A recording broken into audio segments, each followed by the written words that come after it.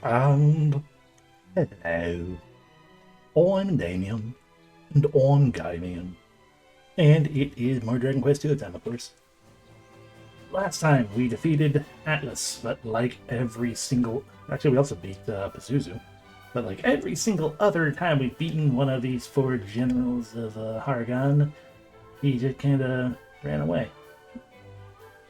We didn't bother to actually kill anyone. Isn't that grand and fun? We are going to continue. We also gained access, finally, to the realm of the final dungeon, Rindarak. But the problem there... Also upgraded most of my equipment. We got the flowing dress, the most powerful dress in Dragon Quest history. I think it's actually true. But yeah.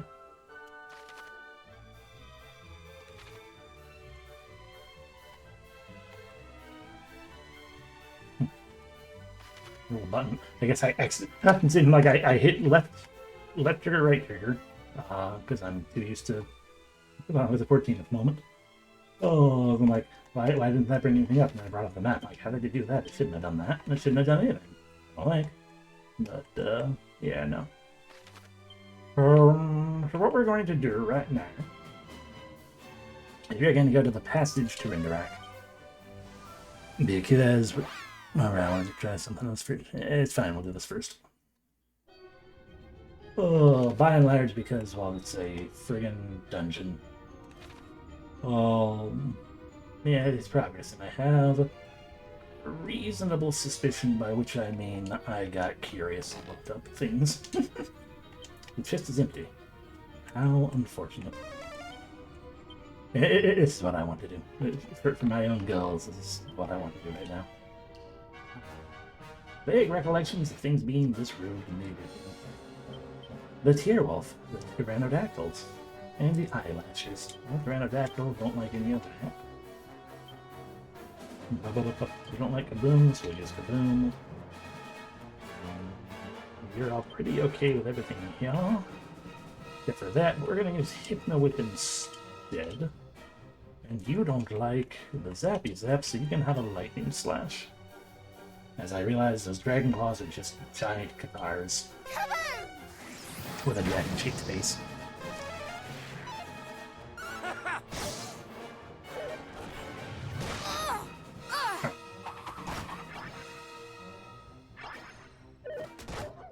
Good job. Unfortunate. It's fine, we can just Kaboom again. Everything should be fine.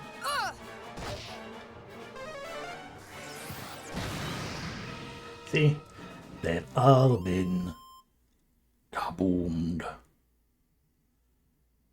Kaboom-ba-doom-ba-doomed. Even. So let's go open this empty chest and then go up or down or whatnot.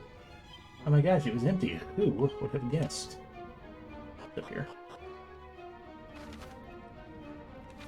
A straight hallway. Implies to me this might even actually just be leading us outside. Nope, just some treasures that may or may not be full of something. We're the only ones here. Ah, Pazuzu. I mean, Silva Pithecus. Sure.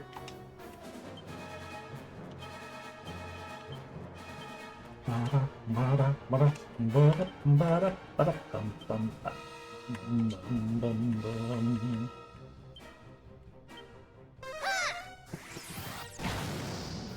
with a bang! They died.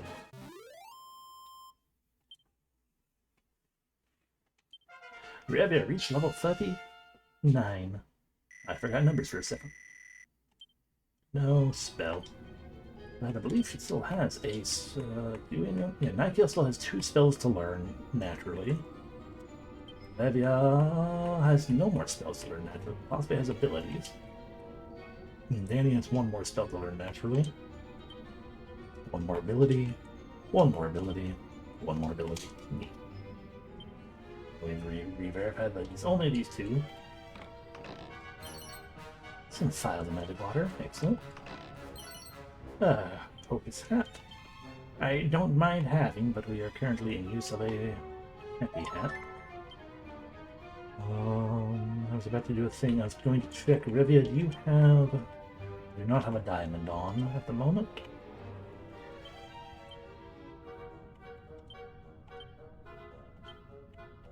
And your diamond is still existent? Yeah, you still got yours. Alrighty.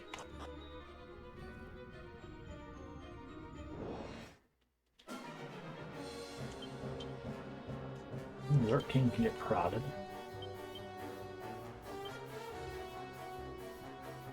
Also, the only one to weak to any sort of fail. Oh, no, they're weak to lightning. Yes. Hit me with them. Good, just because of zap. It's tempting, but feels unnecessary. Oh, never mind, they cast buff.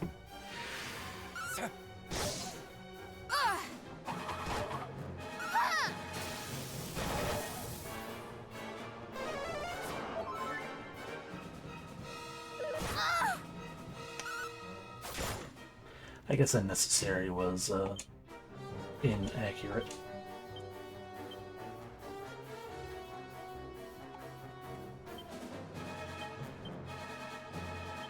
A crackle. What's that? Stop killing Nightgale. Oh, there's Nightgale.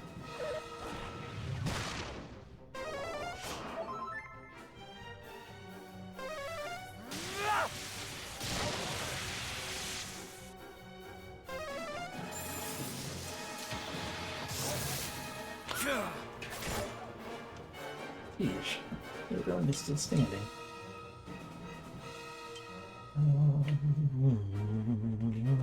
Good buff. I'm a little worried about the damage Revy has taken, but I can't pick up. More worried about the damage Revy has taken. Cousin! I shall return this favor.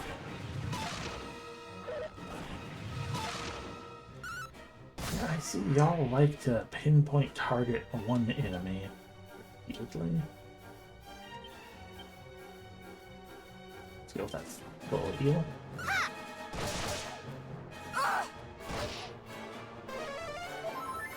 The stick was only as strong as this thing, huh?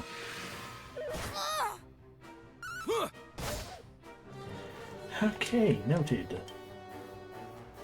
Prod. Lightning. Hypno whip. Lightning.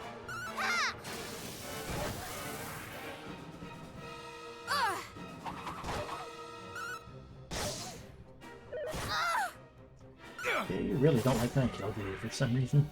I can't imagine why. Nightgale's not even the one who has an ability, you know. Their magic is kaboom. Their magic is not. It's literally everything about you. Like, yeah, that would be Damien with Kazap.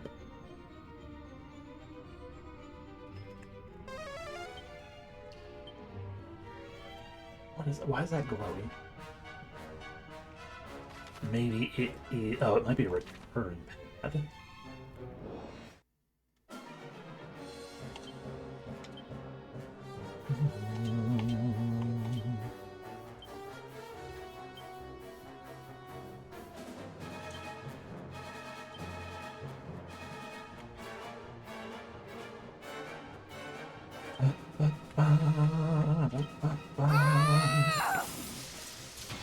Like if the dungeon is big, like bigger than it should be. It might be a means by which we get back to the entrance quick and easy, even though we don't really need that at all because of how the game works. Unless it can go back and forth.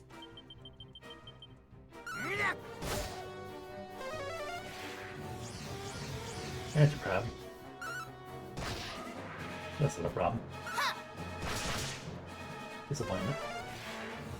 More of a problem, but yeah, we did.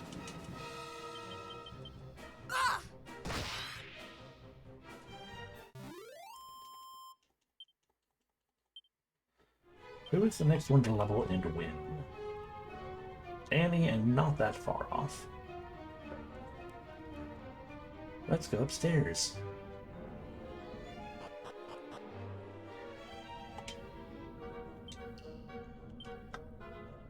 This upstairs we can't do anything in. Therefore, we will not worry about it yet, and it's probably progress.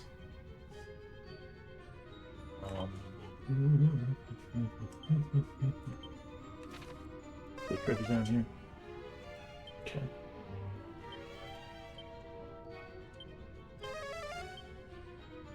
Snooping as usual. Kind of might also cast like Padfoot, I think. You still have no means of actually doing any particular extra harm to them, Cassio. Attack their, You know, let's see, let's try this double as slat, see just how much of your own HP that costs. Frizzle. Tough freeze. Undead undo.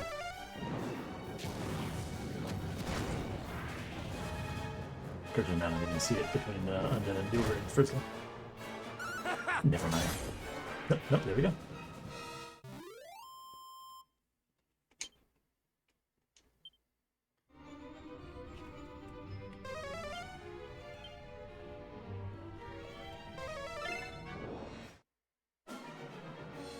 I'll try a lot more of them right time. Let's slash. Lightning just to help out a little bit. The freeze to kill something outright. And kisses.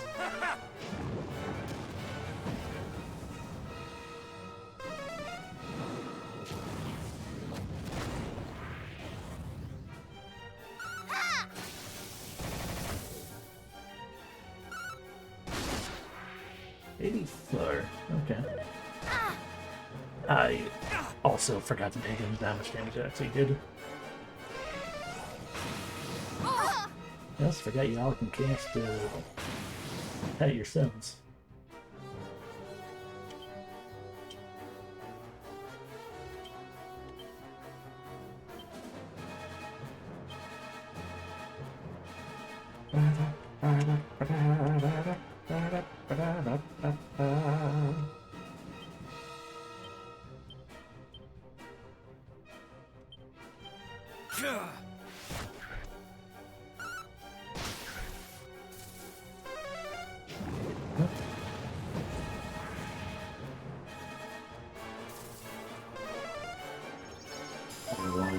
Did not revive the zombies.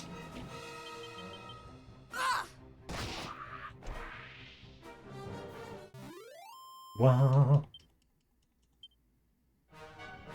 Okay, Padfoot this time. Oh, there is a chest down here that I just didn't notice before, I guess. Data strength, cool. There is something hidden in the goo.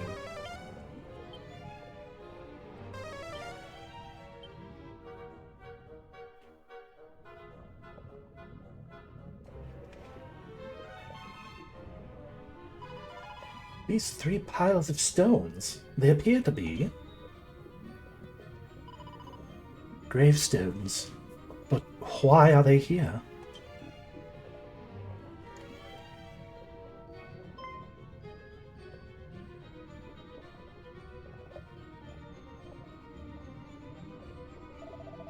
This is mere conjecture, nothing more, but...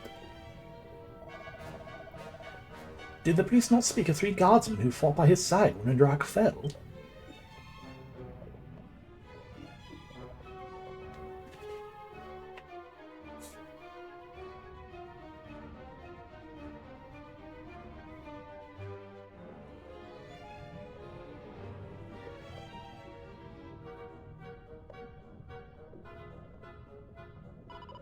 He claimed that despite his fallen guardsmen, but he claimed to despise his fallen guardsmen, but he honored them in death. This is all too sad. Come, it's time to end this. I think I've lost a handle on all of their voices entirely. I love that that ended my save passage. Fuck you, cutscene. 3 graves stand in a row. This must be where the 3 guardsmen of Rindarak are buried. But here in the goo. I want that as well. Ah, Seed of Luck. How fortuitous.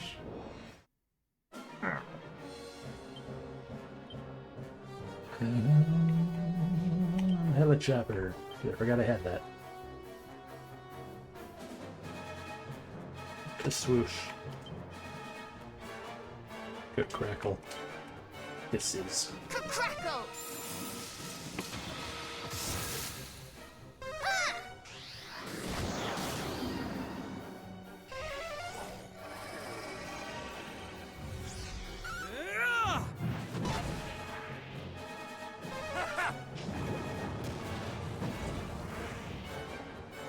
I know, they died.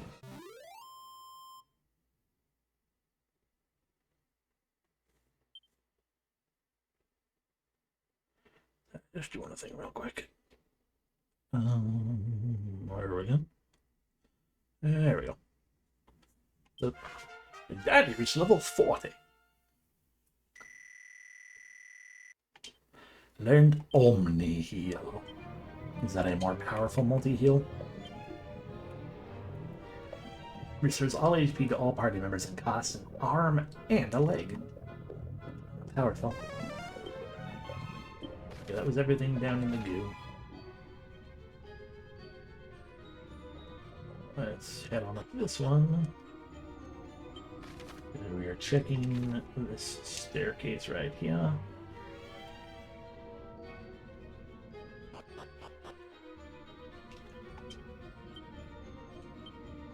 Is that not the same stairs we used up here?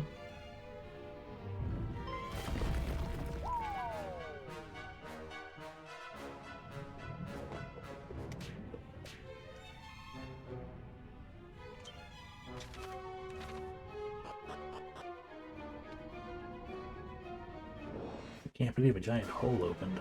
Oh dear, that's an armful. That is definitely an armful. Let's helicopter you two.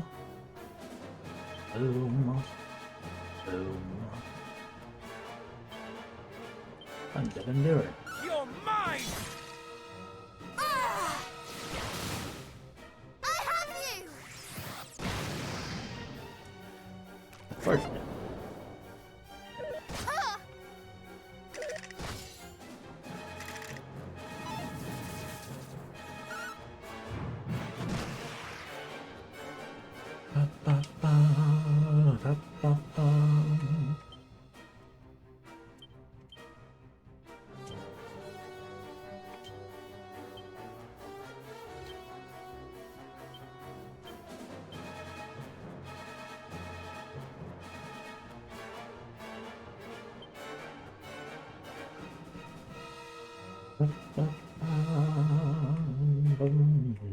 Sorry, I'm letting my down wander a little bit. Bristle! Sapple! Good. Zapple, not to be confused with Snapple.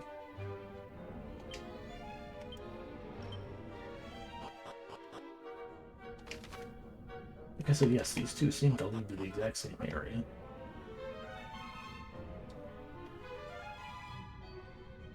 Ah, that's why.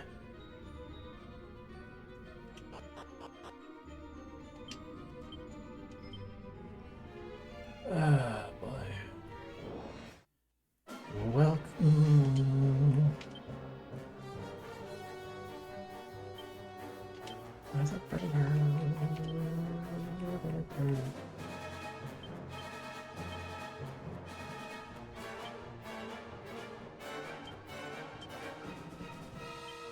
Welcome to the Lost Woods, Evil Cave Edition. I didn't really heal.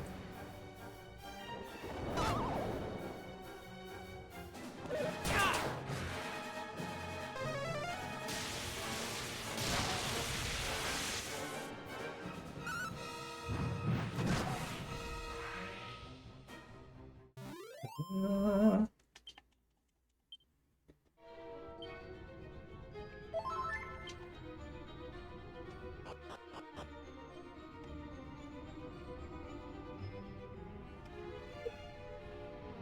treasure. Are you real? We did it, but it just didn't be.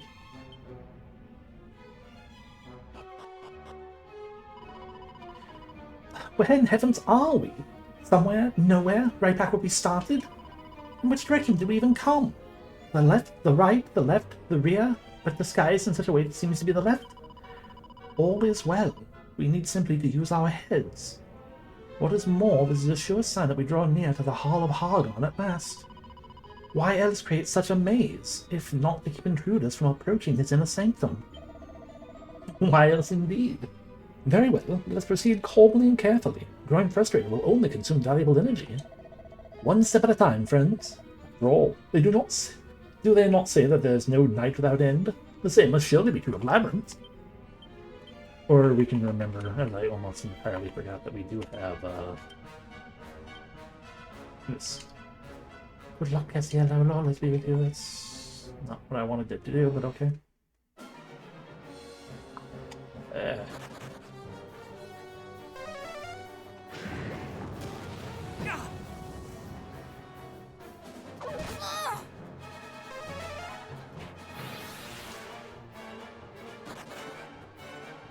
Maybe that's now more of a problem. You got the gas on them.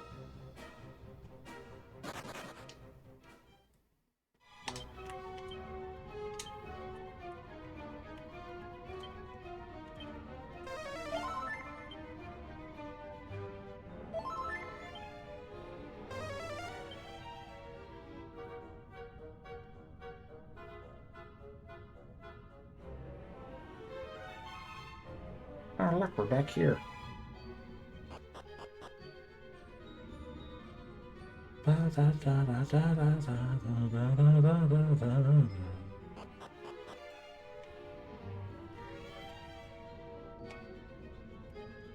It's a path down.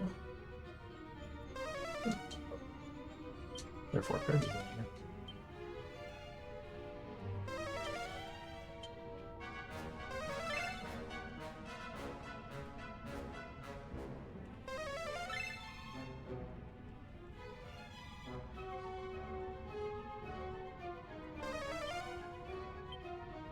Christine, I can't see it.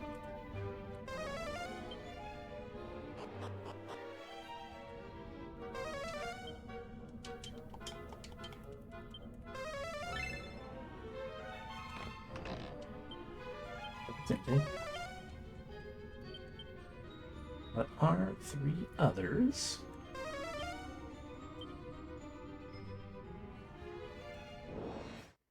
I'd really rather not, because berserkers are a pain in the butt. Ow. Ow.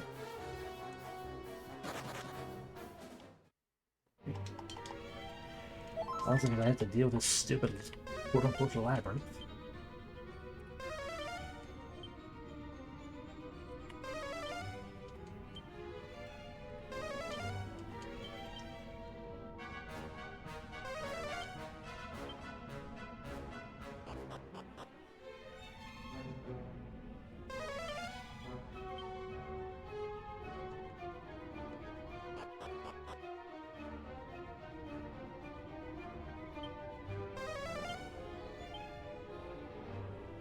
I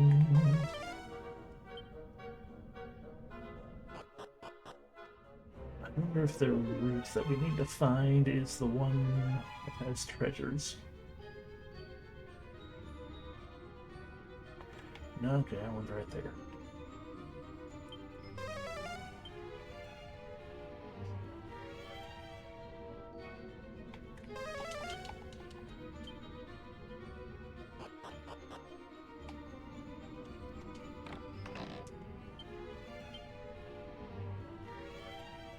Oh, come on.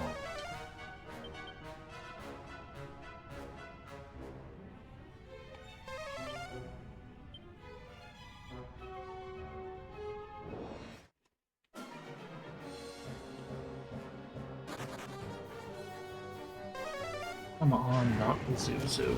Hello, Solo, welcome in. I'm lost in a maze, apparently.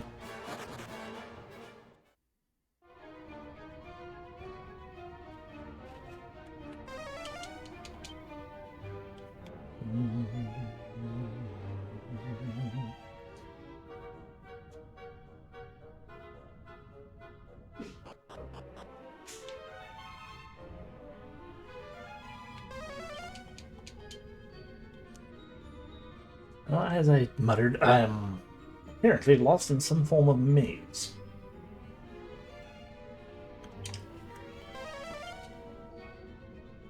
They won't give me a key. I genuinely do not know / recall what, if anything, I'm supposed to do here about this. I thought, this thing they said that they would give me if, I got, was lost in the darkness, it would lead me out. But that wasn't it.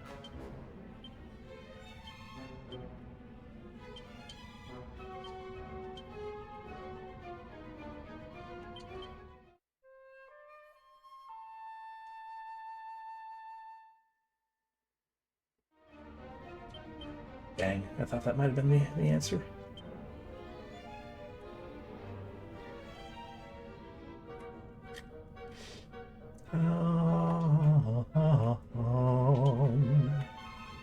What about the fairy flute? What she could, you don't know. Oh boy.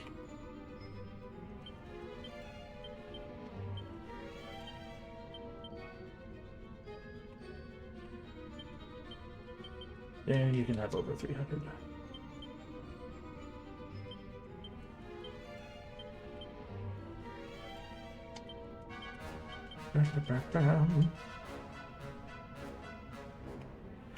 No, it is the pathway leading to Big Bad Hargon's lair.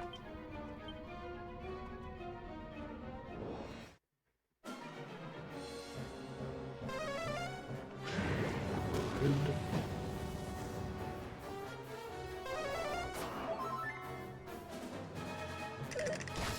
Also rude.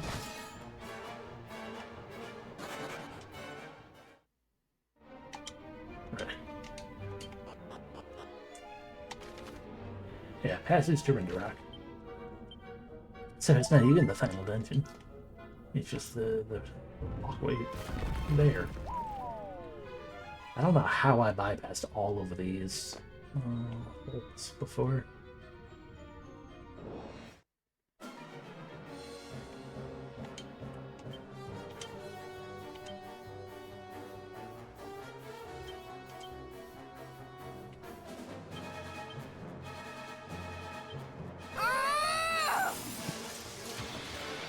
I appreciate it. I will continue to be vaguely like, I don't know what's going on. And then probably just ask anyway. I'm going to try the lower. Wait, finally. Yes, hello, ghouls. I don't appreciate the number of you that are here, but I do appreciate that you are here instead of not. Because other enemies being here would have been much more annoying.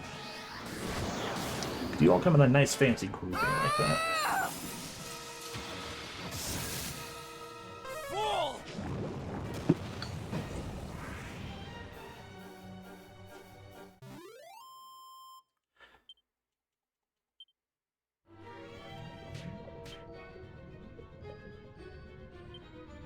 Okay, so holy protection wasn't actually doing anything, as we figured. But that's fine. Okay. Oh. Once Cassiel and Nike are in level soon. Oh, they are. Okay, fair enough. Okay, should we go up here? And we go down. Okay, this does remember.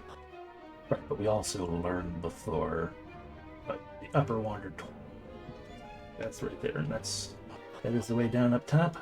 Yeah.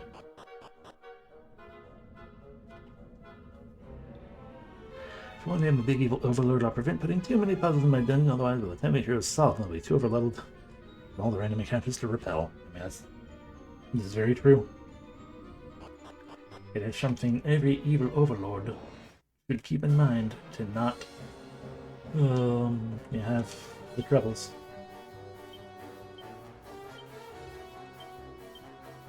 Be gone! Ha!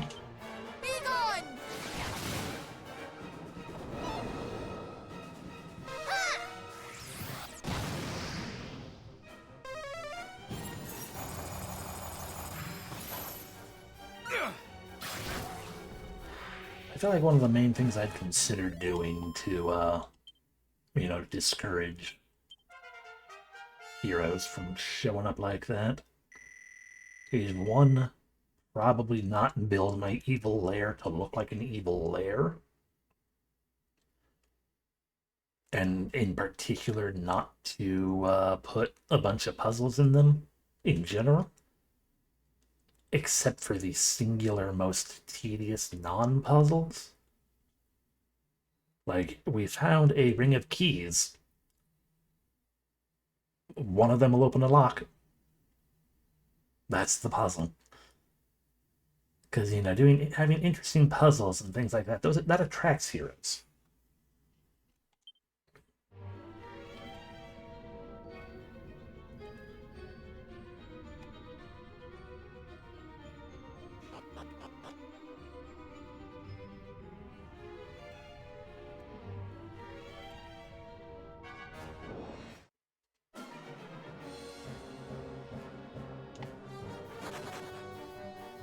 Not blocking my way.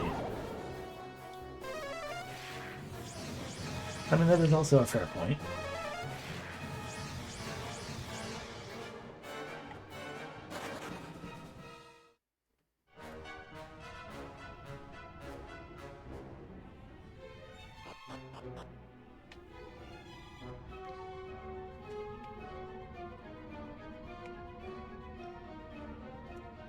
Okay.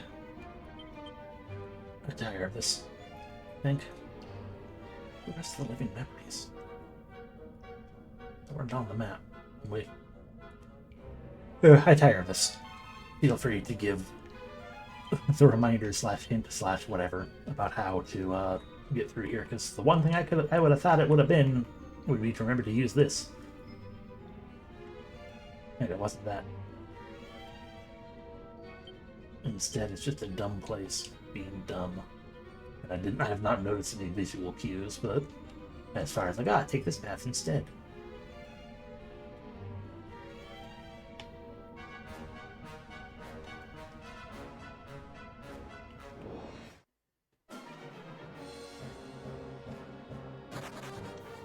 What, to do a Zelda 1 mountain and just go up 5 times? There's a possibility that I am missing an item from the outside. But the problem is, I don't have anything else. Like, that's a side, those are both side quests in our thing right there to the side. And no other item was given or indicated or mentioned that I can recall. As like, you need to go here to do the thing.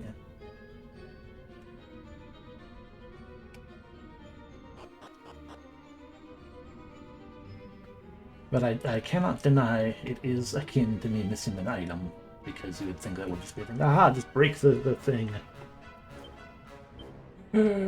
So yeah, let's just... Did I bother to remember a thing? No. No, I did not.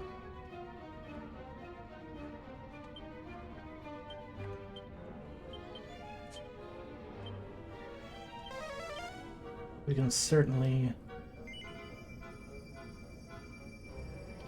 If it... Well, it did change one time. To my knowledge, but I can't tell in what regard. Oh. I can't tell in what regard that was actually a change. Like, I cannot see things well enough to be able to piece together, because I can't look at my map, so I can't see things well enough to piece together what is going on. But there are supposedly 2 treasure chests on this floor still, and sometimes there's a treasure chest facing... yeah, at one point there were treasure chests facing up, like that one there, and one time we found one that was weirdly facing the wrong direction, which made me think, did this dungeon reverse on me? Which, you know, I never tried going down the stairs when I reached that point. You know, I was like, I can't tell if it's that or if it was just a weird thing, so I should probably find that treasure chest again.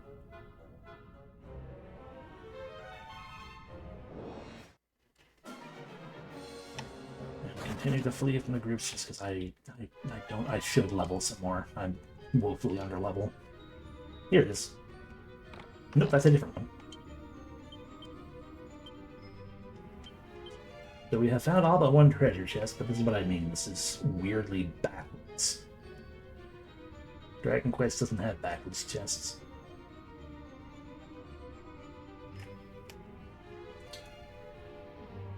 And none of that. Let me go downstairs. I mean, we've seen chests like facing left and right, you know, depending on where the chest is actually placed, but like literally backwards like that, I don't think we've ever seen. Hello, you. Why are you out? So things do indeed change, but I don't have enough context clues to know in what way they do anything. See, now both of these are lit.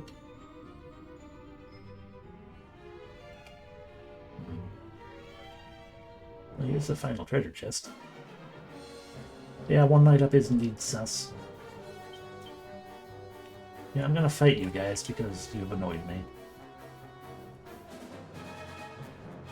You all die easily enough. So, double-edged sword on the Berserker. Okay, I'll just swoosh this group. That's how and why they will die easily enough. While we're at it with you, paralyze the Berserker, if you would be so kind. And I don't know, we can just dragons if we do that one. So paralyze. Wind heed my call. We killed one. Rude.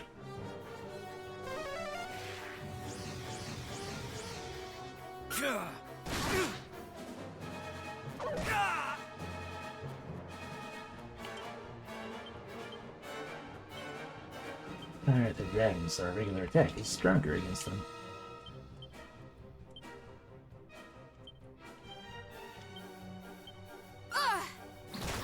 Thank you for the thing to steal.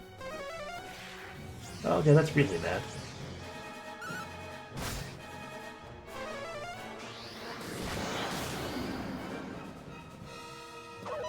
Thank you for missing. Ow. But what did I steal? A level 41! Stealing a level was a good choice. Ooh, Kazing. Cool. Now we have 2 who can... Oh, pouch of coagulant. Ew. Yeah, now we have 2 people who can use Kazing. Good. Oh, this final empty treasure chest.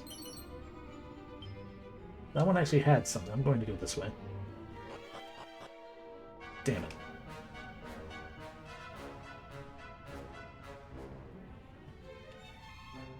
Alright, well, what if I follow your weird path of...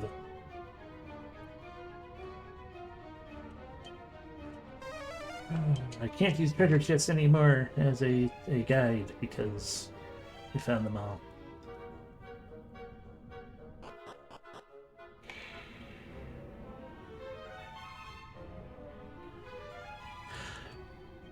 Do you actually know the solution, Cello? Or was the talk about backseating just to not ask questions, as you're doing? Okay.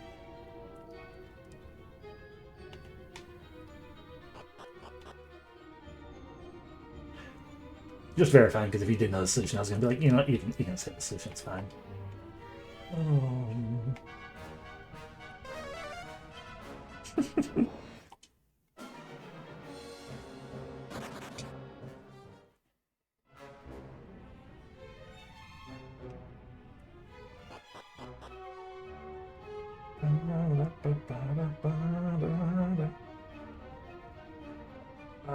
Because the outside of that one having a light that was out for some reason. You know what, we didn't check.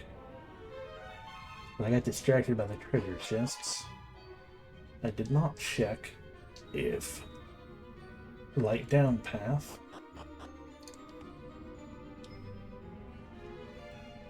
That's fair.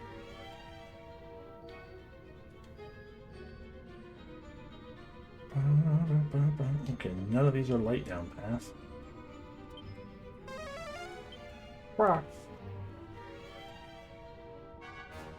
That's not light down path.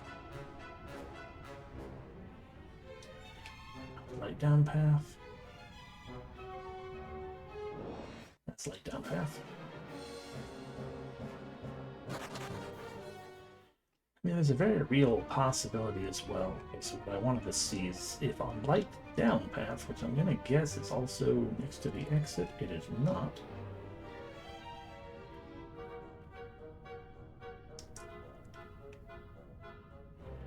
It's just a curiosity of do any of these other paths, they do not seem to. To measure, do any of these other paths have stairs down?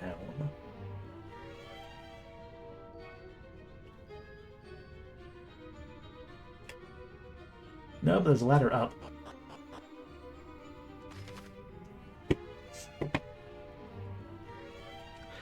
Well, don't I feel dumb?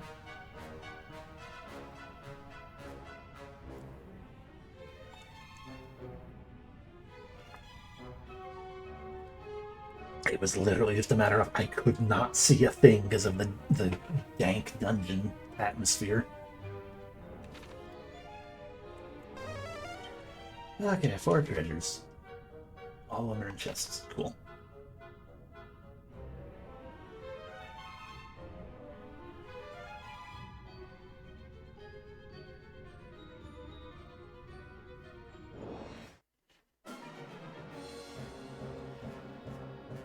I mean, a little bit, I guess. If I were actually fighting the fights, sure. And not sitting here being like, I refuse. I don't want to fight any of these things. I want to figure out how to get out of here because I'm tired of fighting everything in there. How dare you, game?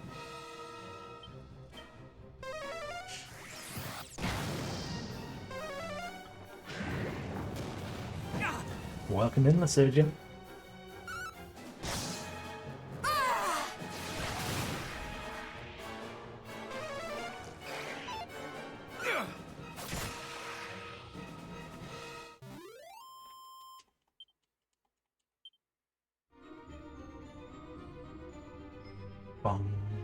But I really should stop using bad foot. Let's shoot a spiked armor. Sends damage dealt by enemy attacks right back to the source. But you're just weak. That damage from physical attack back to the enemy is not cursed. It was sold for money.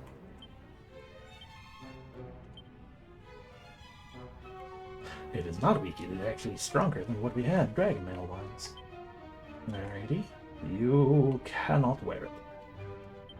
You cannot wear it. You can wear it. There you go, Danny.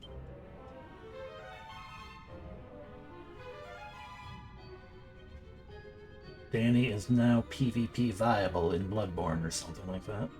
Nah, it was Dark Souls, wasn't it?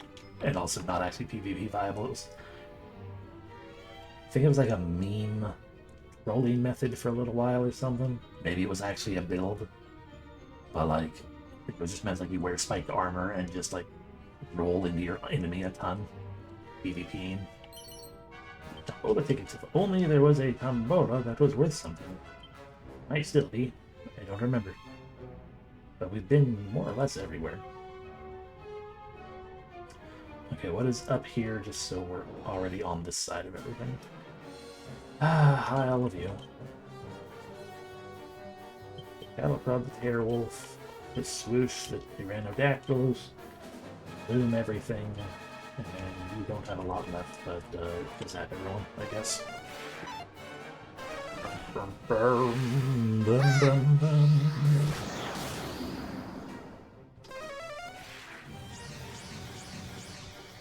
Boom!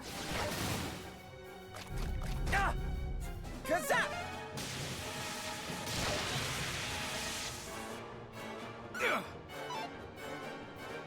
There you go. That's actually really bad to do. I shouldn't have done that. We should have. Ow. Especially because he keeps the guy who's supposed to kill him keeps doing it. Woodland's solution to all problems is a jump heavy attack. It's a long time between hits and staggering one in record time. That's fair. But yeah, no, I think it was one of the Dark Souls because it was actual like armor rather than a cloth outfit claiming to be armor, like Bloodborne tends to have. Oh, Revia died. That's not fair, but understandable because pain in the ass. Okay, Danny, you are with 5 prayer rings and a lot of magic water.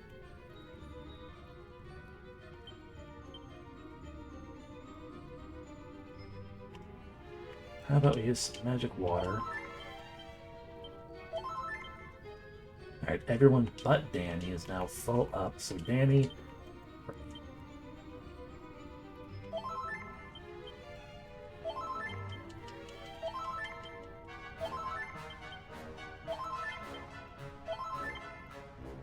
Good enough.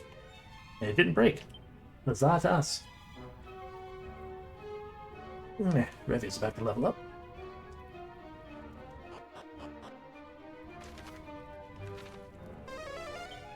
Oh, here's the one treasure.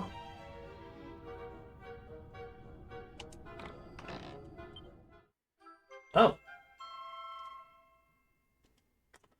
We found Erdrick's armor just hanging out in here.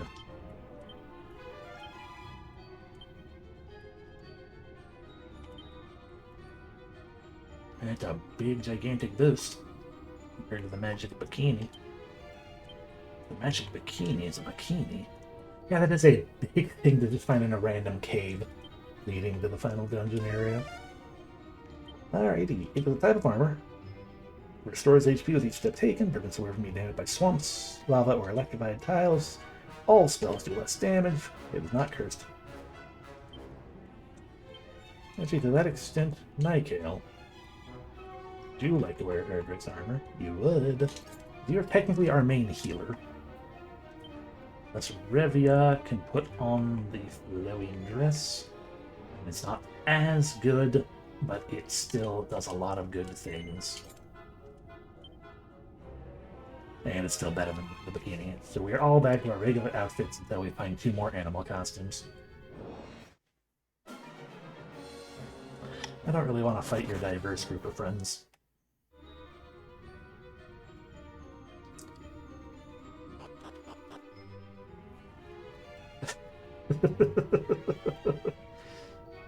Eric, why was your armor in the back of an evil cave? Well, it wasn't evil at the time. And, you know, I love hiking. We're also a diverse group of friends, which means I really don't care to fight you in this capacity, but, you know, that is the way. Oop, I can use Assassin Assassin Stab, and see if we can maybe get lucky against the Berserker, but we're doing this instead. Oh. You shall not escape us!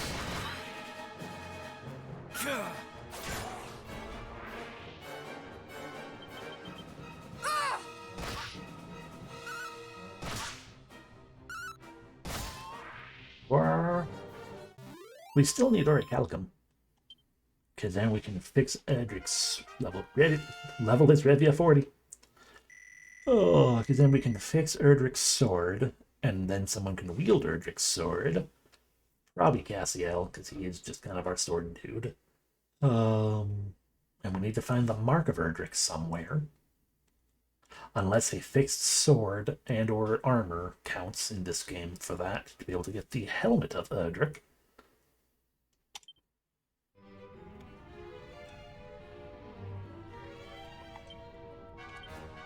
Alright. Well, actually, Damien's not that far away, given we are actually getting decent stuff. Oh yeah, we still have a lot of things to find. The problem is, we're still missing a key as well. Like, once I get that key, we're gonna go on a gigantic... Oh... Once we have that key, we're going on a big old... what do you call it? Globe-trotting adventure to get every other treasure that we've been missing out on.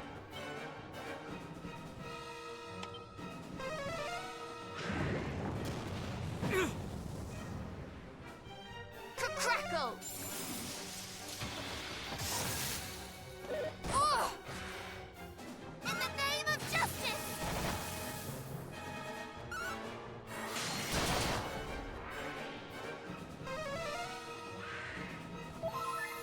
Food. It'd be nice if that did work. Make it a lot easier.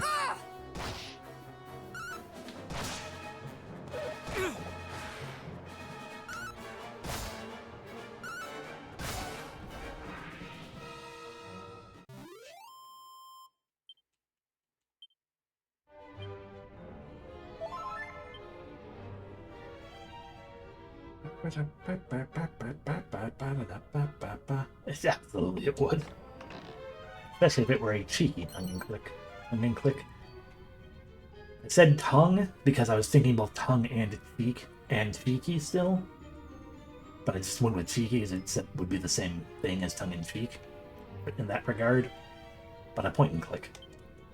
A tongue-and-click would be a very different game.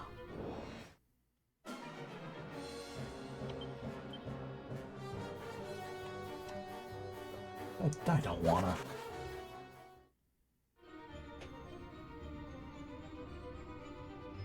It blew. Crackle. Finally, Damien, I think, can also now cast Crackle. Oh. Poor Damien.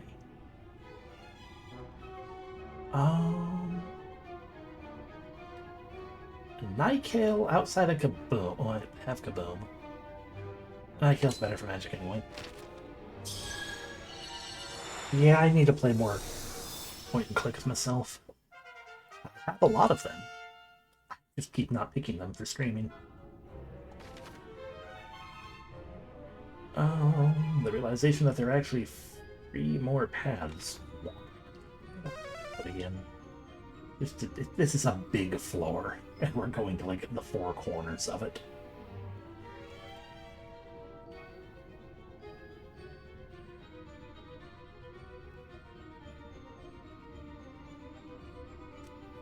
Yeah, I should pick another point and click sometime and just play that.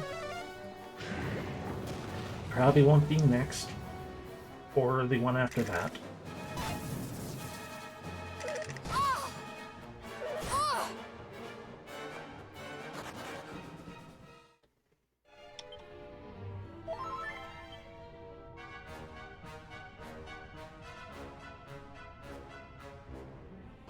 Is today.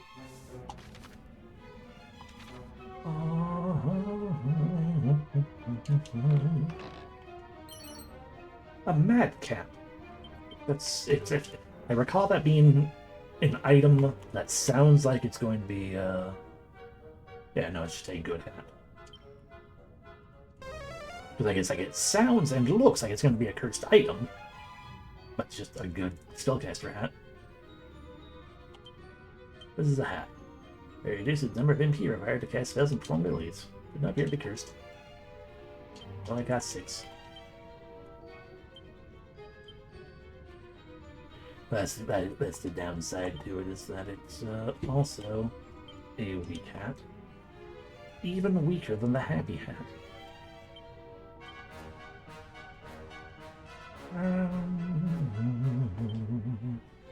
But you know,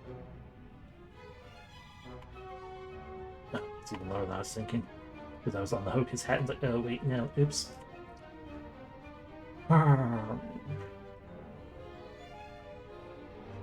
Your main hit everyone ability costs 30, so this would make it cost 15 at the cost of a bunch of defense. But we're going to take that gamble and see how it pays off.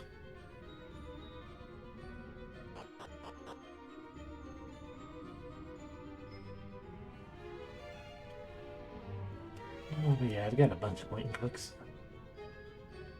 Oh right, that's what I'm gonna say. What was I singing beyond?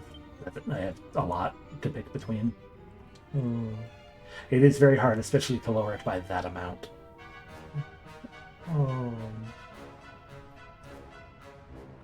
But my guess is the one that aims to the north is the one that actually has progress. Oh yeah, because the next game I'm likely to play is probably me another Hollower, because new animal game, I want to play it. And then after that, a decently high likelihood of like Ocarina of Time or something. I kind of want to play a Zelda again, but maybe not Hollower, not being an actual Zelda, but Zelda-esque in terms of the type of game. Perhaps that will scratch the itch, and then we'll play something instead of Ocarina of Time. Or we'll play Ocarina of Time anyway, because I can play whatever the heck I want. Well, and that's just Ocarina of Time being technically the next Zelda game that we play, in terms of playing all the Zeldas. Or at least most of the Zeldas. The Zeldas I can stream easily.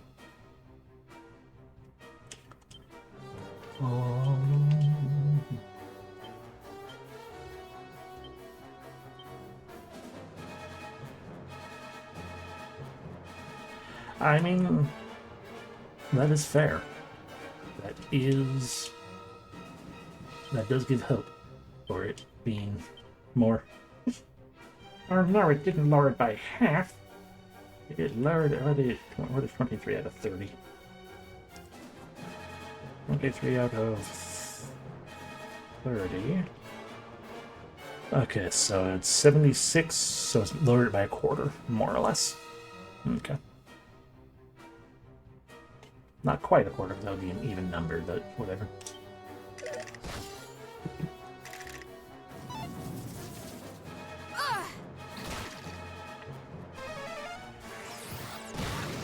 Oh, I don't personally care that much for Ocarina of Time. I'm hoping that I also don't think I've ever actually beaten it myself. He destroyed himself. Oh. I genuinely cannot remember if I've actually gone through and beaten the entire thing on my own file, or if I've only beaten it to the extent that I played it a completed file on that my brother had at one point. But yeah, it's the next one regardless. My opinion of it, at least at the moment, is it's fine, but I don't think it is the perfection at all that anyone, that people want to claim that it still is. Like, I kind of like Mario 64, but still a better game than Mario 64, lol. Oh, it's like I do not disparage their place in gaming history, because they definitely were real good at the time, at least. And they were, friggin' pinnacles and pillars for creating the style of game that they are in that entire 3D genre and whatnot. But, I look at it and I'm still like, this is Link to the Past again. But yeah.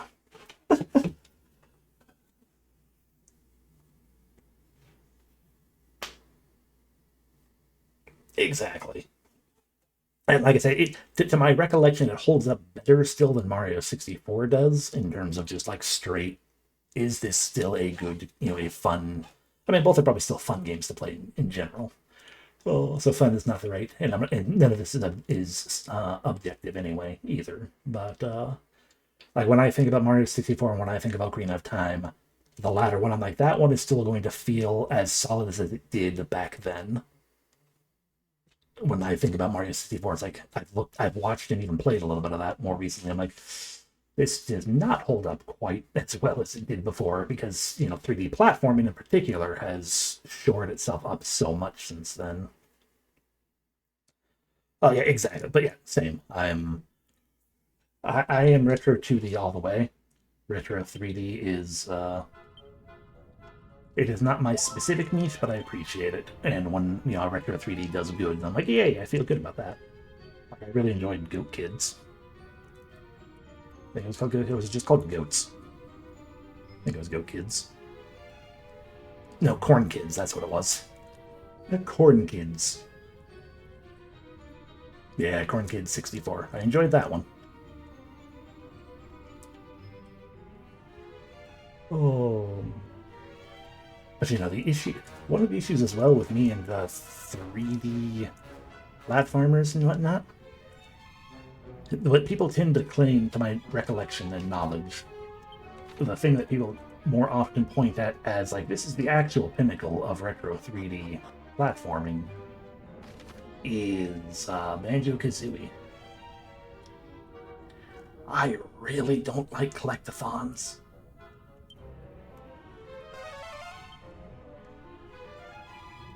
The very nature of a collectathon, especially the Banjo-Kazooie style of there are 1,000 types of collectibles. Yeah, like the thing that they went too far with Donkey Kong 64, where there's an actual 1,000 types of collectibles.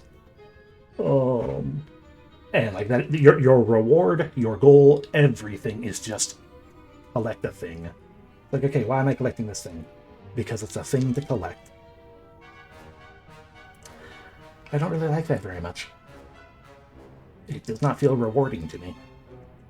I was actually having this discussion with Becca earlier.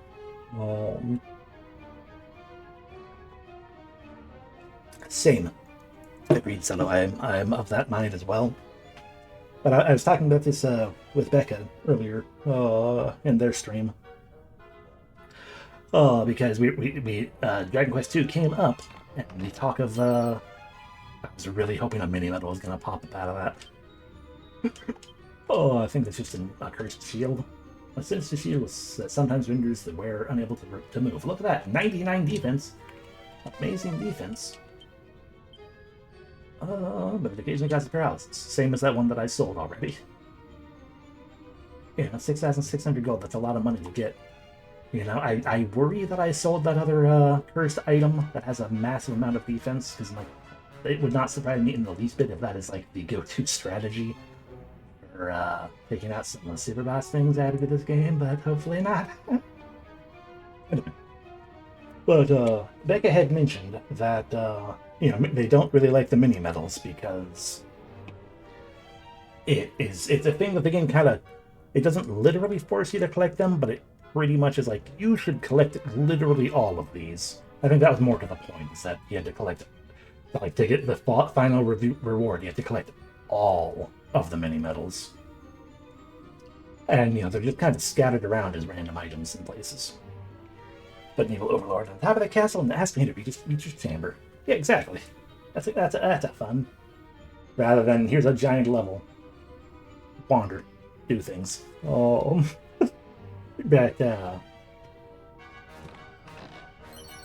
and a little bit of money. But like I like the mini medal. The mini medals are a collectathon kind of thing. But because the rewards for getting the mini medals, like my issue with collectathon things is more often that the reward, like you wander off and you collect a bunch of stuff, and your reward is you collected a bunch of stuff. Congratulations. And that bothers me with a collectathon. Because like Banjo-Kazooie, collect Jiggies, collect the I don't know I've forgotten what their names are. Zumbos? I don't know. Junjos, that might be it. Junjiitos maybe. Oh, but like, you collect the Jiggies as your main collectible, the Power Star of the Zord, but also collect, all 5 or 6 of these, oh, of these colorful fellas, and also collect all the notes, and also collect, the pieces, the heart piece-esque bits of things, for the to get more health. Ninjas. They give you more Jiggies, they can know the sort of thing like that. See, that's even worse. And also a commitment chain. Oh, it's a pile of stuff. Yeah, the honeycomb. It is a pile of stuff to collect, purely for the point of collecting it, and that feels bad to me.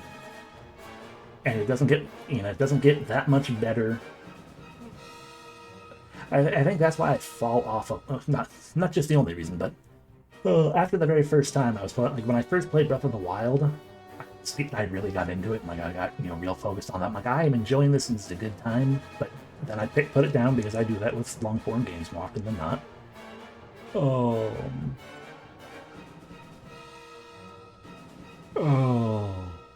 and that was on a moment, so I have to close my eyes to keep my brain focused.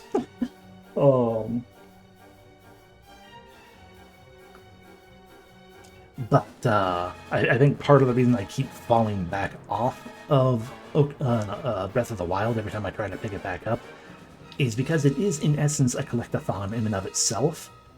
And the rewards are good rewards, but they're also all the exact same reward. Like, wander around, wander literally everywhere to pick up, congratulations, you got the Korok seed. Get like 10 of these, and then we'll give you a new weapon slot. Okay, but now you have to collect more than that, I think is what it was. It might always be the same number, I don't remember. But it's like, your reward, collect a bunch of little bits, and then get another weapon slot, or arrow slot, or what, get another inventory slot, finally. Assuming you can find the guy who, increases them. Congratulations, go into this new puzzle. Your reward for solving this puzzle, another singular piece that you will eventually trade multiples of to either increase your energy or your heart containers. That kind of thing is like, great. I mean, I like to explore for the sake of exploring, sure, but I like it even more to explore and get some kind of reward that feels like neat, and I can be like, oh, yay! And there's not a lot of those rewards in Breath of the Wild. More often than not, it's the little same collectible thing. And then you get to sit there and be like, okay, well, I can't figure out this one, and I guess I'll put down a pin in here to remember to come back to it later. Assume I remember what the pin is, and I don't run out of pins, and... Oh... Man. Okay. Still enjoy Collectathon, maybe because I don't play them often, but Hat in Time I really enjoyed, because even if it's technically a Collectathon, it was also all pretext to actually design stages. That's fair. Hat in Time is one I'm curious to play, because I hear it is good. And while it is technically a collectathon, I've not heard anything about it being like a massive collectathon like Banjo-Kazooie stuff. So yeah. I mean, yeah, Old Zelda finally done to be excited because you know there's an important treasure within, but the wild things everywhere feels little. But yeah, exactly. Like, and the big power boosts are often like, oh my gosh, you found a cool new sword, and it's going to break if you use it. And like, I don't personally mind that the weapons break myself. Like, no, that is just a core mechanic of the game. That's fine. I don't really consider that a problem.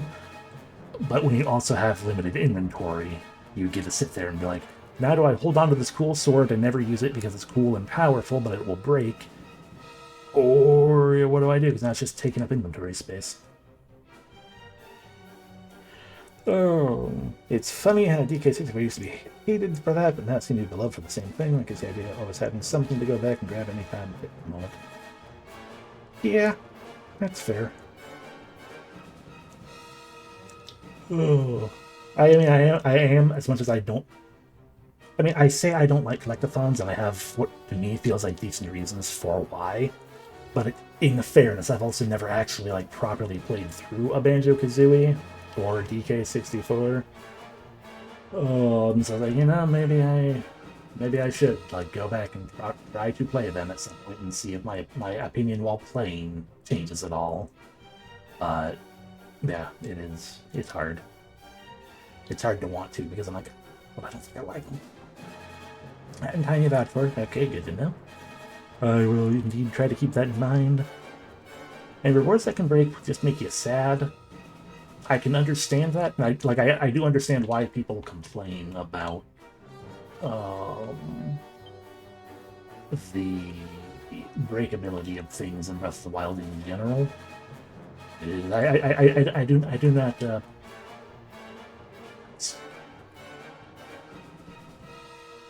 Oh, yeah, I don't hold it against anyone. It's like it is a reasonable thing to be upset by.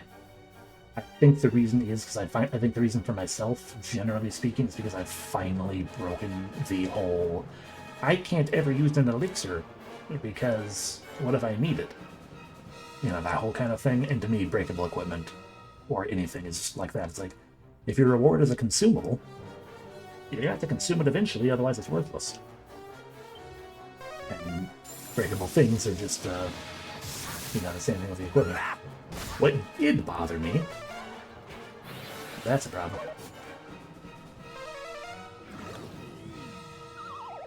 Okay, most of them are asleep, that's good. Always keep all your elixirs for the final boss and still use them. Exactly. Oh,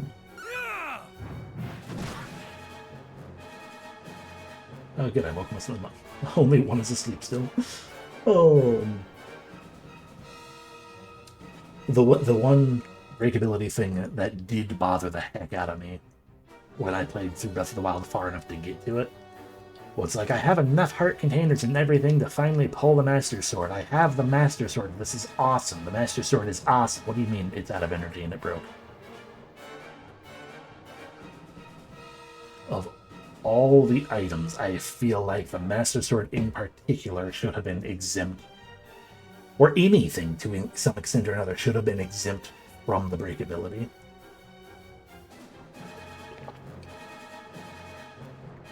Like the Master Sword should have been, like, you could potentially not make it the strongest weapon.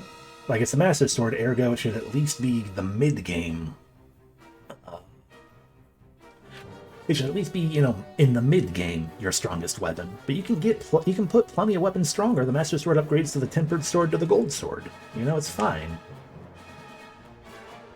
Oh, but, so it's fine to have things that are more powerful, but I do think it should be a steadfast, this is the one weapon once you finally get it, because it's technically optional in and of itself, but once you finally get it, it doesn't break. I feel like that should have been a thing. It does break if it doesn't go away entirely, so you can't use it until it recharges. But yes, yeah, I do think they also made some of the items break far too easily. It made sense for the ones that broke really quickly, just because like, oh, this is made of a less durable material. But I feel like I also ran into occasion, it seemed like, yeah, I don't know if they had a hidden durability system, like there's like a number to them and it changes depending on what you're hitting with it or whatever. Maybe that is what it is that, in the numbers on the back end of the code, maybe it's like, oh, well, this certain thing, loses more durability points against this other thing. And that's how you have things like, like the mining hammer or whatever, breaking rocks so easily and staying, tough and strong and everything like that. When you're breaking rocks with it, but it not being good otherwise. But yeah, Breath of the Wild was an experiment, and pretty much, it was an interesting time. I really appreciated that, in the essence of everything being explorable and technically optional, since they gave you the ability, you could go to the final dungeon at the start of the game, more or less. You're gonna probably die, but you could.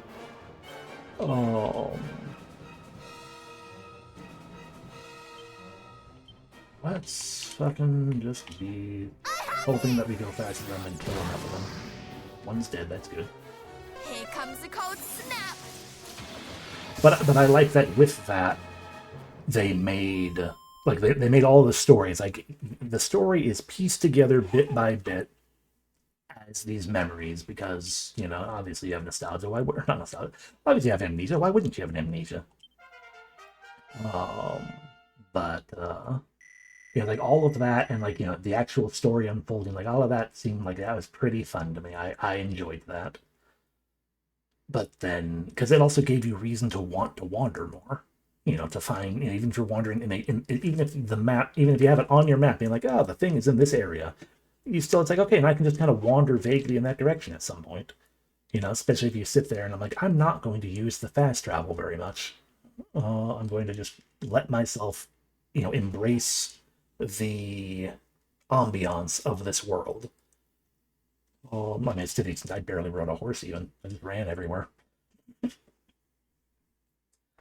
Oh, that's because it was also awkward to get on a horse and then to remember it's like, right, I need to take my horse out of the horse care place and not forget where I put it.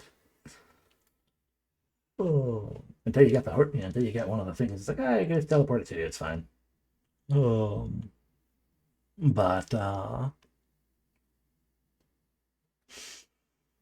think that was because of the Epona's gear or something. Anyway. Oh, but yeah, but then they, you know, you had all that, and then they apparently. I started playing Tears of the Kingdom a little bit, like very very little bit, and then kind of stopped.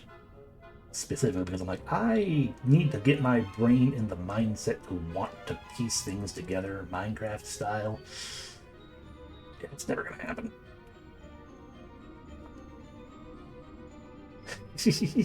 Heck yeah. It would have also been nice if they did give more options like that, you know? Why ride? You know, why always ride a horse? Like the fact that it bothered me that like you could, it was hard to do, but you could ride like a deer. Like you could get on it and everything, but you couldn't stable it or anything like that. It's like, why not? Let me pick a deer. Let me ride a deer. It's a sigh, not a gulp.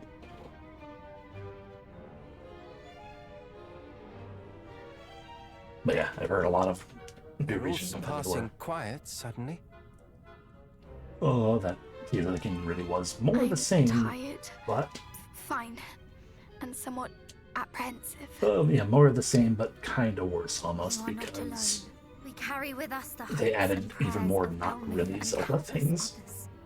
We cannot afford to fail. It is not defeat that I fear. It is failing those we care about. I fear not getting out of this I feel the cave. very same way. Truly. So if we could stop talking. And yet, when I think of how our lives might be once Hargon is defeated, I cannot help but feel a little sad also. Oh, I do not mean to say, of course, that I do not wish very much for his defeat. My resolve on that matter wavers not. I simply feel that when our journey together is finally over, I shall be a little lonely. You'll still have your sister. We will all be duty-bound to return to our homelands, will we not? Moonbrook will not rebuild itself, for one thing, and this makes me sad. I've grown used to our days spent upon the road together. You know, you could always go to Moonbrook and help. Yeah, we're just keeping Why contact. do you have to say such things, brother?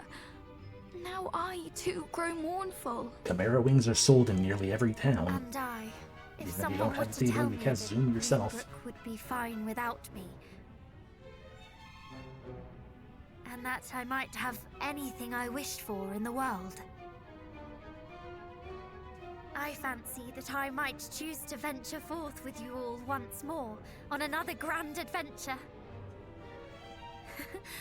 Although, one a little less liable to induce sadness and anger in equal measure might be more to my taste. What she's saying is she wants You DLC. too would set out with us all again, would you not, cousin? I mean, if I say no, it's going to make you even more angry. Not angry, but like sad. And that might be more dialogue, so it's going to say yes. Of course you would. I know full well But we are not merely the scions of Erdrick, but of our respective royal lines. We cannot simply sally forth together without a care, but I like to think that we might at least hope to be rewarded for defeating foul Hargon with another jaunt together.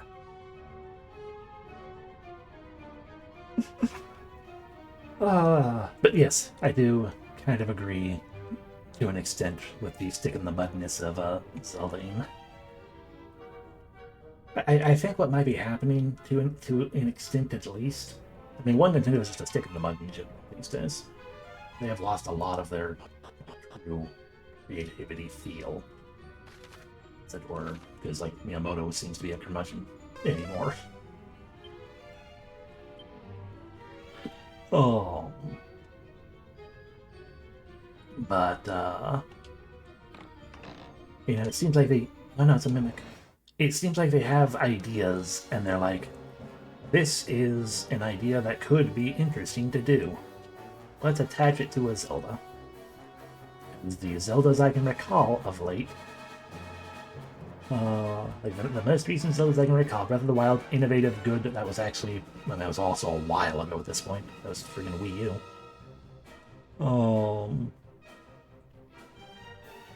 And then it's like, okay, what now? Let's do a remake of Link's Awakening, which I did enjoy, but it is still ultimately a remake. Like, I know some people, you know, whine about the graphical style that they did for that one, but like, I like it. I thought it was cute. I like the little puppetness. I didn't heal, that's a problem. Oh.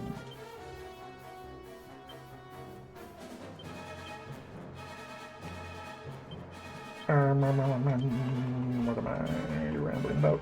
And then after the Link's Awakening thing... Exactly, yeah. I too. And I liked that they were trying something different. You know, you can argue that they were just trying to emulate the Game Boy styling, as it were, as well. Oh. But, you know, it's like, I thought it was good. I liked it, regardless. Oh, yeah. It's a childish, cartoony game. It fit. Yeah, and obviously they could have done a different cartoony, childish style as well, and it probably would have been just fine. Because like, I can sit here and be like, boy, I sure do wish, you know, they did it in like, you know, the style, like an anime-esque style, like of the official art for Oracle of Ages and Seasons. That would have been cool. I liked it. And then, somewhere in there, we got Tears of the Kingdom, where the biggest thing was, what if we do, in Tears of the Kingdom, you know, what if we do the crafting thing, you know, what if we make Banjo and Kazooie nuts and bolts? People like that, right? And let's put that into a Zelda. Okay, doesn't feel very Zelda. Even when you consider things like Spirit Tracks, it still doesn't feel very Zelda. It doesn't make a lot of sense for being a sequel to Breath of the Wild either, but hey, whatever. Awkward. That was one of the things that feels like they kind of wanted, they got the idea, and then they attached it to Zelda, and then they built everything else around that, which is a bad. Oh. And then you have Echoes of whatever, Wisdom? Yeah. I still would have had issues with it being a Zelda, I feel like, even if that was my style of thing. But the issue is that indeed I am not a good person in video games. Echoes of Wisdom, okay, yes. But the thing with Echoes of Wisdom, I don't know very much about it beyond it being more of a puzzle game than anything else.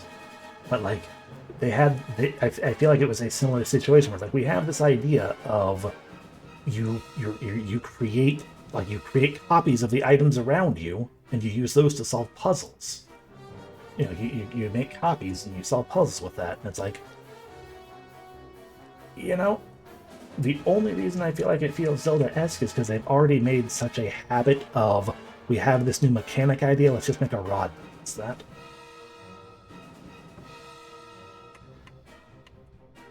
And I'm uncertain if it would have otherwise felt like a Zelda game. Because I do have it, I haven't played it yet. Yeah, same with most every game I buy. LOL. Oh.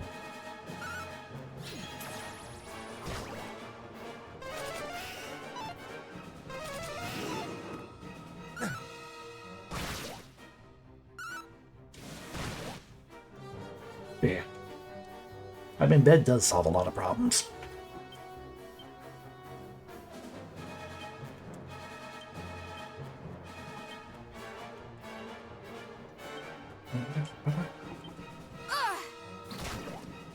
Brace yourself! But yeah. But yeah, regardless, the point, my point overall is just, yeah, looking at those examples, it does feel like they created the mechanic. They've had a mechanic they wanted to do something with, and it felt like, oh, let's just throw it into Zelda, because people like Zelda games. And now they're remaking Ocarina of Time. Fuck.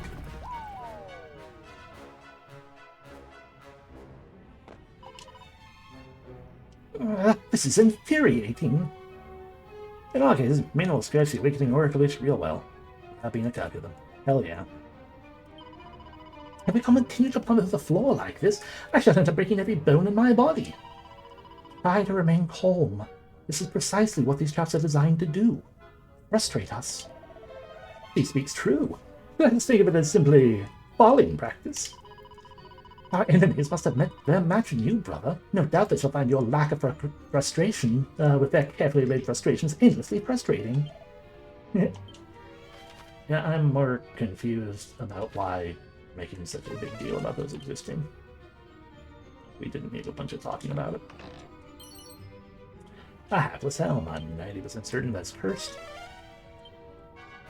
3 more treasures, just the chests. Just the chests, excellent. Oh, but yeah. I do look forward to Mina. I don't know, it's another mimic. And that will almost certainly be the next game, regardless of anything else. Oh.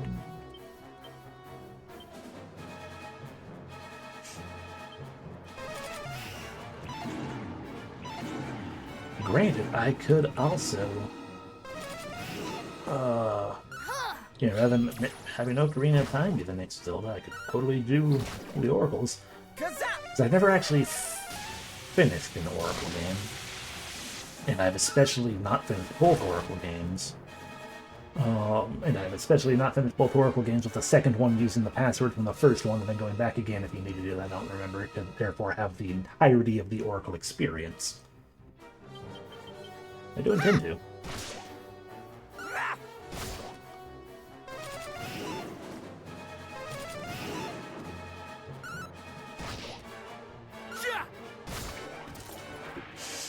Although, in fairness as well, if we're talking like based on timeline and whatnot, I think technically the next Zelda I should be playing is, you know, Wand of Gamelon and Faces of Evil. The fucking mimic, okay.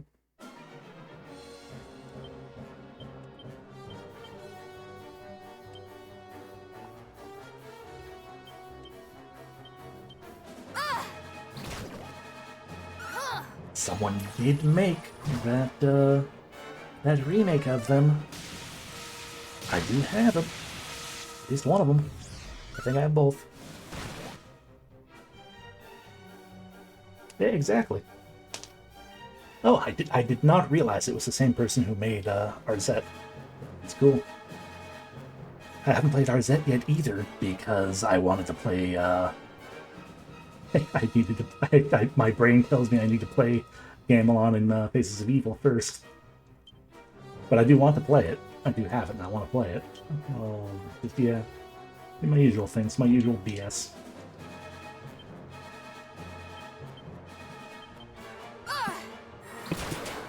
That's really cool that he then went on to make Arzette. Oh. It would be. and technically, theoretically, shorter to do. I imagine it would be shorter to play Wand of Gamelons and or Face. I mean, I want to do both. If I have both, I want to do both. But either way, it would probably be maybe shorter to play with those than to play Mina first. I still feel like I want to do Mina first. I think the main reason those pop to mind is like, I mean, you know, could also do those first, is because they're goofy as fuck. And that would be a different kind of palate cleanser given how dour this game is for a Dragon Quest. Hey, maybe not all. The Dragon Quests aren't normally as dour as this one has gotten. Which I suppose is probably another reason I have that. Another reason why I'm like, this one isn't. I like Dragon Quest being, you know, fun and stuff. I was just starting to say, just thinking to myself, I should actually pay more attention to what's going on the floor. Do not actually step on these tracks every time. Yes. Definitely so. It's a thing I've said multiple times, but, you know, people aren't here for all of them every time, so it's, you know, it bears repeating. The first game was almost nothing to start with. You know, it was the bare bones beginnings of the genre. And it just existed, and what I feel this remake did was it took that and it expanded it into something more modern, more. You know? Like, we've added to this game to give it the story that, you know, one would usually want from an RPG. You know, characters and everything, you know, more characters and all of that. In terms of, like, you know, the characters around you, you're still just you. You know, and it's like everything added just felt like it expanded on the game. With this one, it feels like everything added just added to the game. Without necessarily expanding anything, because Dragon Quest II was already a fairly robust RPG on its own. It was very simple, yes, but it had a full story, it had a full world, it had, you know, all the main mechanics and everything. So everything they add into this is just like, we're adding more onto it. We didn't really need to, but we did so anyway, and don't you feel the pathos? Don't you, like, feel for these characters? No. Because they all talk incredibly slow. And you didn't change the encounter rate, you did not make it easier to get money, or anything like that. So it is a very slow game. Like, it's just not what I wanted. But, you know, it is still a good thing unto itself. Like, it is still a lot of good, solid work. I would not say it's a bad remake or a bad game in general. There's just a lot of unnecessary to it. I played plenty of games with better characters. Because, you know, with this one, what we have is, you know, sad Nike there, the sad Princess of Moonbrook, because her world got destroyed. And then you've got, you know, the Prince of Cannock, Danny, who was a goofball originally as well. You know, kind of a goofball. I don't know if, like, NES original, they had, as, you know, the personality they did. The version I played on Switch from the 1 through 3 collection, which were technically, I think, ports of mobile game versions that were remade. But like they had their personalities in that. He was a goofball and everything like that. And then they added Revia. Revia is fine. She's kind of just Danny but different. Exactly. It's fine. It could have been tightened up so much more. But instead, they just kind of kept adding more onto it. I don't know what I'm doing. I just know I want to kill that liquid metal slime.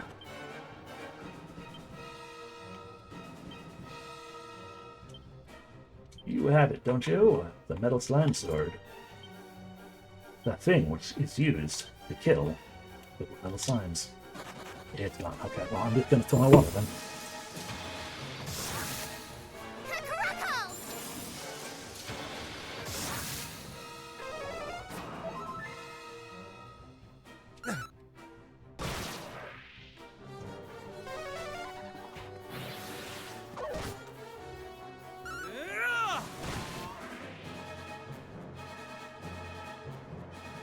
Okay, and I mean that makes sense, I guess. That they probably didn't have much personality in the original. I know they existed and I know they talked, but yes, they probably didn't have a lot of personality just because NES. There's only so much you can do.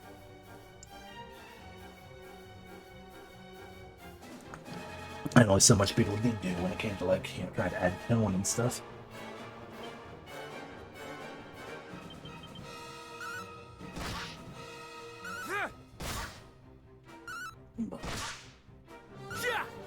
Heck yeah.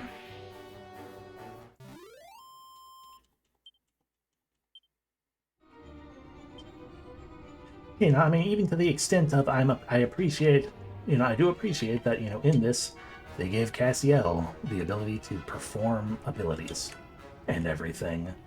Obviously a thing they added in later Dragon Quest, probably 3, to start with. Because I remember in the original Dragon Quest 2, literally the only thing you could really do with him, unless you gave him items that cast spells or something, was you can use the attack action. That's it. Congratulations. So it's like I appreciate that they gave him more. That so that he's actually he can actually do something other than use items or attack. But it's still not amazingly needed. I mean, that's not the ooh, a demon whip. That's not the reason I wanted. That doesn't make up for everything else. I think is what I'm trying to get across. Malevolent lash that gives off a distinctly ominous aura. Word headgear that curses swear to a lifetime lacking of luck. Sure, I'm glad that like half of everything I'm finding are evil and cursed and safe through here.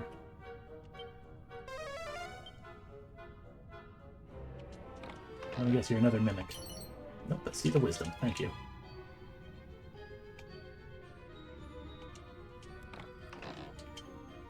There's the mimic. Oh.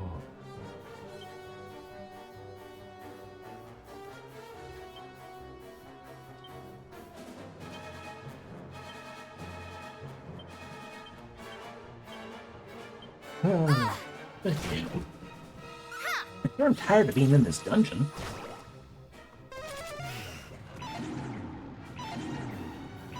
I'm insanely tired of being in this dungeon. I realize a part of that is because I've stopping to ramble about things, but we have been in here the entire time. We will probably hit the 2-hour mark of being in this dungeon by the time we actually get out of it. And I don't appreciate that. It's a pain in my fucking ass.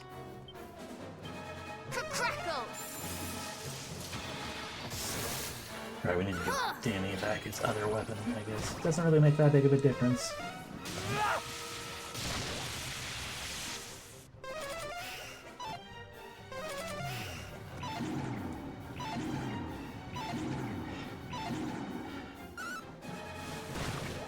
I'd love to lock in, but who knows how much dungeon still exists in here.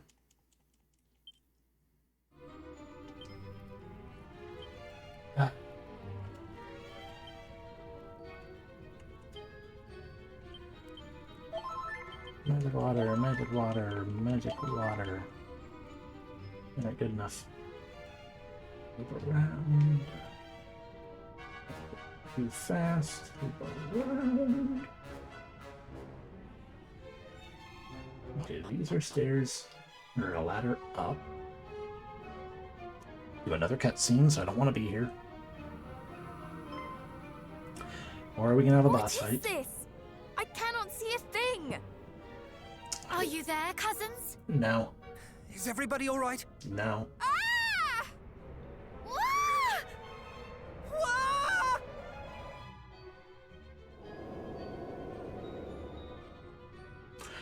high Dragon Ball Z character. Various human inklings. Now that you are divided, we shall consign you all one by one to the abyss.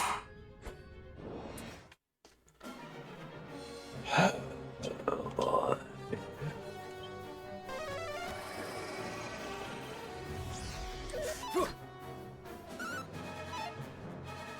Yeah, I'm not surprised I got dazzled.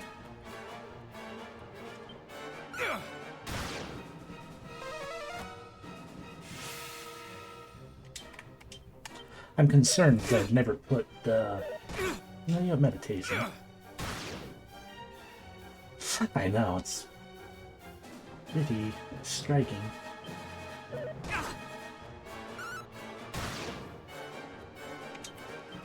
Luckily you have meditation. But if he attacks twice, then we're fucked.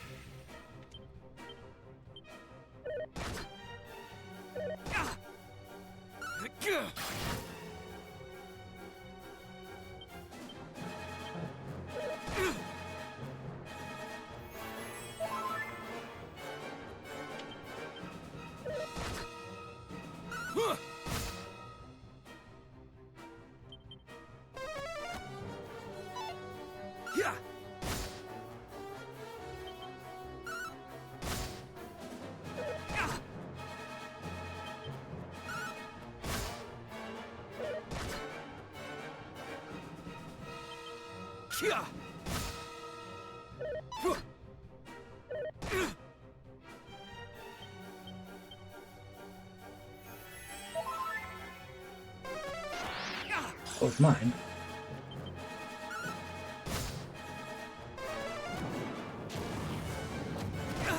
Good.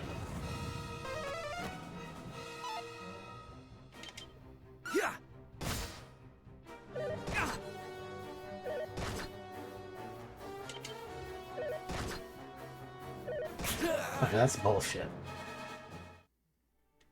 That's straight up bullshit.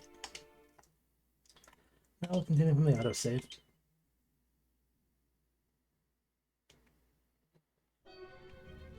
Anyway, I think I was starting to say that. It's like, I worry because, you know, I don't fucking put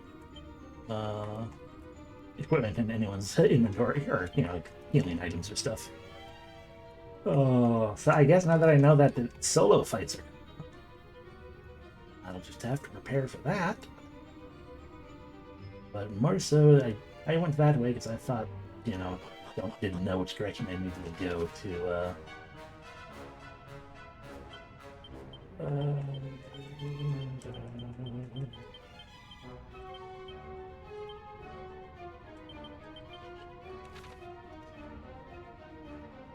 I feel like God, go the fuck away.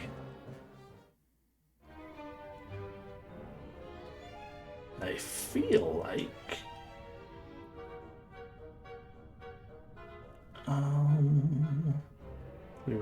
we fell down while we were over here, so there's still like a chest to find. I should to fight these things. How close are people to leveling again? Guess yeah, it's quite close. Guess we'll get into a fight and that'll heal him up.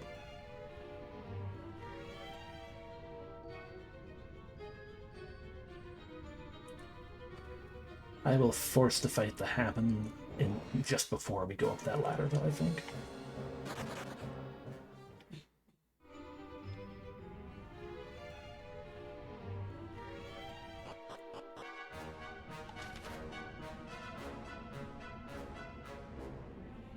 Okay. No. So I guess the reality is I actually was here, and then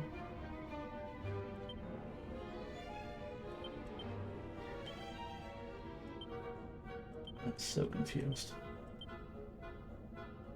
That is where we were, which led up to here. I don't remember how we got to here.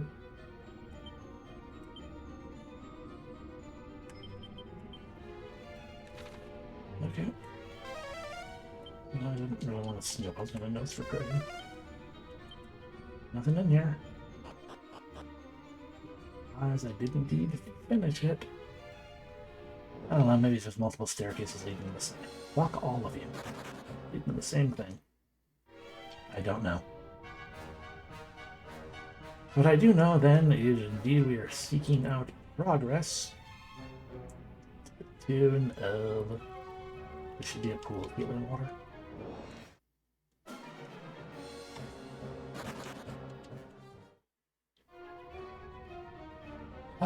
To the tune of... the way we want to go, I guess. Oh, and very possibly the exit of the fucking cave will be on the other side of him then. If we can get through his fight, and then the other fights. I'm so curious. Oh, okay, that's what it was. I fell into that hole there, and then we went through all of that. And came back, and I just got very confused. Okay, understood. We don't go there. We go around like this, and we don't go upstairs quite yet. And as I said, we will... Not this ability. We will... Whistle. Really?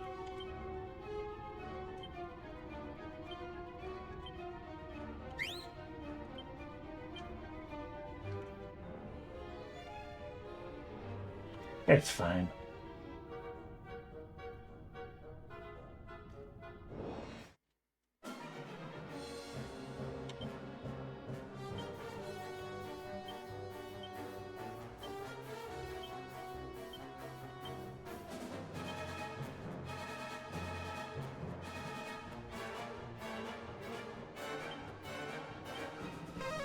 It didn't run. I have you!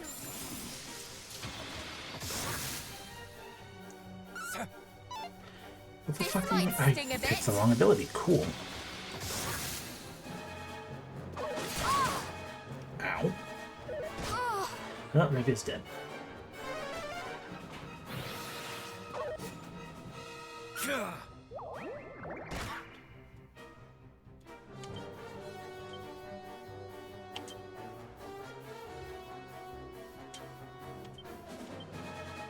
Oh, the Falcon's last a little bit. And it ran away.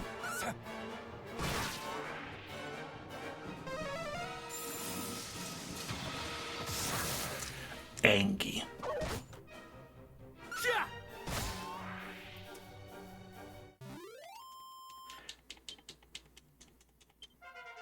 Like, I also wasn't planning on killing all the enemies. I was expecting one to stay alive and then have Revia revived. Ooh, cutting edge. Alright. Zen.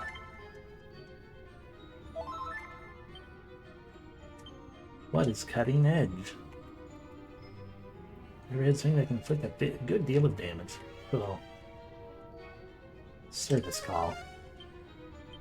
Fair enough, we are in the depths of a horrible dungeon.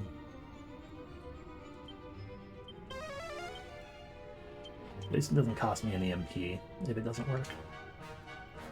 Okay, so now we can use those 3 magic waters. Did before.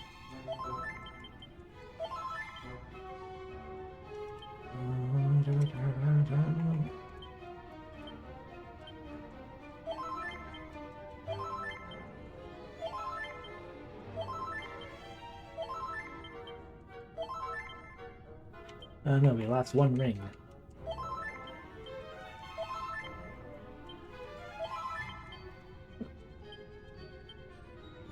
Okay, so we are, in essence, medicinal herb. Okay, we are now fully healed up.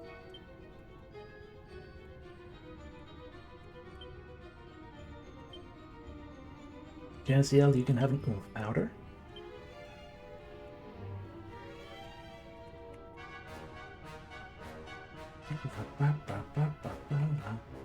Right, sorted by name right now. Hi, Cassiel. You can also have 4 special medicines. Hopefully that'll be enough.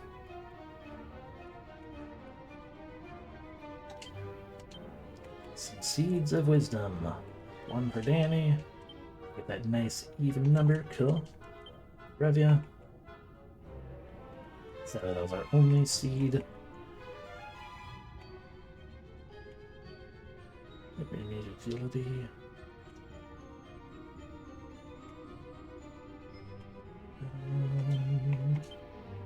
Give an oomph powder or 2 to Danny. And 2 to Revia.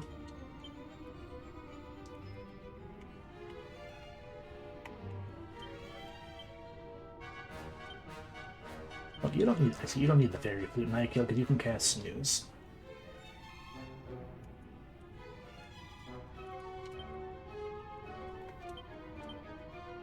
I'll give that to Danny.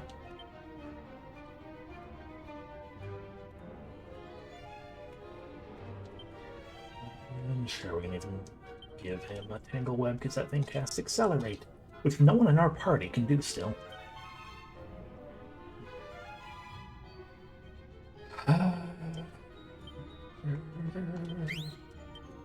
It was because we had Padfoot set up. We're doing that for the autosave.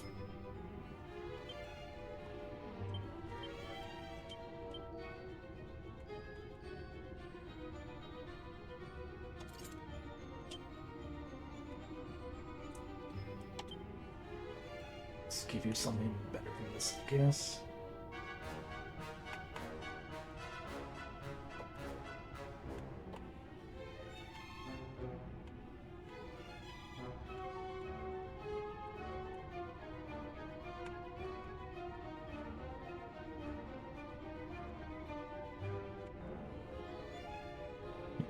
Boost.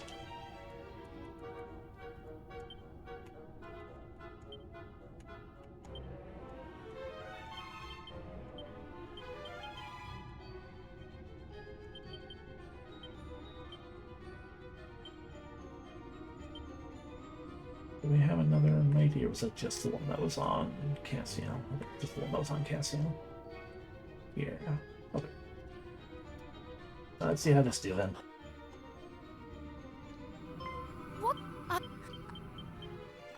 If we're lucky, only Cassiel will have a solo battle.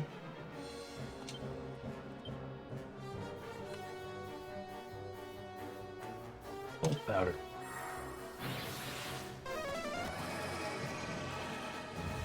Disappointing.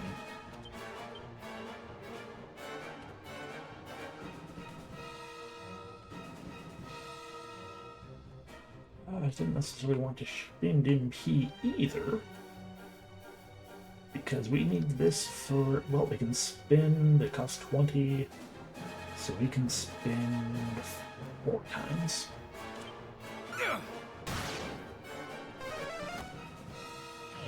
Rude.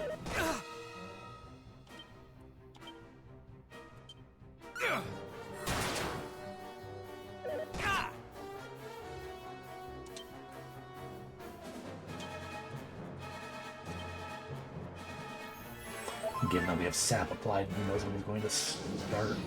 Oh, fuck you. Only gave 1 powder, apparently. Thought I gave more than 1.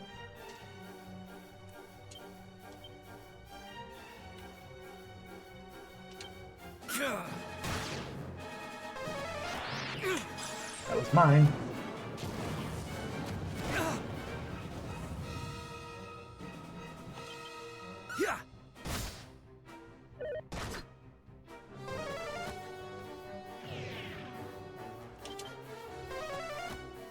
There's the accelerate. I assume he will go before me and hit me twice, so I'll meditate. He even hit me once was apparently enough to be like, well, fuck me, because of that stupid double sapping.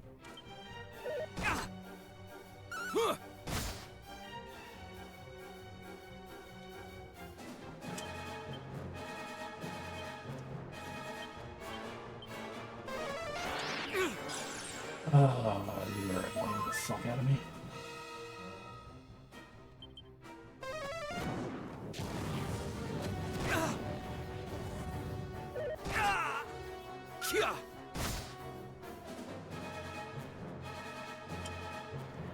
My defense returns to normal, which means I should be able to strong him through.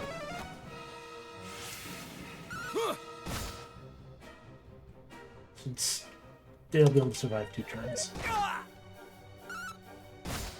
I was wrong about being able to survive 2 turns. I will likely die. I'm shocked I didn't. But now I'm going to die, because we don't have enough MP. I could, you know, sit here and defend for the sake of it. Can I dazzle you while I waste a turn?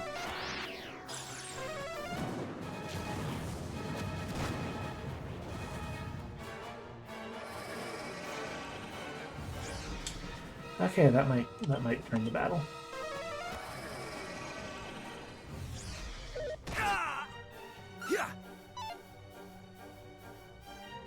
And he immediately stops hallucinating.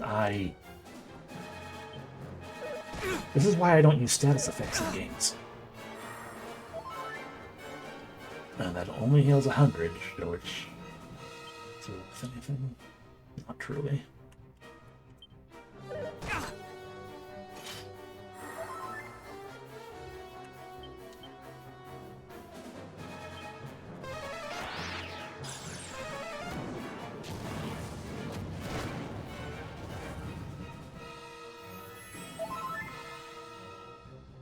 Yeah, I know, right? I mean, he's not. We were able to use the fucking thing on him, but then it went away the very next turn.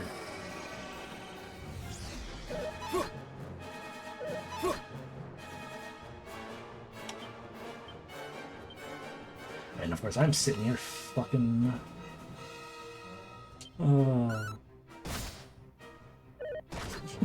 Yeah, that was always a fun thing to know of as a kid.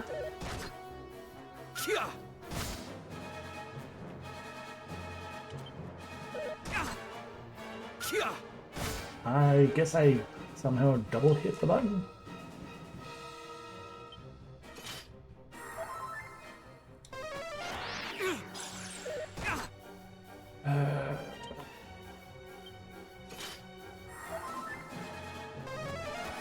You know, that's fine, even if I get dazzled. So that's fine. But this does allow me to meditate.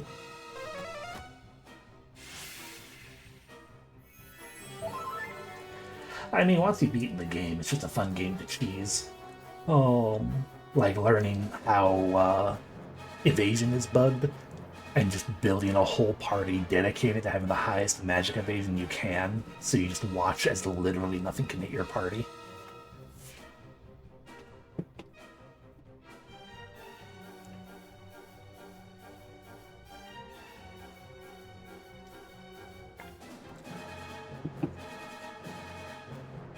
It was a fun playthrough. Okay, well, let's try to demon kill you. There. There. I was really hoping I was gonna kill you.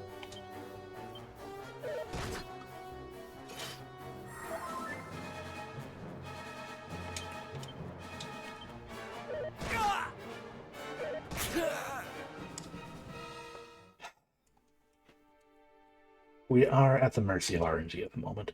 There is no reason, I mean, and also, you know, trying to find the balance between playing conservatively and, you know, knowing when to be careless, not careless, but, you know, reckless. Oh well. Would love you to stop casting sap. And we failed to dazzle him. Why would dazzle work? Why would dazzle work this time? Why? There's no reason for it to.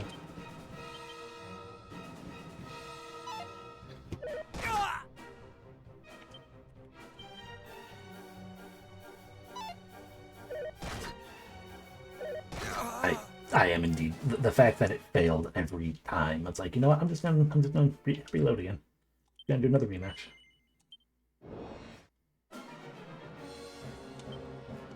One attempt. Thank you. Who's powered?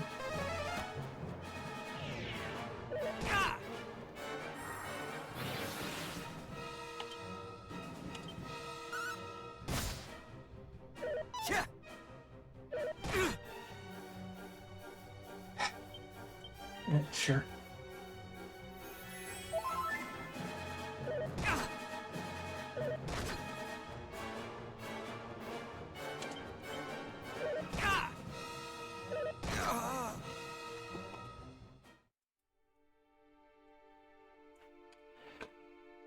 Oh.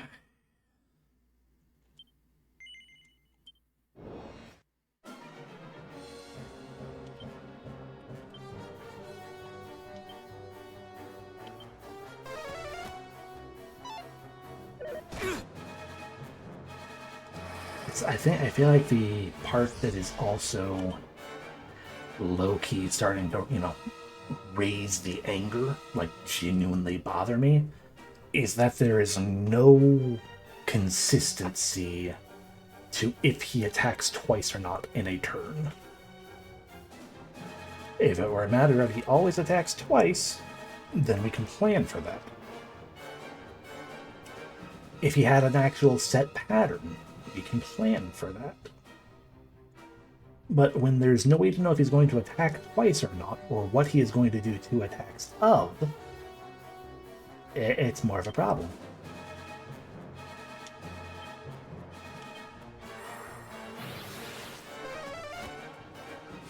A little bit, yeah.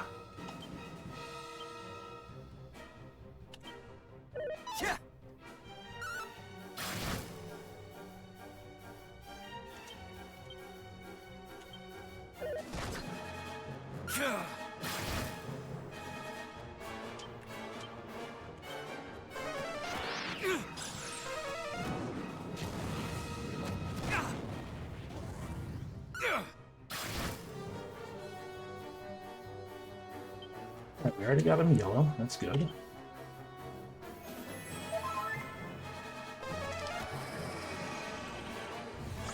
Being dazzled is not good. I have not really a theory. I have a consideration. Perhaps if we just defend to replenish our MP while we're dazzled.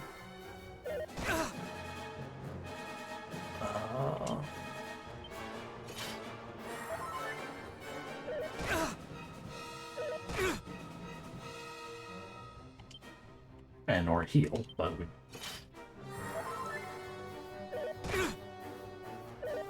It is also the factor of... It's a little too much random in general. I realize it's the D&D style. But like when you can sit there and be like, okay, this ability... Well, that's the thing. They do, but they don't. Definitely is in... The RNG is definitely in the enemy's favor, it feels like more often than not. But it's like D&D, where it's like, I have cast this status spell, so this status spell will last for, roll a die, 1 turn. Roll a die. Max on the die roll, so 4 turns. And I feel like that's what's going on here, is it's like, well, status effects can last from 1 to, whatever the maximum is, turns. And it likes to sit there and say, well, you rolled really low, Mr. Protagonist, and the enemy just kind of rolled really high. So ultimately what I'm accusing Hypermalediction's GM of, I think he's cheating.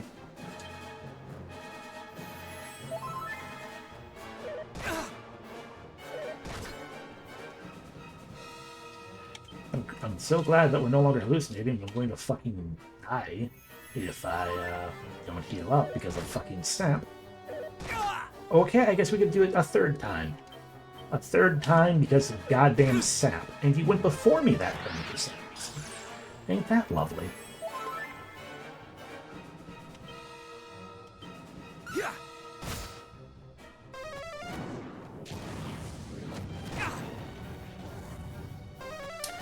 You gonna stop doing the double attacks anytime soon? How about we dazzle you?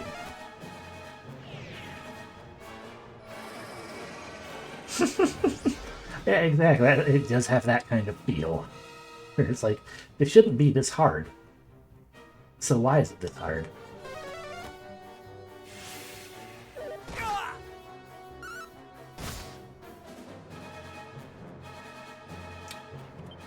Yeah, we're gonna... He's sped up, so we're gonna definitely defend. And by defend, I mean meditate. Oh, you already stopped fucking hallucinating again. You know, I'm gonna actually defend this time.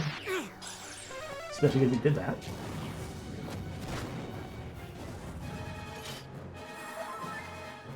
That was a bad defend.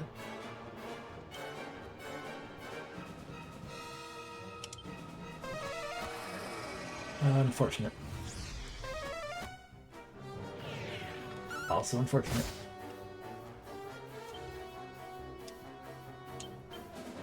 Okay, so this is his last turn of... I mean, in fairness, I can also do this more often. Be like, okay, that's his last turn of being fucking that.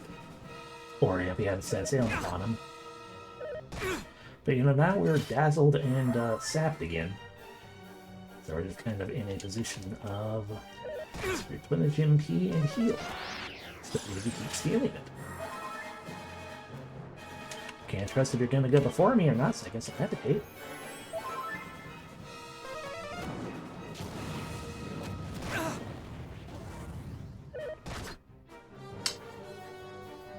My defense returning to normal, but again, I am half dead or more. I'm shocked you didn't decide to just kill me.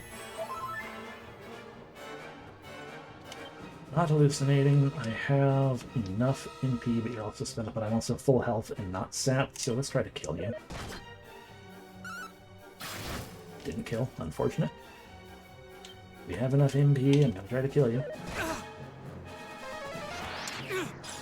That's what I feared. Let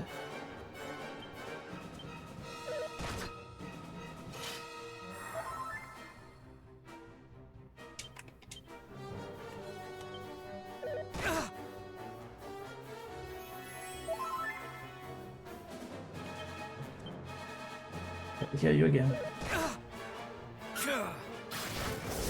Okay, finally. Fuck you.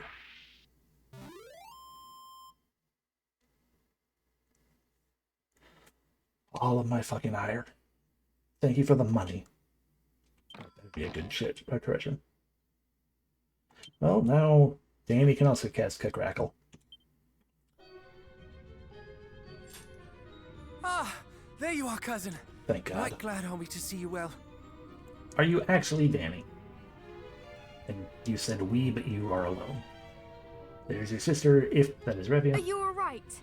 I was assailed by a rotten monster, though I did most assuredly make it regret its attack. Wait, you are alone? Alright, Nigel has been devoured. I am here. Never mind. Are any of you actually my friends? And I am glad indeed to see you all unharmed. Fuck you, that was very harmful. Thank goodness. We were worried for you. Our enemy grows even more ingenious in his machinations, does he not? I mean, I don't think any of you are real. Wait. The ladder by which we ascended, it is no longer there. Why might that be?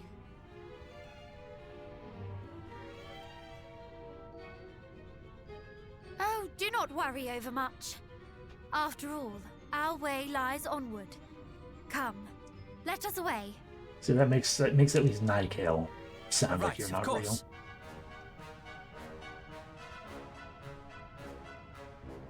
real. Okay, you walked slowly at the very end. You're not Nigel. Or you might be.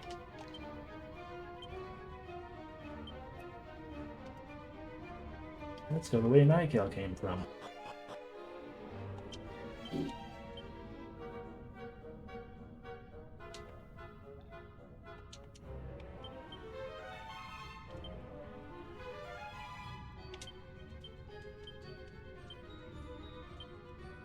How useful.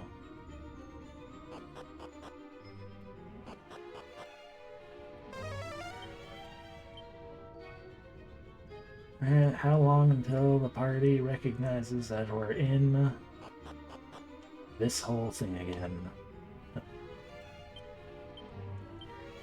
Well, this way was different. God damn it. It's around here somewhere.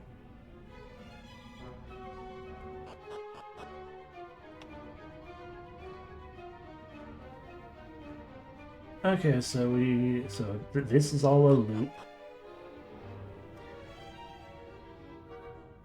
2 critters. Only one of this is different from the other side.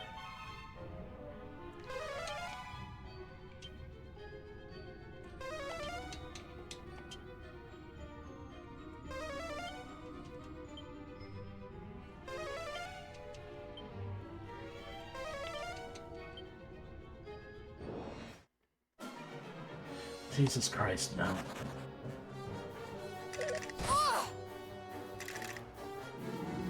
Oh no, thick fog. But yeah, I recognize that, like, literally none of you care about those spells. So that literally only harms me. Bye. Enjoy your fog.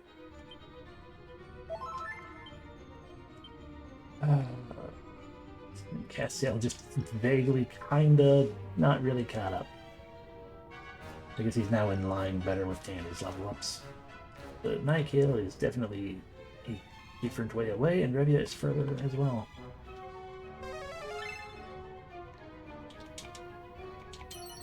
We found a diamond, yay! I am bothered by Castiel having no MP, by the way. But I don't want to spend all the stuff to get it back, that's why I was curious how close he was to leveling. Danny, learn ice magic. Like your fellows before you. Also, because of that fight, we have gone well beyond the 2-hour mark that I was hoping for in terms of, you know, not being stuck in this cave all session.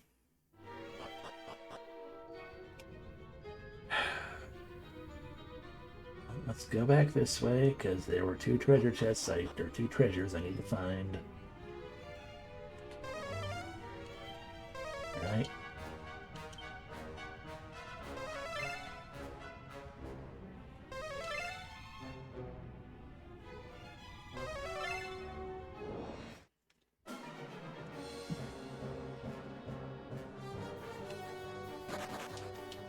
Yeah, not all of them. This one definitely.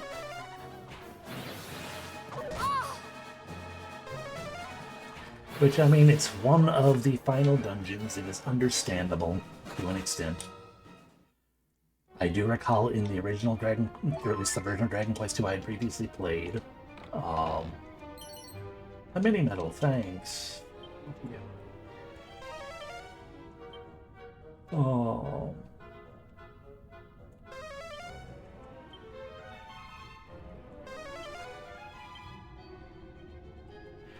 Oh, you know, it was a very full penultimate dungeon.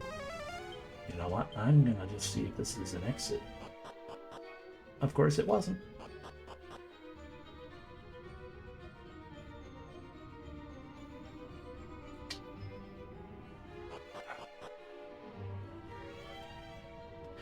But like I do remember when playing that. I was like, yes, the penultimate dungeon, as it were.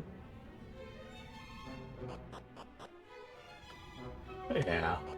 Let's just take us back to the one treasure area, so we gotta go all the way around again. Oh.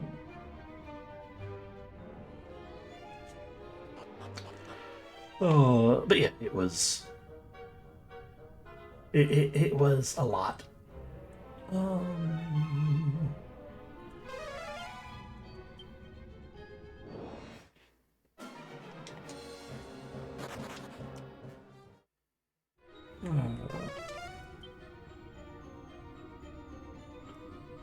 Especially because in all versions, God fucking damn it.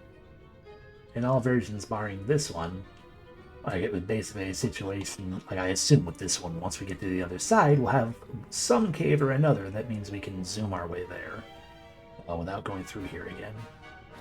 But it was the kind of thing where it's like, you go through this dungeon. Did you survive this dungeon? Great job. You better not need to, go anywhere else because you're gonna,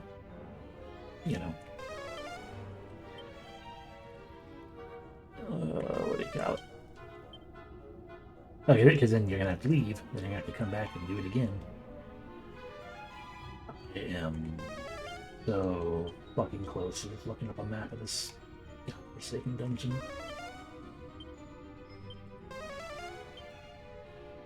I got it up last time.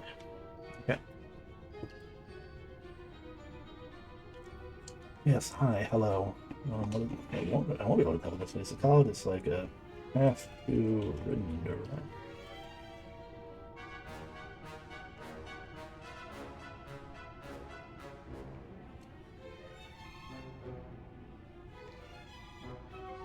Hi, yes, I don't care about any of this stuff. Do you have like a walkthrough on your wiki that Final Fantasy wiki technically has? Here we go. Passage to Renderak. Do you have a map or anything like that to help me indicate what I'm supposed to do?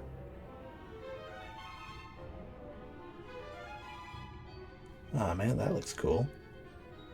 I don't know if that exists in this version. Hi, okay, you are some form of map.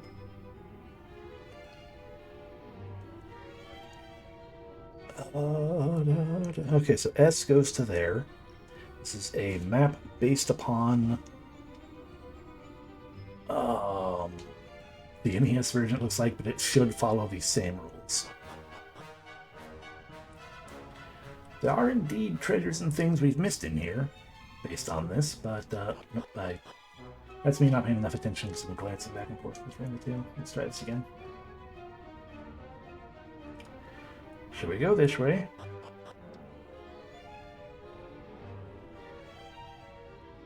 We go up a little bit, and then we go around this way, then we go up a little bit.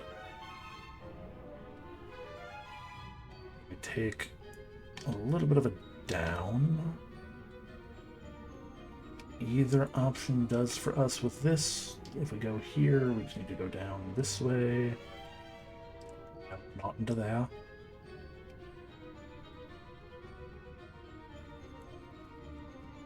Go up through here, and when we get the option, we go this way instead. We need to check this out that we heard. Okay, I was gonna say we heard the sparkle noise though. So we had to come over here. It's a mimic, of course.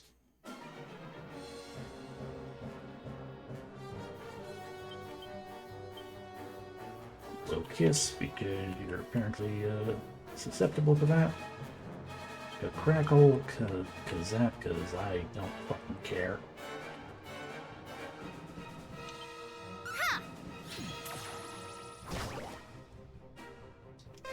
Because I say I don't fucking care, and then we're gonna end up with like, oh yeah, here's another boss at the end of the dungeon that didn't exist before, and it does now, so fuck yeah.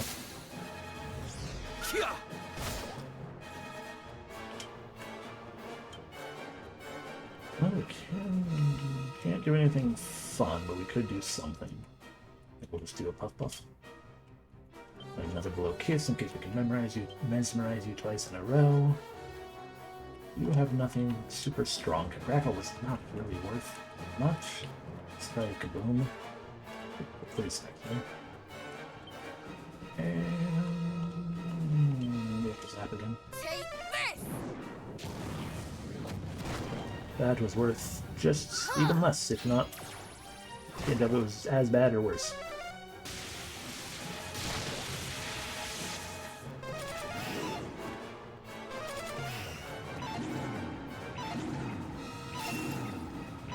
The dive into protected Revia.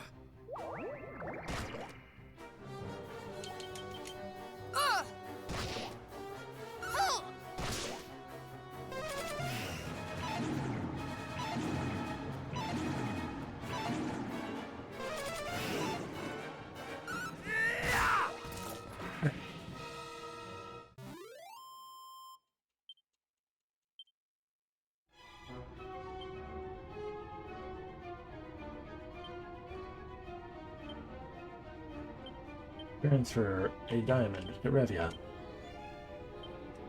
I gave her 2 oomph powders. No wonder I only had 1 on Cassio. Alright, back to the map. So we are at that juncture. Should we go this way? Avoid going too deep into there. And we should be home free now.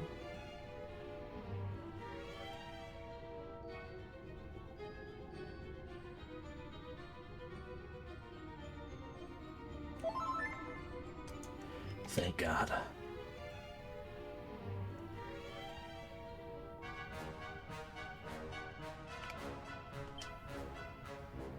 We got a full heal. We can be fine even if there's a fight. Wait! Yeah, I had a feeling you weren't real. After all, you told us not to worry about the one thing missing. One moment. What trickery is this? This isn't the first time this happened either. I am the real princess of Moonbrook. Cease your deceptions, devil! What nonsense you speak! I am the real princess! Did we not hear of this in Tantagel? Of one pretending to be our dear cousin? Well, it is certainly not I, who have been with you all since the first! Lies! You must have supplanted me only just now! How do we decide which is whom? Know your birthright. Prove that you're one. Prove it.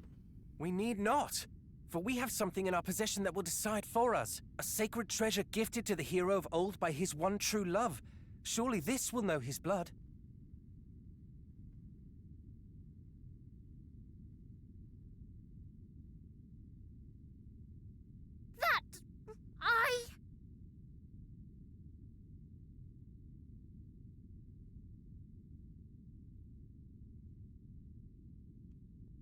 Also true, yeah, just check the quick inventory as well.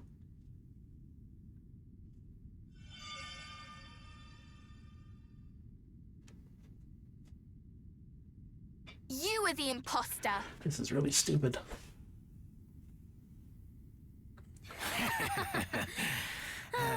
The blood of heroes was ever more vexing while it yet remained inside. I'll explain why it's stupid in a moment. I shall have no more need of this. That is why it's stupid. The mark of Moonbrook!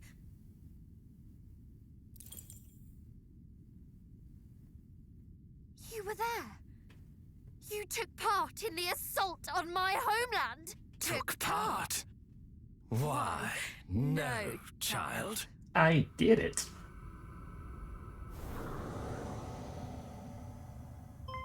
Ah. I commanded it. Belial. How kind of you to remember my name, spawn of Ready Erdrick. to kill You you have this grown time. so very big and strong. I was right to see in you great potential. Now, shall we see if you are grown strong enough to face Lord Hargon himself?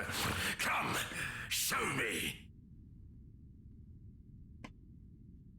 You speak as if this is to be merely a test. You are sorely mistaken. This is to be my revenge, and your undoing. We already had it. Moonbrook! We already had a test fight against him. I Belial. The reason I was calling it stupid is because, like, it would have also been stupid to do this, I recognize, especially now knowing that it's Belial, and not just some rando monster. Because Belial, therefore, should know better, but it would have been much more interesting than, by the way, we have a MacGuffin that doesn't do anything except for shine or blood, you know, or do whatever we needed to do, technically. Be a Q as words. Things. Yeah, it could have been a matter of, like, you know, especially with Danny, you know, occasionally having a clever moment. It could have been like, well, you know, clearly there's one way we can test this. Just show us the mark. The real princess has the mark of the Moonbrook, right? Obviously, again, if it wasn't Belial, the monster having the mark would have just been like, ah, hi, see, I'm the proof that I'm the real princess. And then, begin to be like, haha, actually, we knew that this mark has been missing and in the hands of the monsters for a while now, so you've proven that you are an imposter. Oh, being Belio probably wouldn't have worked out, but it still would have been more interesting, to me at least, than, because then something would have come of that, than the nothing that it more or less has. Oh, rather than, oh, but actually we have the stupid love symbol. Oh. Yeah, the symbol of love between Gwaelin and Erdrick, and it's a thing that she used to be able to use it to talk to Erdrick way back in Wynn, and now we just use it to shine and to prove that you have the blood of Erdrick in you because the thing shows a symbol of love. It's just dumb. It makes me bleh. Wait. I mean, you're demons. So I feel like I should just use demon demeanor, even though I don't know if I don't know how powerful cutting edge actually is. Even though at 20 MP, well, would hope quite powerful. But you are a demon, so demon demeanor. Actually, we'll have Revia use an oomph power instead, so you can cast magic barrier.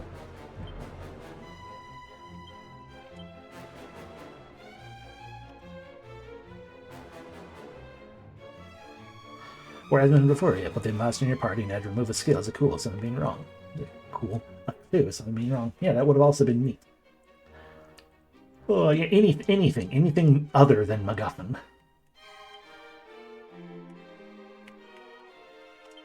Magic barrier!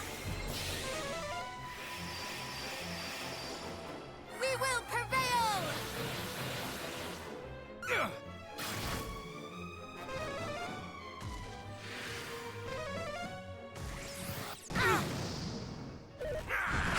Okay, note to self, you have 3 attacks and technically can use a breath attack. Alright, Dean Demeanor. Multi-heal. No, it said like you don't have insulate? I thought you did. That. And lightning slash, get 2 people attacking. They're insulatal. All is well.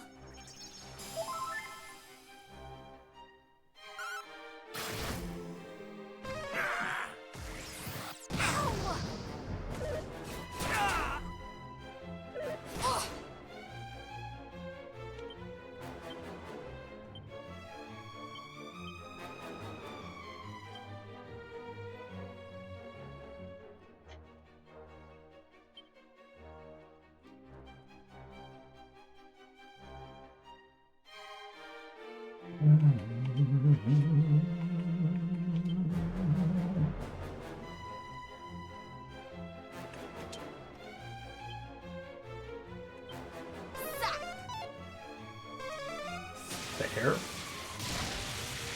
Yeah, that's a lot more than the one even with oomph.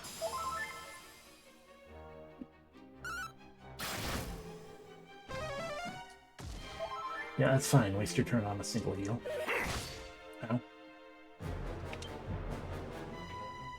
Okay, our defense is going to go down. Yeah, let's see cutting edge. This one's like 200 to 300 cutting edge. We'll have you use a spell instead. You'll have Danny heal Cassiel. You will come buff to re-up and improve that. And Danny, with his full heal, shall heal Cassiel.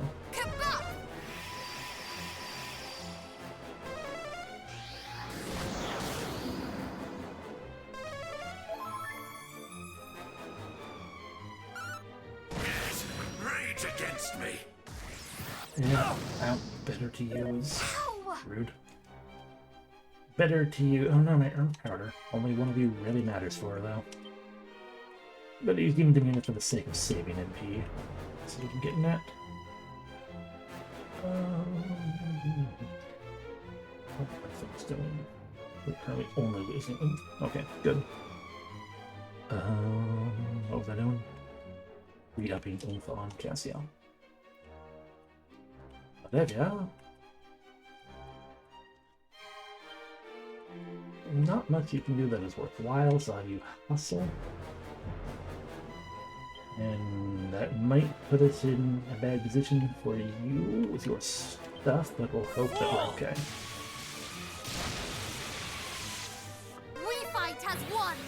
You'll be fine. Have you suffered enough? Do not disappoint me. Double kaboom. Ow!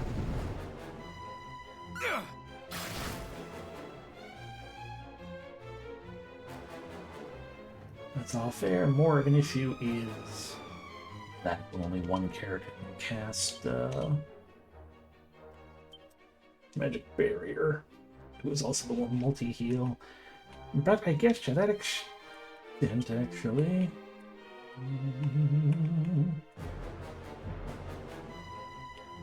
Fucking spooky aura, bitch. You have Omni Heal. Still a hella extensive. That's probably actually worthwhile to us. Magic barrier! Much better. You have my gratitude. Now the real fun begins. Ow!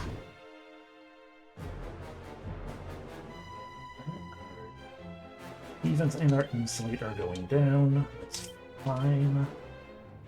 Because we are not very hurt, therefore you can insulate them.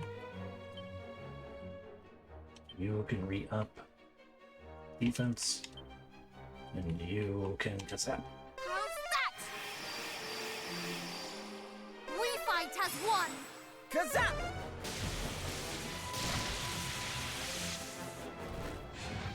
That's wrong. Now the real fun begins.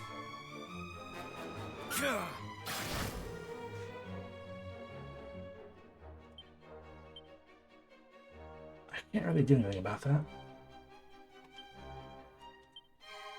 He's yellow health at least. Another oomph for Cassiel. Top us off while we can, because that. Stay vigilant!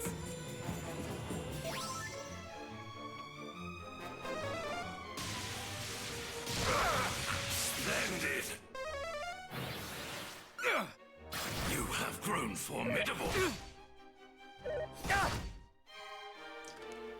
I am perfectly fine with you upping your magical might to levels hitherto with unknown to then just use regular attacks. Being Damien. A swoosh. The hustle dance to give you the best option for us to plot us off. I just really hope he actually dies. Because I'm gonna be really annoyed if once again it's like, ha ha ha, I flee. So you can fight me and the others yet again in the fucking final dungeon or something.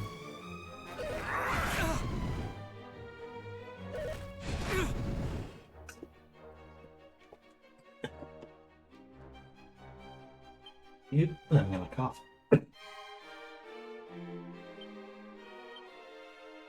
I'm gonna actually cough now. I should probably cough. Give me a moment.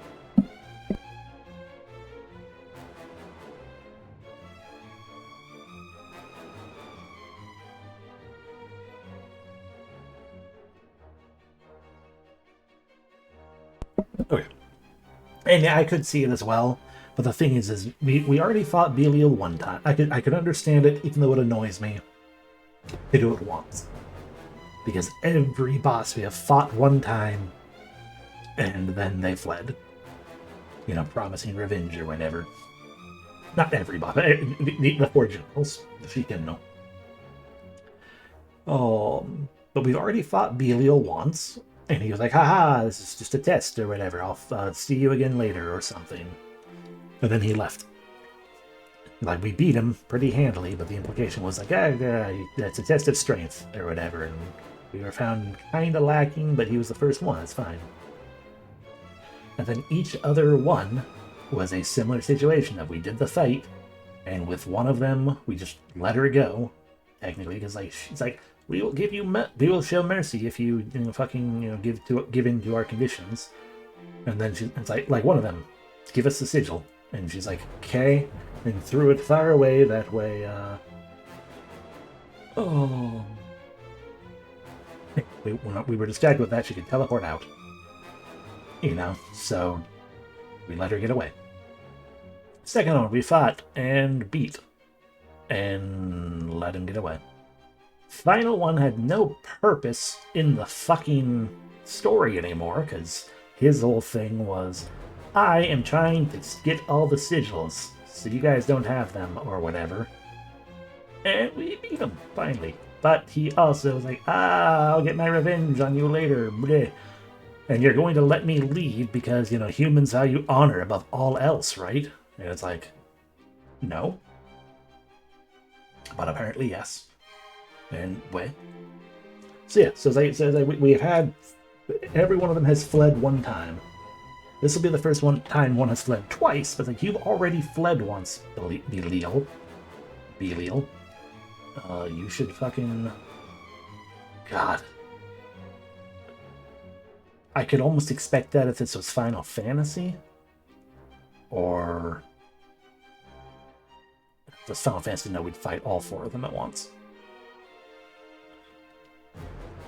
And if it was Breath of Fire, we might get a fusion of all four. But no, I'm just hoping that this is the first of the refights, and then he'll die. And then it's like, okay, so we'll just refight one of the other two. You know, we'll refight them individually as before, and it'll be fine. Because this is going fine, more or less. But my worry is that he's going to flee again. So I'll have to fight him a third fucking time.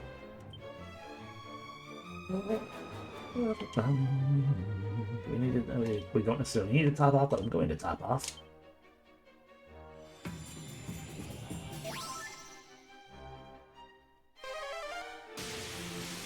Hopefully, yeah. I admit defeat. Oh, Father, And, you know, Nikeil was also very heavily on the whole. It's like, this is the end of my personal arc, because I will get revenge against the one who has destroyed my kingdom.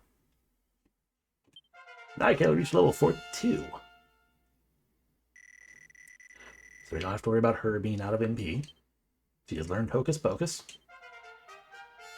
If I recall correctly, that is an ability very often given as a final mage ability in Dragon Quest.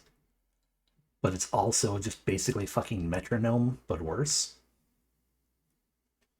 And Revia leveled up. And learned Twin Dragon Lash, that could be cool.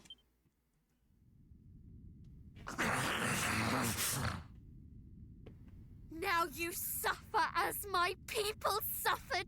No. How does it feel? Your people didn't suffer, they died. And he has not done that yet. Very fine indeed. Such strength, such anger. Perhaps we might reach an agreement. Join me on the dark side. I shall guide you to him, to Hargon, and you shall defeat him for me. We knew full well that relations between his underlings were far from cordial. But for one of them to plot his undoing, you truly mean to betray him? Betray him? I never swore allegiance to him, nor to his cause. None of us did. We obey him because we must. Myself, Atlas, Pazuzu, all of us were summoned forth from other realms at his bidding. Realms where we rule as masters of wickedness, as lords of corruption, where we are worshipped as deities of destruction. Hargon called us here to this world, and in so doing bound us to his service. We are unable to free ourselves. But how defeating him will free you? It will. What of Mariella? Is she not one of you? No, she served Hargon from the first. And she's the one we promised not to Do kill. you accept my terms? Fuck, is this goddamn Dragon Quest 1?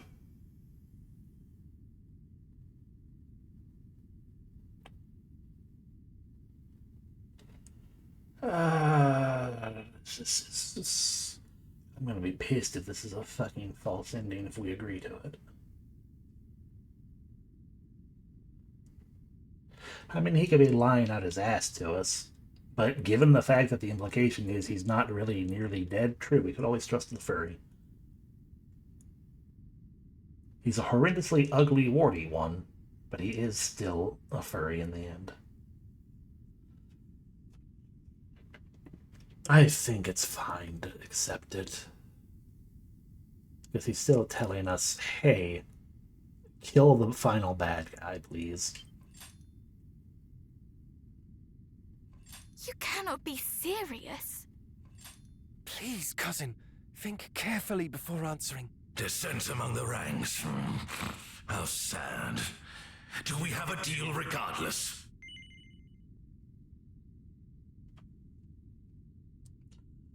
I mean, it could very well be a trap. It's like, this isn't the actual final dungeon. He's not Hargon. So it feels weird to have him doing the Dragon Lord thing.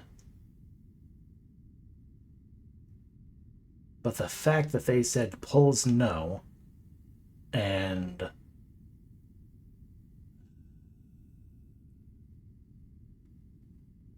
God, I hate this. I just, because my it seems like it.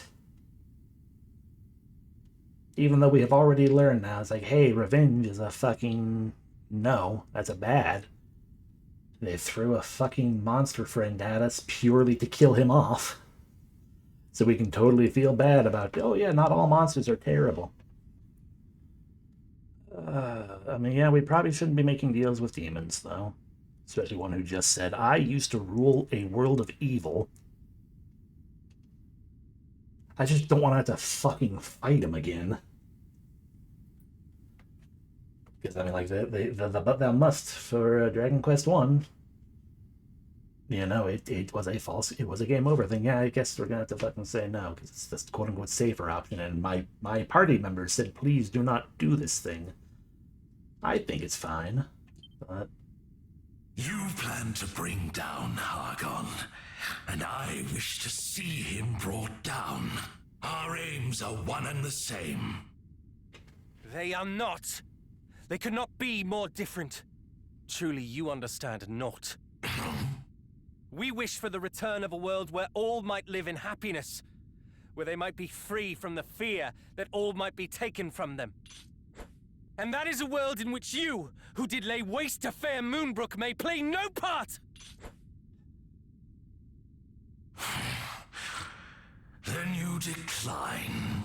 Fools! We shall all be consumed by the darkness that Hargon means to bring forth. Me, you, everyone you love. Great, I guess I'll fight you again You'll later. regret the choice you have made, and soon.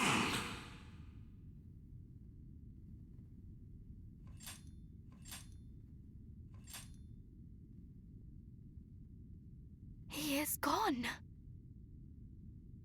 Indeed, and not a moment too soon. All is well, cousin. Do not fear. Now come. We must away.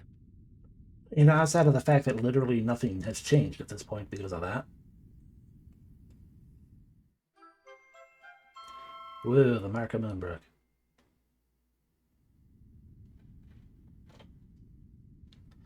Yeah. I mean, I get what they're going for, because indeed, he is a being of pure evil, and maybe I'm just too fucking pragmatic in certain ways, I guess. But, like, again, the game came at this whole thing for a while now. It's like it kind of has built up to the whole revenge is bad, actually. You shouldn't be aiming for revenge, especially, you know, as on a wide swath, you know, war path or anything like that. Yes, he is the one who led the destruction of Moonbrook. But, like, I feel like I think the sticking part to me with all of that is the fact that, like, you know, as Danny said, Danny, like, we wish for a world where everyone is not living in fear of those like you. And I'm just kind of like, yeah, if we kill Hargon and he gets to go back to his realm of evil, then no one has to live in the fear of him or his kind. Because the implications seem to, maybe it's my poor misunderstanding of it. Maybe it is a matter of, and that would actually change my answer in general if I'm truly misunderstanding this. The implication I got from it was, if Hargon is defeated, they will basically get shunted back to their own world, more or less. Like, they are tied here because of Hargon. With Hargon being gone, they can go fuck off to their own world. And more or less to the point of, like, it will be kind of a mandatory thing because they're no longer bound.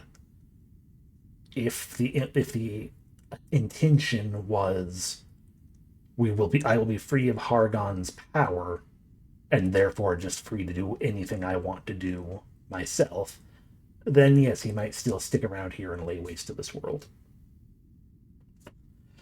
More than anything, I'm just kind of pissed off that, we sit here, it's like, here's the proof, here's the first general you fought. You should have, story-wise, narratively, you should have proof that you've, gotten stronger and you can overcome this, all right? No, we still didn't kill him.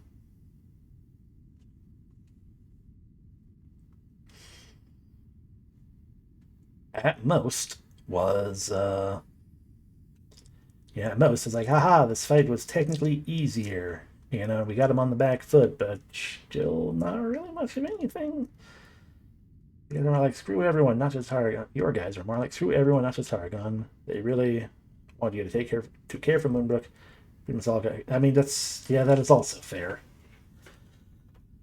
The problem is, I don't very much. Because outside of, this is, the inciting incident for Nykale, it's not like we got to know anything about Moonbrook. It was a land of magic, and we should care because it was destroyed by evil.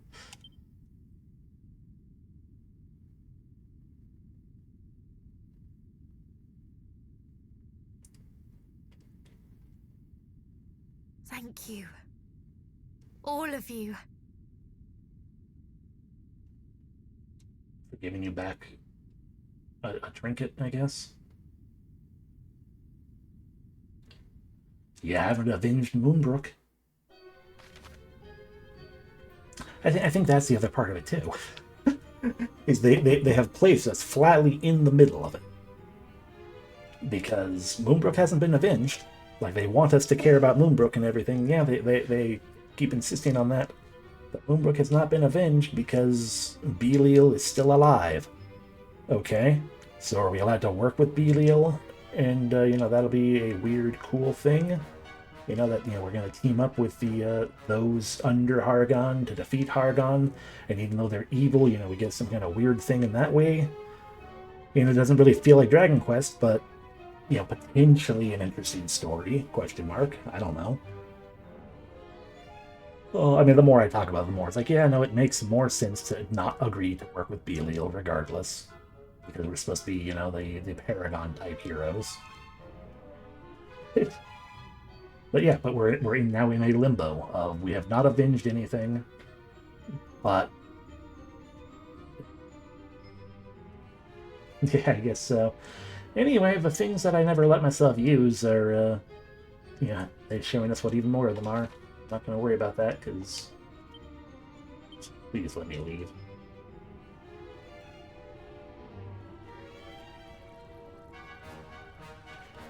As I sit here, man, let me just get that treasure either.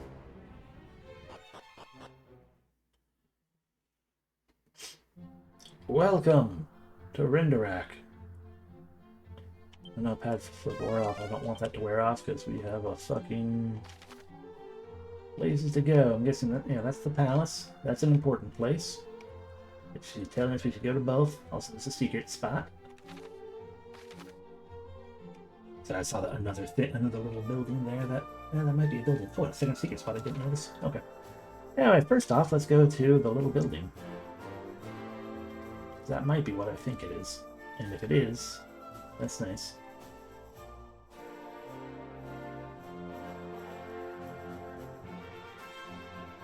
Look how triumphant we are in Renderak. This snowy wasteland. Full plate armor, steel broadsword, strong medicine. A group of icy enemies.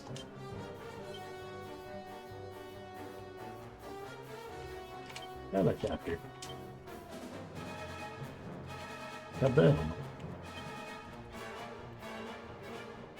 Kafrizz. Cassis.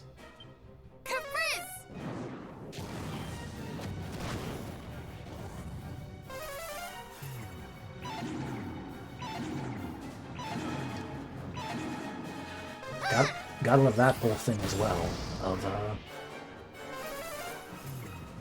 Welcome to the end of the game, where we give heal your entire party spells to every enemy.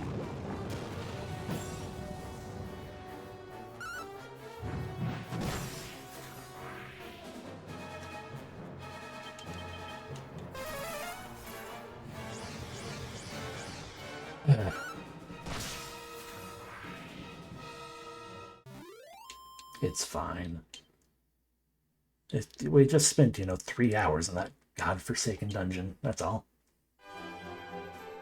It wasn't technically entirely 3 hours, but you know what? That's just a dead end. I think my stream has been live for 3 hours, but, we had like 10 minutes of pre-stream wait time. A little bit of sitting around. The talking about other games. Wait. Hi. One of you concerns me more than anyone.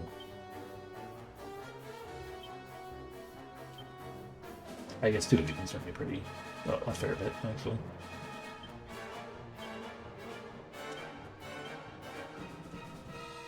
But if I can handle killing machines now, then we could potentially handle, some of the, a little bit of the secret dungeon stuff, except for the whole Uber killing machine.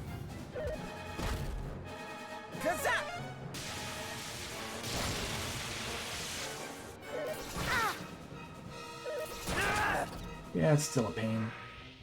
But he at least killed himself on Danny's spiked armor.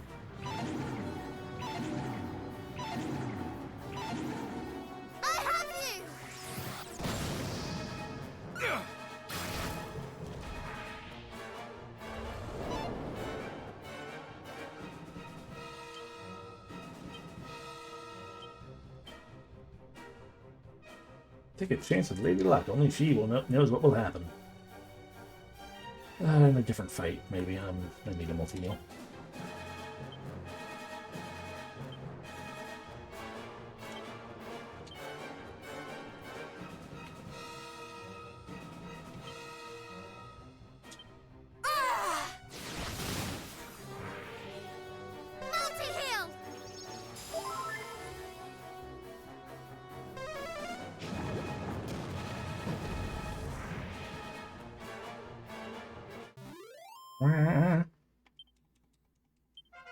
Danny reaches level 42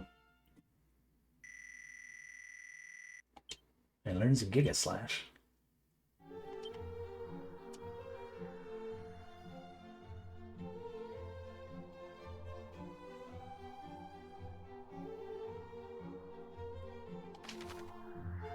Oh, there's the bridge on the other side. Well, fuck me. I didn't notice that second bridge because it's a big circle. Anyway, we're going in here. Now we'll have a means of teleporting. Here. That'll be good. No treasure out here. Wow, a snowy cabin. Does Yuki no Onna live there?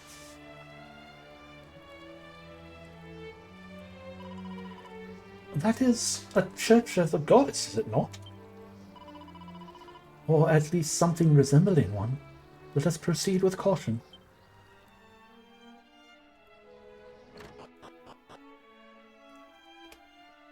Aye. Bless Scions of the great hero. You will find no respite beyond this place.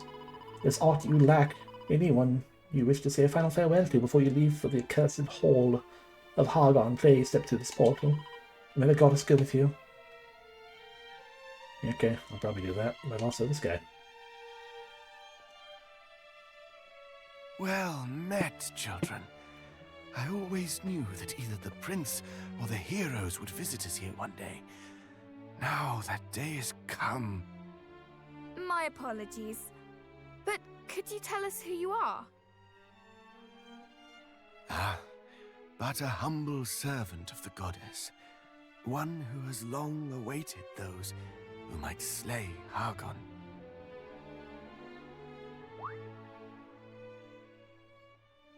Now, take this. May it prove of use.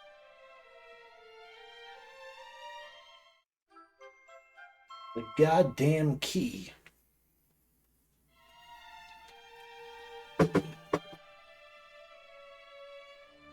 Congratulations. You are just before the final boss. Therefore, have the ability to then wander back to literally every location to verify if you have every item from it or not.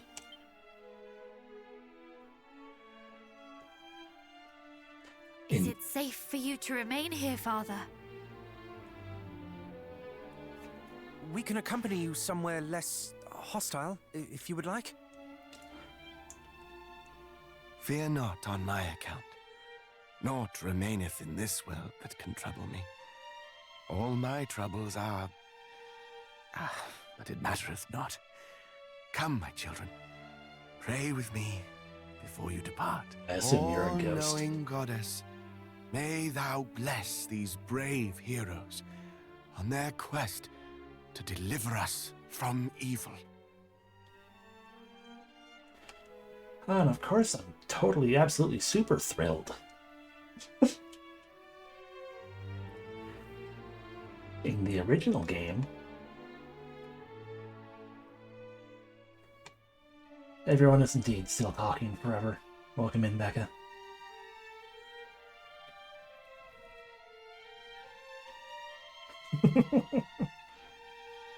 Oh, Ryan.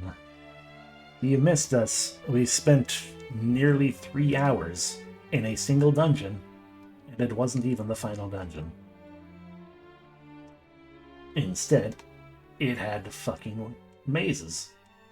Like Lost Woods style mazes, and you weren't allowed to look at your map during them.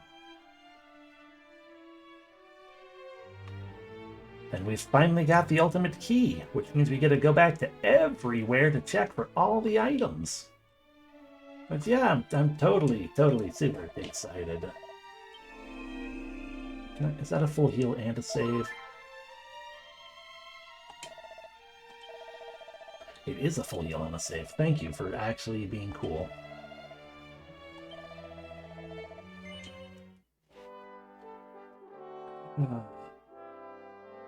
But yeah, plot-wise, all we have left now is side quests, every item, seek out, go through every dungeon and everything just in case, and then the final dungeon itself.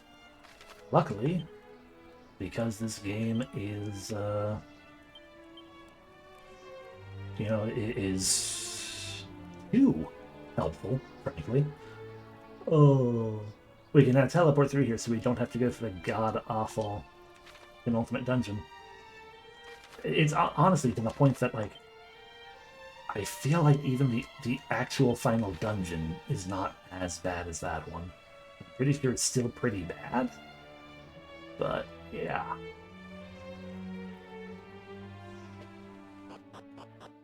Oh, and in the meanwhile, there are secret spots to go to here, so we're going to grab those real quick. And then we are going to teleport away. I'm going to specifically use that portal just to see where it actually takes us, because that did exist in at least the version I played of Dragon Quest II. Probably existed in the original, uncertain. At the ground we find a Blizzard Blade. It is better than these Dragon Claws.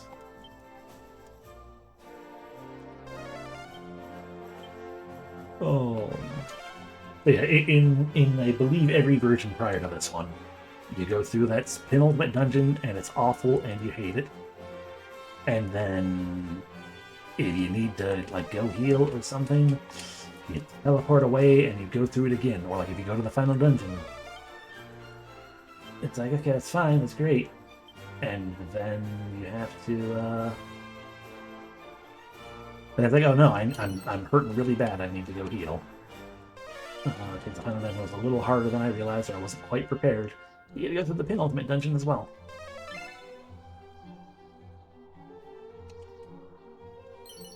A mini medal. We have 57 medals. 3 more, and we can finally get another thing. Don't remember what it is, but it'll be fun. And 32 tombola tickets, which, if there is no actual useful tombola anymore, I will just plain spend those at the mermaid one, specifically to just get a bunch more magic waters.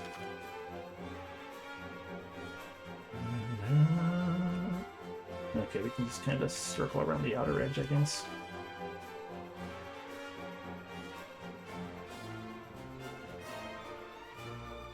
I feel like the overworld music should have changed for this place. I have played RPGs that have done that kind of thing. Oh no, dragons. I guess I should put that dragon claw back on.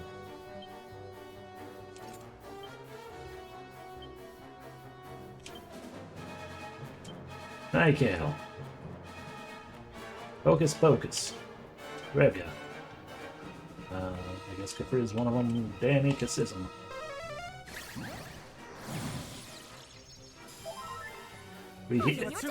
Everyone healed for 100.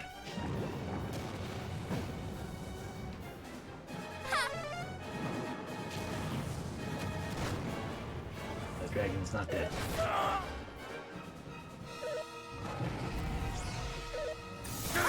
Oh, that actually worked on Cassiel. Good. Focus, focus. And Cassiz, because Revia is still frozen with fear because Durgan Maw shot. One Durgan dead. Do-do-do-do-do. May fate smile upon me. Everyone is confused now.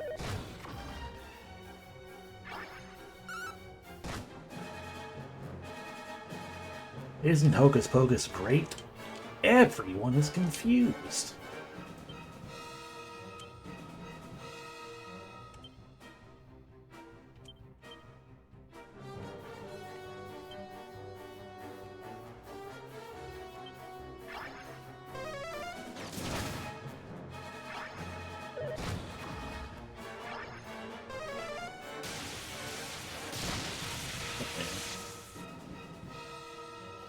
Do-do-do-do-do.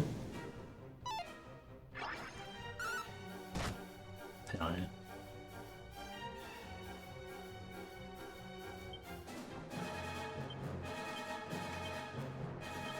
Omni heal!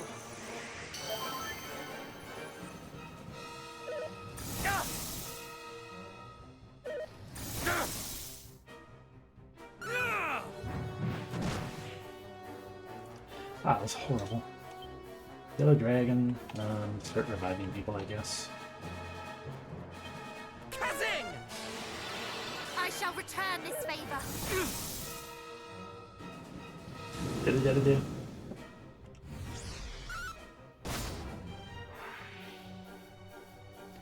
The joke will not get old.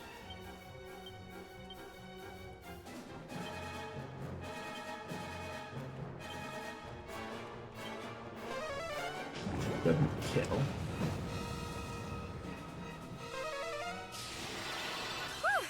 I owe you one.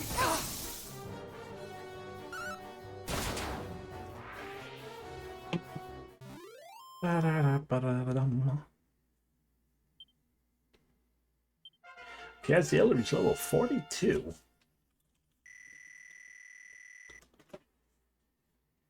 And learns nothing. Ba-da-ba-da, ba-da-da-da, ba-da-da.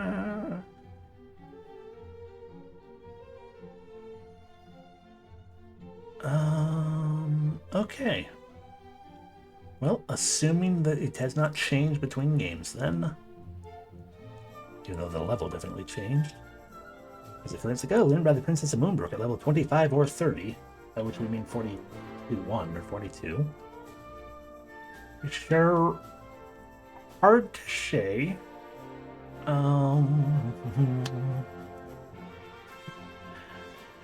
The numbers are probably different.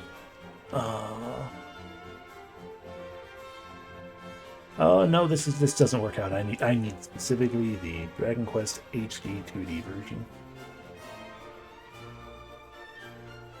Or 2D HD 2D remake, yeah.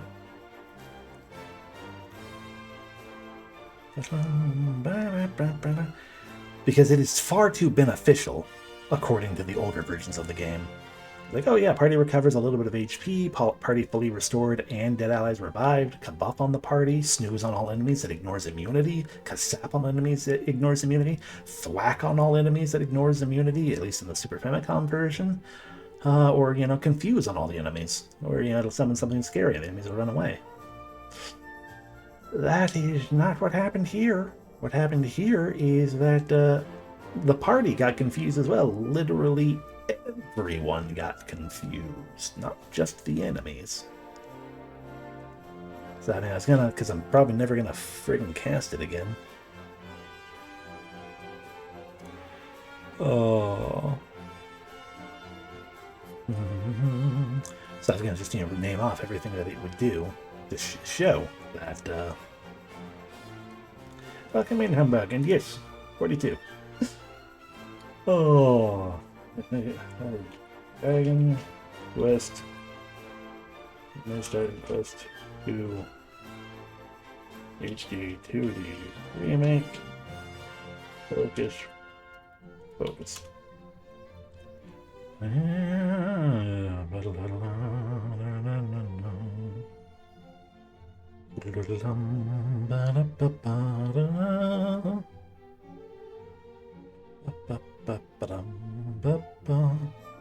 Really? You're not. This is not gonna actually tell me what it does. Just it's like, oh, this is how you get it and learn it. You're a useless website.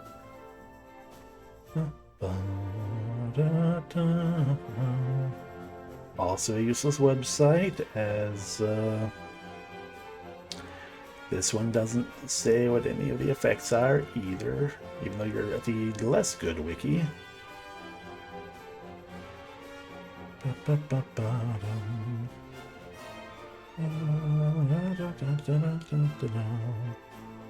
And that one's just talking about the basic level again.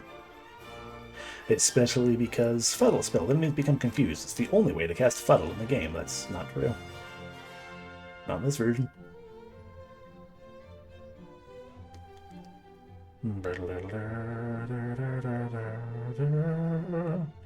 Okay, whatever. I don't care anymore. I mean, even using it as last resort is probably not worth it. I feel like it's more a matter of using the deck of many things in the sense that, like, if you don't care about what's going to happen anymore, like it's the end of the campaign, sure, use it, why not? Just send it all off. Send it all out on a bang. 2 dragons here. Snooping as usual. There's something close enough to here for sparkles to happen. There's a barrel. A Malevolash. Sounds not good. It's just the dog suit. I was hoping it'd be a different animal, but we at least have 3 animal suits now. Yay.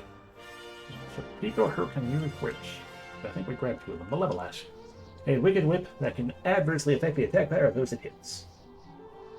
Hard to say if that is actually bad or not. As in evil. As in, you know.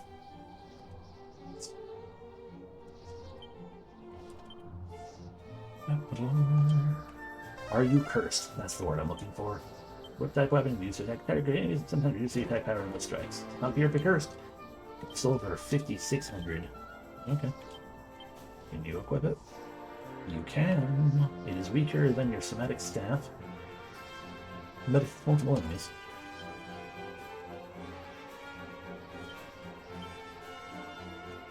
That was everything here, isn't it? Yeah, sure, we can... Attack down is indeed nice. Depending on how often it actually affects, but... Usually because we also do not have a means of lowering enemy attack otherwise. Well, we could go to Hargon's lair. I want to go to that weird little building near her. Sparkles. Oh good, guys, I mean nuts. See, the magic is nice. Thank you for that much, at least. There's Hargon's lair, but over here seems like there might be another tiny building, potentially, question mark? Yep, that is a tiny building, but also this. A fur hood, a fizzle retardant suit, a rune staff. This is all terrible, weak, old equipment, isn't it? You know, those who are able to wield the staff are on their way to becoming bona fide magic users. What is this? The Shivering Shrine. There are 3 treasures here, and a skeleton. Cassiel looks at the bookshelf. There's an old notebook. Cassiel can just about make out some faded letters on the pages. Last. Complete. Ultimate spit. Magic book. Destroy enemies. Sings. Revive loved. Kamikaze. Destroy all in. Return all souls. Secret spells. Mastery. Life. Death. Useless. Seed of Strength is not useless. Dazzle not useless. Mini Metal not useless. No reply. It's just a corpse. Alright.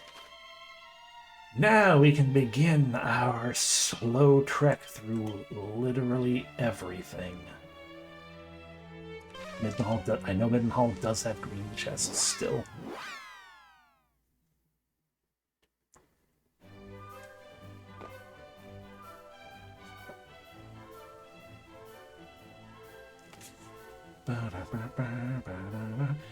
There's also a well, which probably has a green chest in it. There it is. A metal slash scroll. A means of killing metal enemies, which we ran into like 2 of. Cassiel is slow as fuck, so we're gonna teach it to Danny.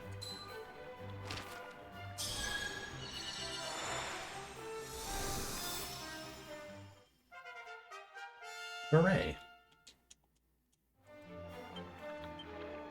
Anything else down here? No. Anything else up here? No. The inn is a building.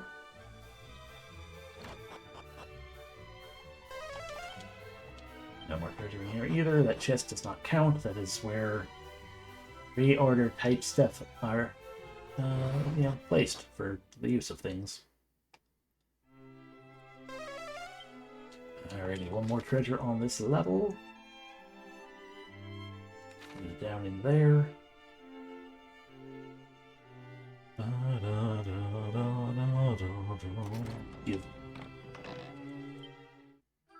Look at that, it's finally the Mark of Erdrick, which means we can get the fucking Helm of Erdrick. Once we find the Orichalcum, we'll have all of the Erdrick.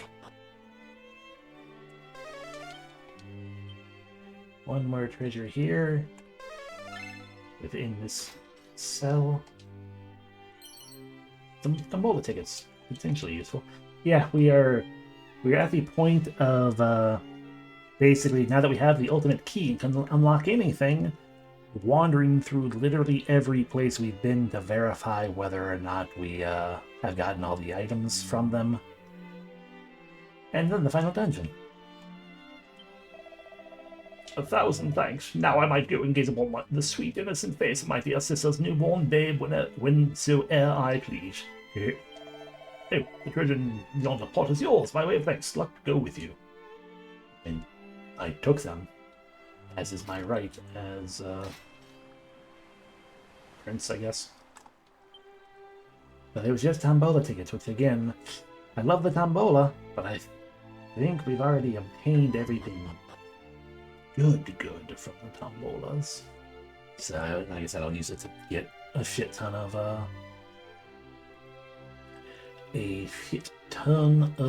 magic water. I remember of the NES games. Oh, are you gonna talk to me in voice, or can I read Humbug's thing first? Okay. Remember of the NES games, 4 was my favorite. This one was cool because it was nice to have an actual partner to work with. Yeah. It was nice. I agree. I only played on the Switch remakes, so I never actually played the original 2. Of the original 4 NES games, I feel like 4 would also be my favorite ultimately, because that is also the one that's like, hey, here are a bunch of characters by chapter. It's always a cool setup to me personally. Just because I'm pretty sure in the end you finally have them all like joined together, and it's like, okay, now pick your favorites. You know, like the powerful lady, like the mage lady. I think she was a mage. Or the dancer lady.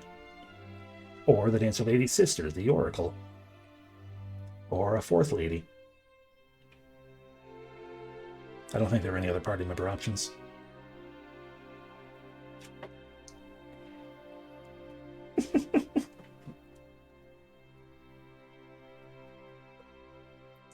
Stretching.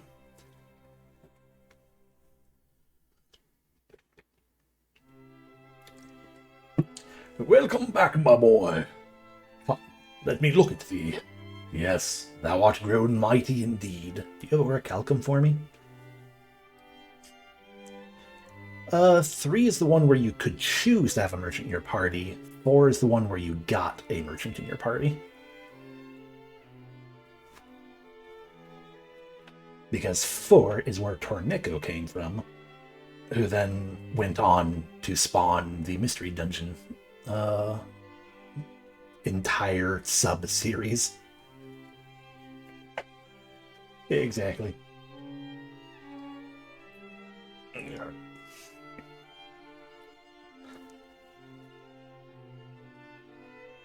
I'm not sure he invented furries, but it's a very real possibility. He does have Neko in the name. I'm now looking at Torneko and I cannot see anything other than the cat equivalent of a Sharknado.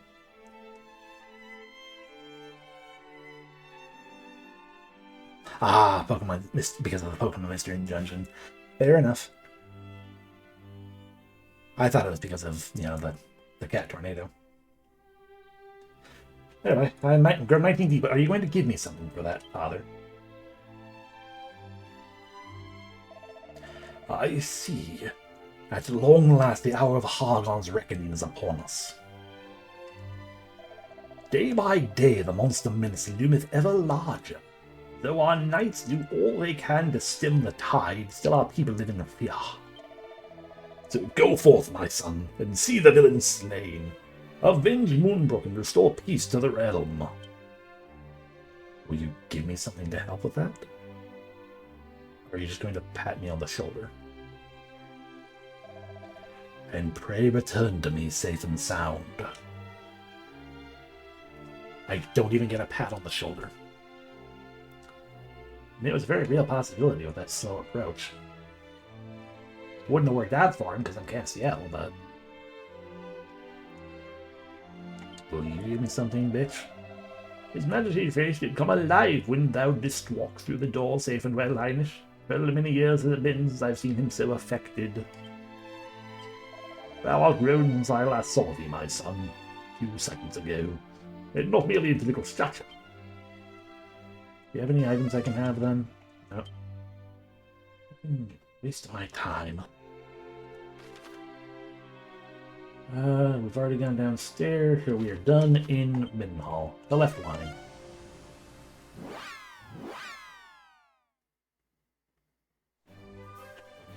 Anything outside?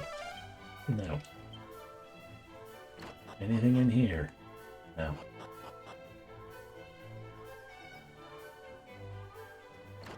Anything in here? No.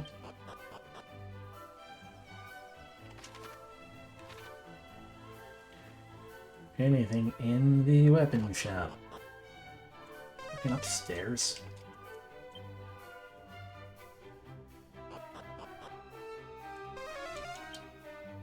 No. I do appreciate that us, the three scions of Erdrick, our entire existence now is to burst into a building, take a big whiff of it, and then leave.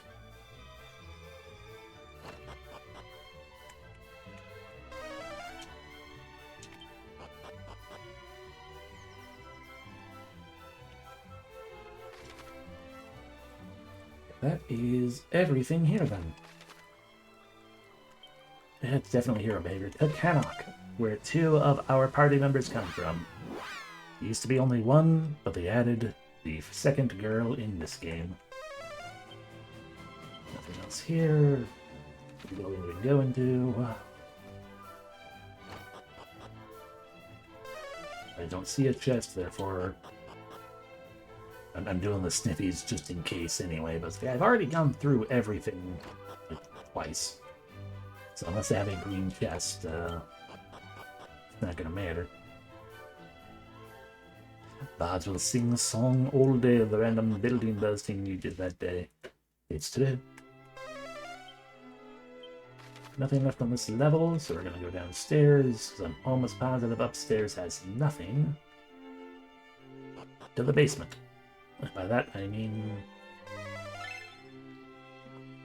the dungeon, that's the word, dungeon. Some special medicine inside the pot.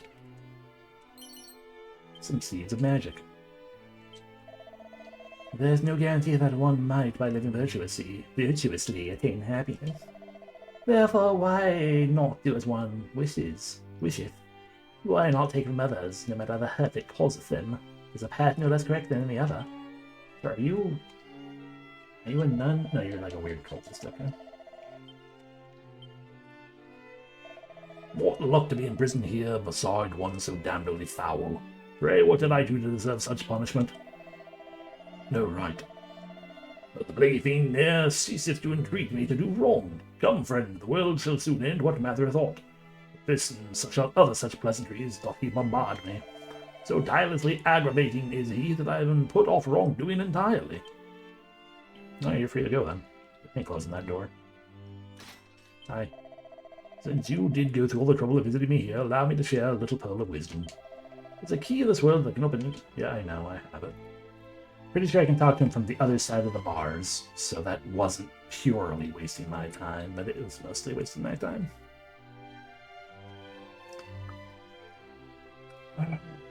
So take it. Oh, god damn it. Okay. I guess we're gonna talk to every king and queen that still exists. Husband, please. Yes, make amends. Mine apologies. Hard though it may be to believe, he hath been racked with worry for your sakes. He speaketh of naught but your quest. Really, do not judge him too harshly. I am certain he is ashamed for the way he treated Revia when last we met also.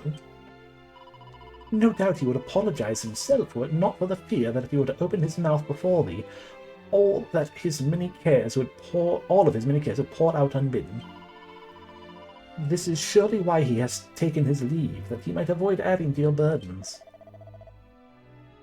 Father always did struggle to keep his opinions to himself. Quite. But anyway, what bringeth you to Cannock today? Is there aught you need? I need plenty, but no one's giving me anything. There is. The end of our quest is nigh, but one final battle remains. I need your face, exactly. Before we venture forth for the final time, it would bring me great comfort if you could bless me the way you did when I was young. I am surprised that thou rememberest. 'Twas but a silly thing, yet it did bring thee comfort when thou wert upset or afeard. Very well. May it give thee the strength for one final push. Clearly upon the toilet. All shall be wed. All shall be well, my big, strong boy. Thou shalt triumph over darkness and herald a new era of peace. So shall it be.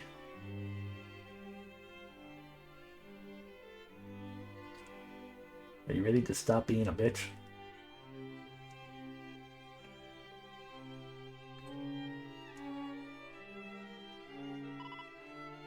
What? Must the king in your face be as a born. Welcome in, maiden. Thou, girl, shalt receive of my blessing.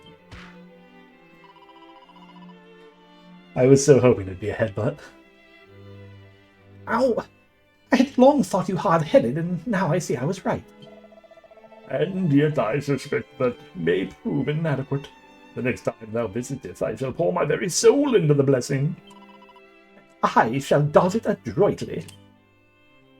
Ha ha ha ha. So that's not the right laugh.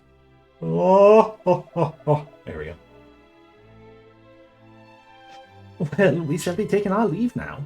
I expect you to feast us extravagantly upon our return. No expense shall be spared, I promise thee. Go, young warriors, make heroes of yourselves, and you shall have a banquet that befitteth your station. The station of a hero or the station of the rich? Sneef, sneef. Okay, we're done again. The wellspring of the hero.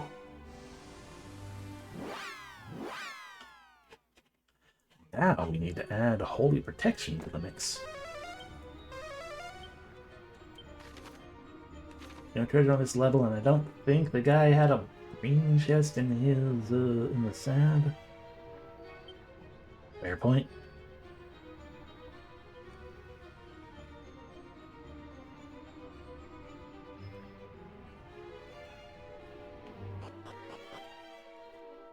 Sniff, sniff. Okay, we are done with the wellspring of the hero. Dugwalen's Gate. Oh, man, we're gonna have to go. We have a new dungeon as well. Gallenholm's dungeon will also be a dungeon in which we can do things now. There's a treasure here. It's over there in that barrel I never noticed. It's 62 coins. Amazing.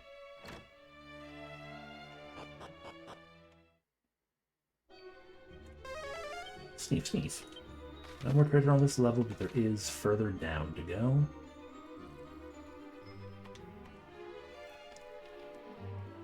It's not the right way. Oh, it is the right way.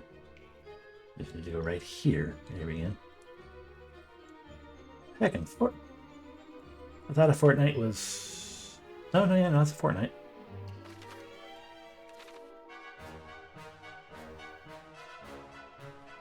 Now you can default dance.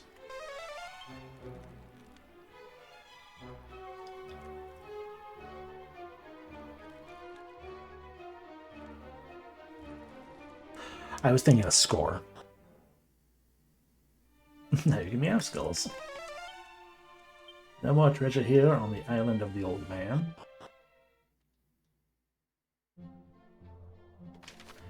Alrighty, so next up, the Cave of the Lake.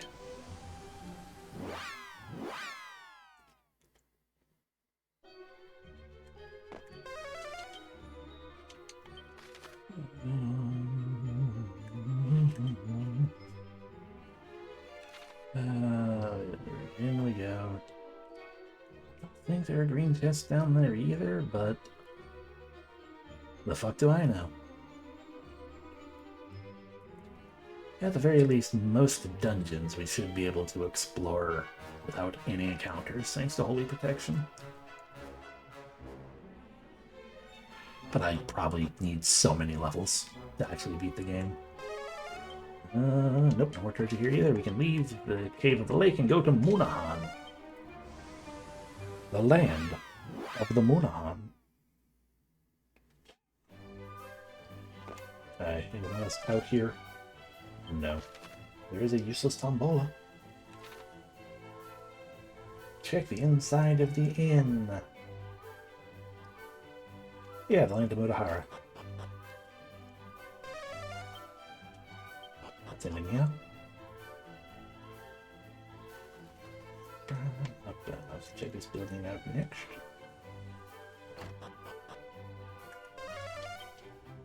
Nothing in here.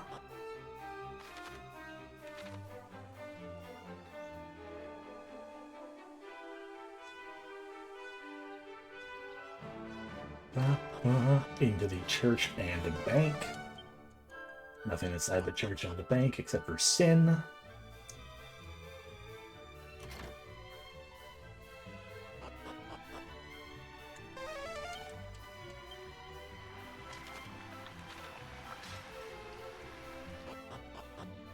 I will never get over the fact that the church and the bank are in the same building.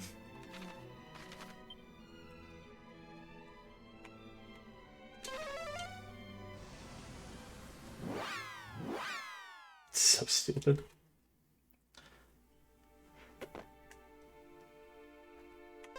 It makes me assume that Munahan is a land of debauchery, at least as far as the Christian faith is concerned.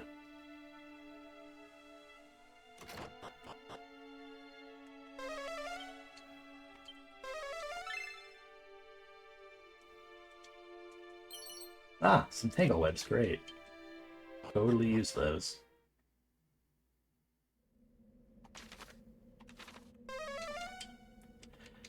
We are done in the deserted village to the dilapidated ruins of Moonbrook, where there is a green chest. This is true. Rubus is absolutely a capitalist, and therefore should be punished. Pray, do not speak of the looming battle with Hargon. I wish not to unduly worry the Chancellor.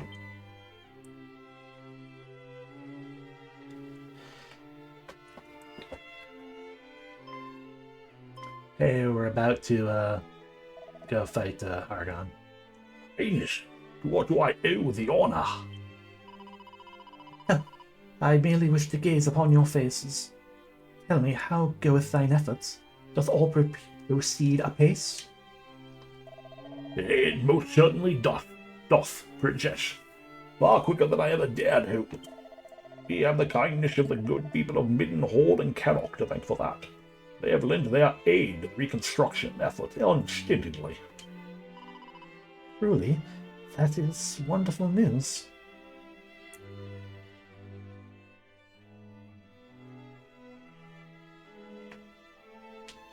You'll notice they are all spear-wielding guards. Oh, we ain't seeing what he's about today. That's definitely not happening. My thanks go out to all of you. It's a great comfort to know that Moonbrook's future is safe in your hands. I do not... That's not Damien. What am I doing? I do not doubt that she shall one day be just as... Nay, even more resplendent than she was during my father's reign. Look at those rats back there. They're having a party. And with that, it is time I took my leave. We wish the very best for thee in thy travels, Highness. My thanks, dearest Chancellor.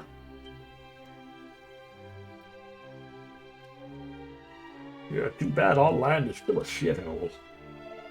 Oh, Princess. Chancellor, wherefore weepest thou? Her Highness goeth to face her most bitter foe, in a battle that might cost her her very life. Oh, how her tender heart must be gripped by fear. Surely thou jestest. The princess seemed entirely free from care to mine eye. 'Tis your dote, and that is precisely how I knew. Her Highness hath ever endeavoured to hide her struggles beneath smiles and... Oh no, mate. I'm like, is that French again?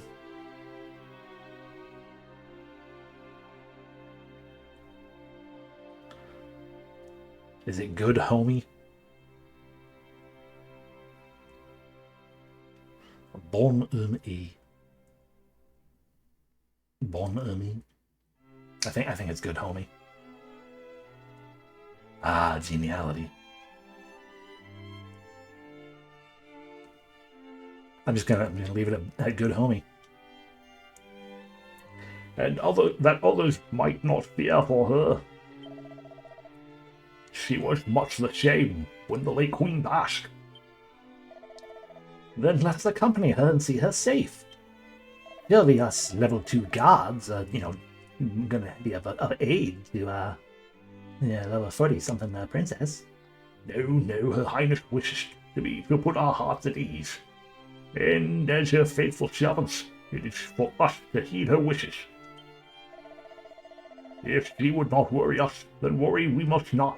Come, friends, let us be about our work with vim and vigor. As NPCs, we could join the party and never take damage.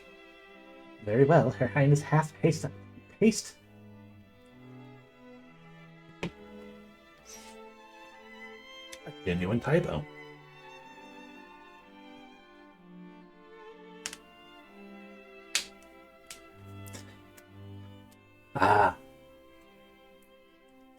Similar. I mean, that would be the good homie then. Bon homie would be a little guy. But yeah, the typo there. Her Highness hath placed her trust in us. Let us place our trust in her.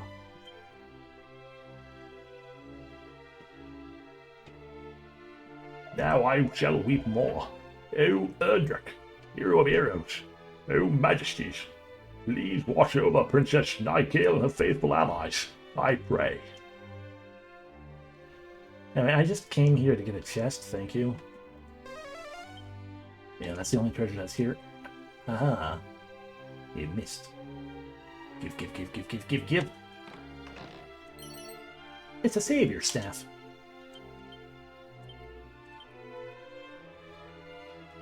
Blessed Airs effects. I forgot this was an accessory. Alrighty, it's an accessory. It grants immunity from instant death abilities when worn. That is not barely cursed. Q. A superior staff that is used in battle to boost one resistance to breath attacks, aka cast Insalado. I don't want to peep at it. That all it does. Use as many times as you like. Doesn't appear to be cursed. It's worth a lot of money.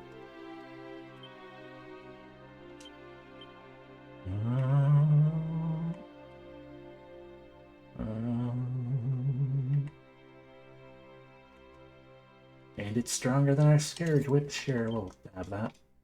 It only hits one person, but Nigel so often casts a spell anyway. We do have a down path we can go. No, I'm gonna kick myself if I don't. I'm 90% sure we already verified that the down path has nothing in it. Because we already cleaned up everything before. Fuck do I get out of here? Okay, it's there.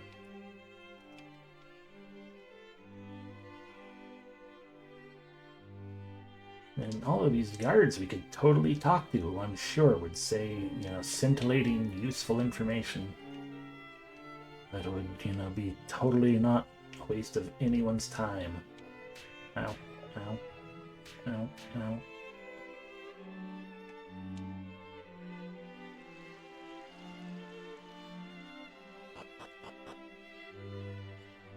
Sniff, sniff. Nothing left here. We're done in Moonbrook. We can now go to the Swamp Shrine. Which, once again, I'm pretty sure we've cleaned out. Nope, there's one more treasure.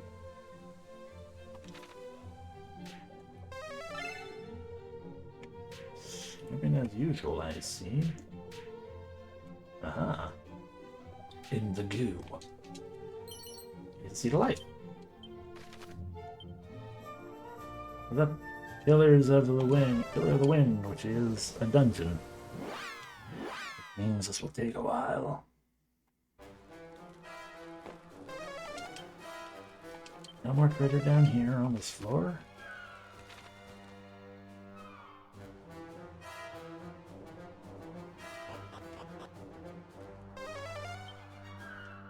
More treasure on this floor.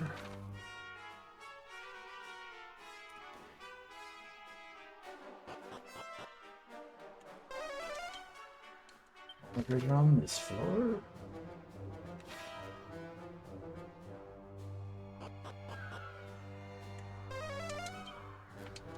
Markers are on this floor.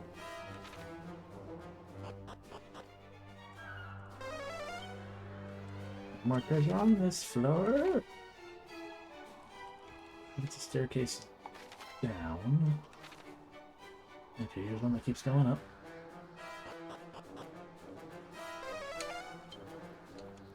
Nothing else here. Basically, my hope is that we'll just go through every floor and be able to be like, okay, great. Proof that there's nothing left in this dungeon. Okay. This dungeon didn't have a basement, did it? No. Okay, well, we're good done with this dungeon.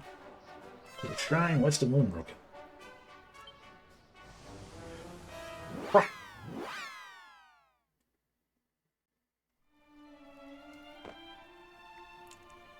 Is there anything in this shrine still?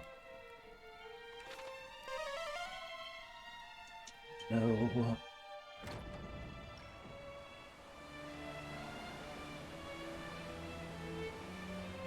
I don't remember if this was just this led into something or this was just the exit. The exit, okay. The Oasis.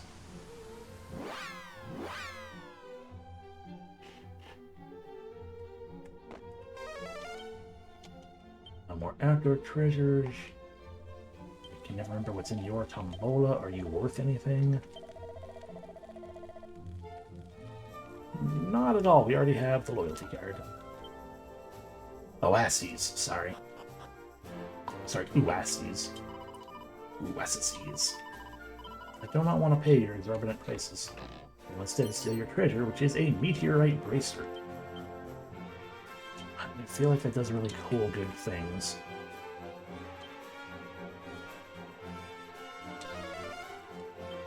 This is a bracelet. Oh.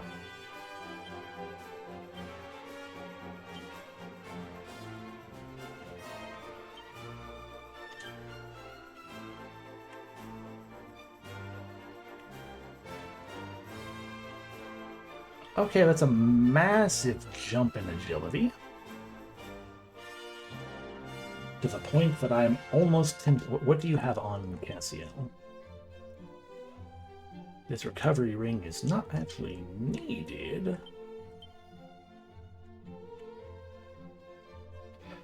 So we could give it to. It would make more sense to give it to one of our healers, i.e. Nikale or Danny. Because like, if we could give it to Cassiel to boost his agility to fucking 258, but I think that just puts his agility amongst everyone. But that's to make him the fastest character, if we did that.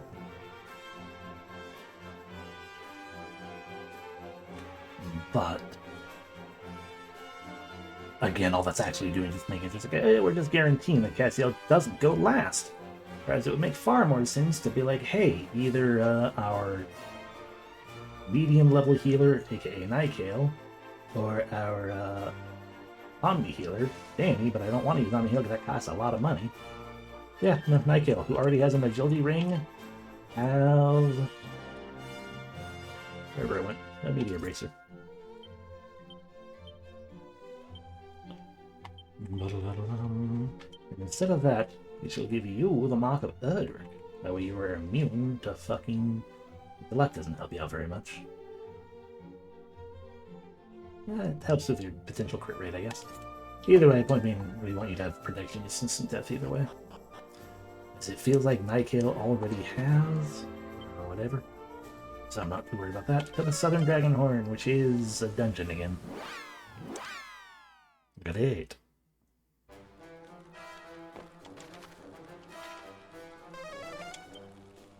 Nothing else down here. We have to wander around the outskirts.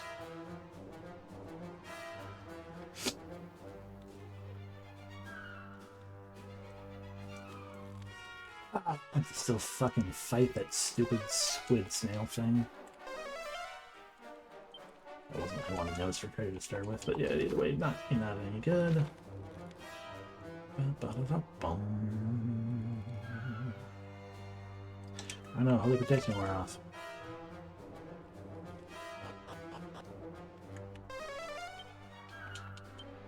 Alright, anything weird I need to worry about? Nope, just don't fall off the bridge.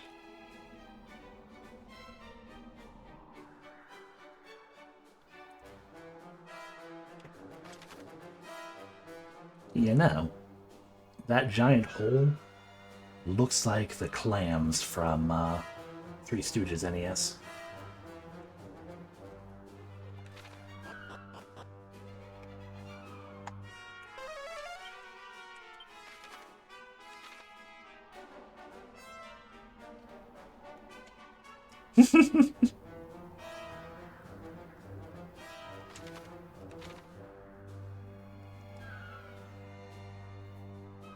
Thank you both for recreating the noise as best possible.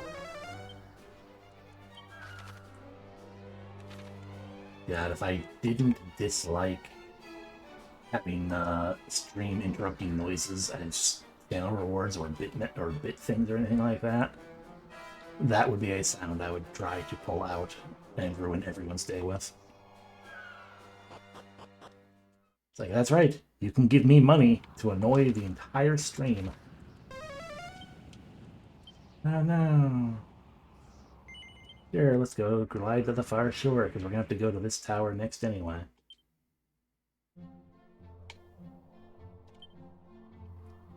I think of the only one. Well, thank you for the implication.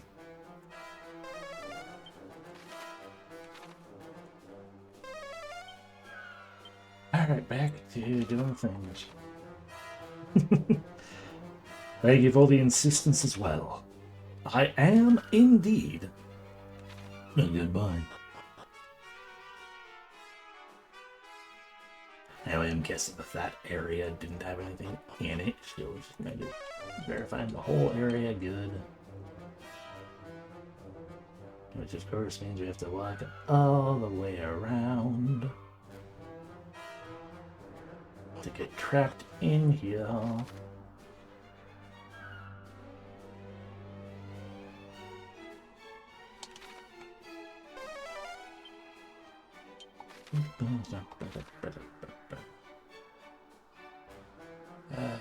I should have probably looked at the map to get an indication slash better idea of which area we're going with everything. Luckily there's nothing on this floor either, so as long as we can keep going up. I could go this is the way that and nothing here. Excellent. This means this is the way we get to the top of the tower to verify that we have gotten everything. Oh no, holy protection.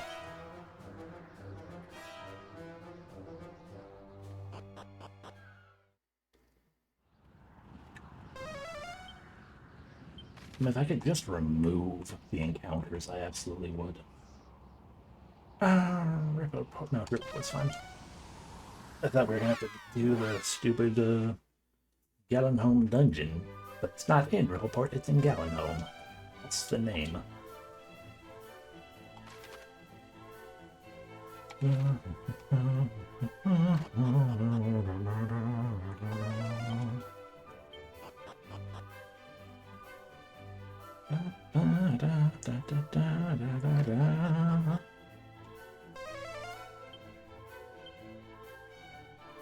Single floor building.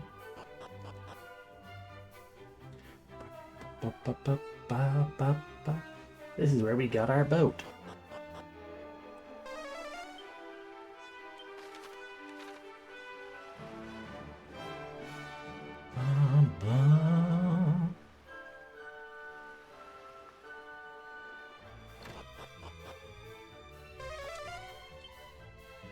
One more treasure right there. It's a duplicate.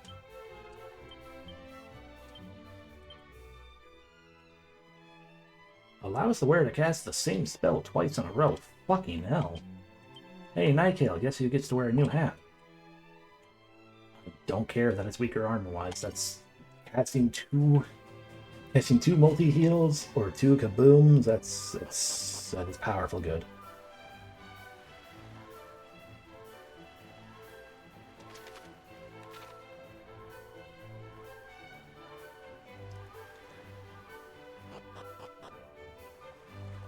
Because the more Danny doesn't have to cast Omni Heal. Exactly, 2 Hocus Pocus. Nothing could go wrong.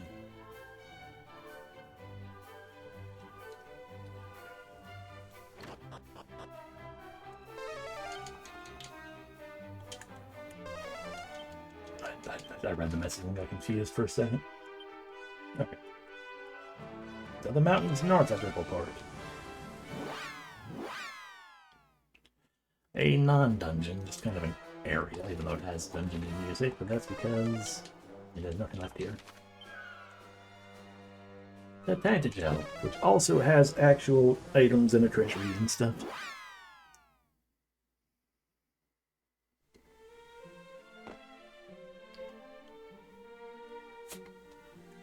What's out here? No. Anything inside the inn in which Erdrick slept with some lady? No. I already know I checked the item shop before I wanted to enamor on. Anything inside the church? I don't believe so, but we're going to verify the second floor of the church first. It is stuff because there's a jail cell here as well for some reason. Some tombola tickets. Wherefore am I in here, thou askest? Simple. I wanted to better understand the mind of a thief, that I may become one whose name goes down in legend. Have I committed your me? So, why never a single one? But that does not mean I am not a rogue through and through. It's a collection of posters detailing various criminals and their crimes. Some of them appear to be quite old. Robin Good. For robbery, knavery, indecent exposure, and imitating the crimes of a legendary thief. Robin Hood, self-proclaimed instructor of the hero, wanted for robbery, knavery, indecent exposure, and imitating the crimes of a legendary thief. Robin Hood, wanted for robbery, knavery, indecent exposure, and imitating crimes of a legendary thief. Will there ever be an end to these imitations? The guards were weary of chasing after one half-naked pretender after another. One cannot help but wonder what kind of chap their progenitor must have been. Surely quite the character to have his legacy carry on for so long. The era when Aelfgard was ruled by the Dragon Lord was a direful one indeed. Countless towns and villages were laid waste by the hands of his monstrous armies, and the peoples of the realm sank into despair. Then one day the hero, who we now know as Erdrick, appeared. He retrieved the Sphere of Light from the Fiend, and in doing so restored light to the realm. People of Aelfgard, heed me well. Nary a day must pass when we do not thank Erdrick and the Goddess both for their rules and our salvation. May the darkness never return. Wait.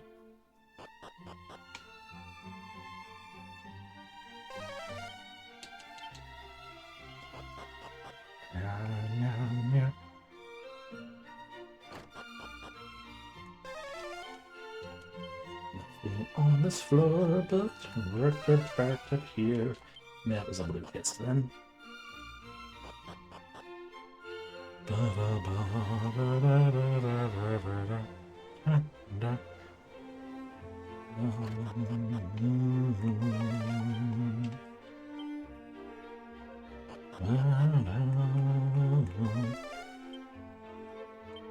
Well, I would just leave at this point, but we do have a whole castle going down. If I recall correctly, there was nothing in the back room from now on. But I don't know if I recall correctly, so I should probably check anyway. Because, as we have now learned, green chest items are quite powerful indeed. We can finally enter here where there are blue chest items for some reason. Some special medicine, great.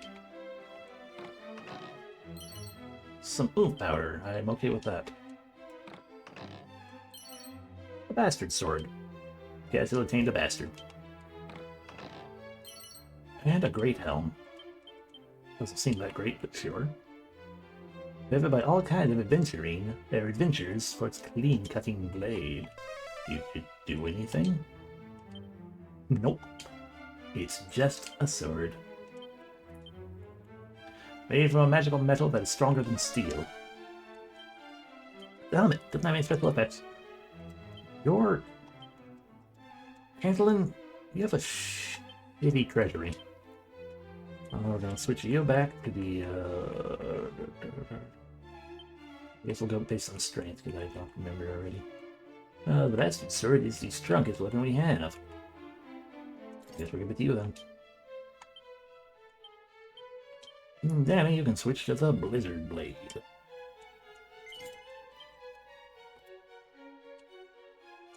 It's a book titled Tantagel and the Great Kingdom of the Realm. Read it? I really don't really want to, but okay.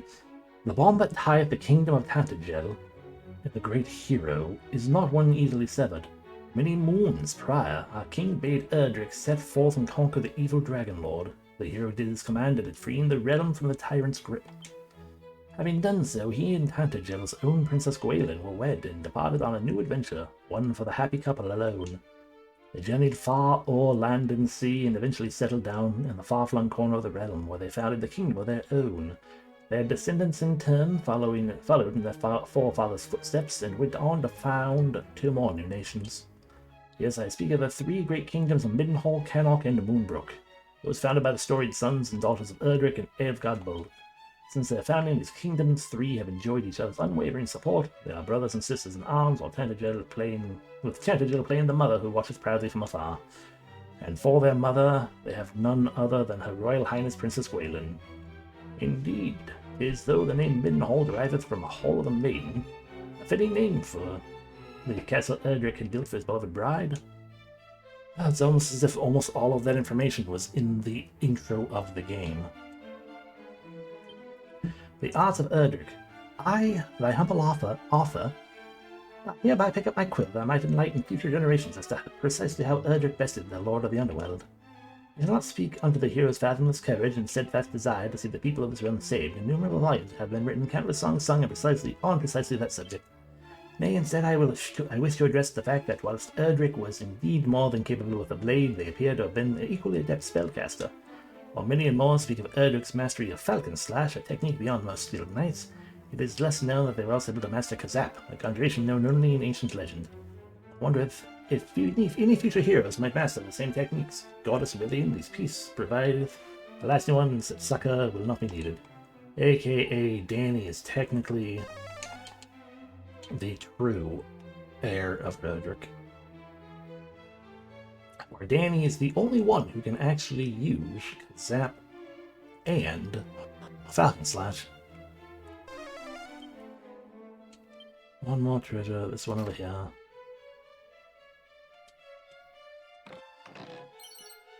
A goddess's tiara.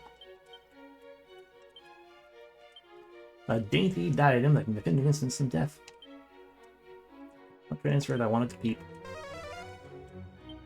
There's a hair accessory, increases resistance to instant death and spells and abilities when equipped. Instead of not be able to be cursed to equip away, no one would pay for it. Okay, well. I don't want to get rid of the Dupla hat, so I guess, damn, that's a pretty big boost. So no more happy hat for us, just a goddess's tiara. And now I feel like everyone, because I feel like the Erdrick, because whenever anything was using Thwack, it would say missed on Cassiel and missed on Revia, and say nothing for Nikael or Danny. So I feel like because of the Erdrick equipment, both of them have been protected. Wow. Through the chapel. Up the stairs. Come on, buddy. There's nothing here. I am almost positive the area out back. There's nothing in anymore. Trying to trust that feeling and just move on to Erdrick's Hollow.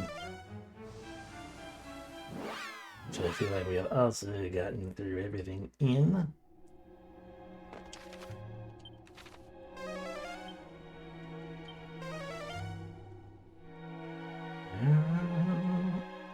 But, you know, maybe we should approach the Erdrick Stone or whatever. Just in case, like the Kings and Queens and Chancellor, something were to pop up and just be like, hey, look at that. No more treasure. Bum, ba, dum, bum.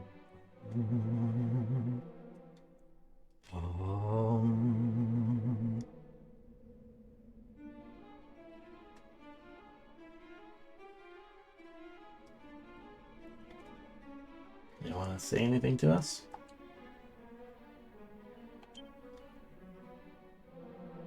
I am Ekheed my. Is that actually a thing? I am Edric Heed, something, my blood, my destiny, all evil, 3 objects, 3 stages. Still, no, await somewhere, meet and part, test secret.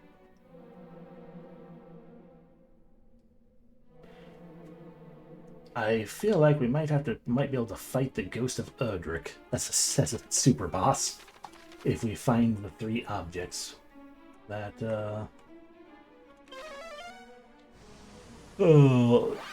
he collected last game. I feel like that might be what that's trying to say.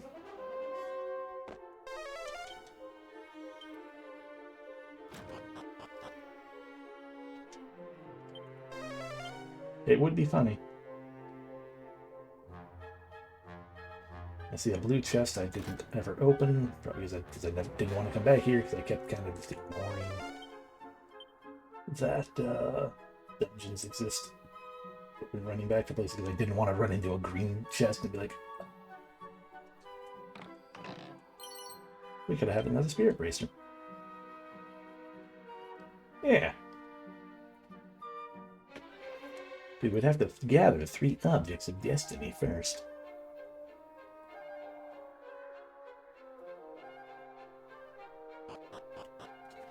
I don't think I have even 1 object of destiny, so this way.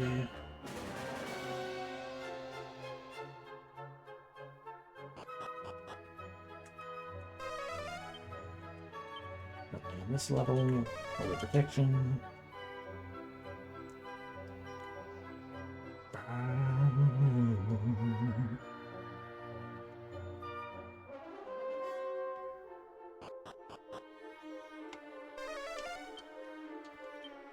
Nothing else on this floor.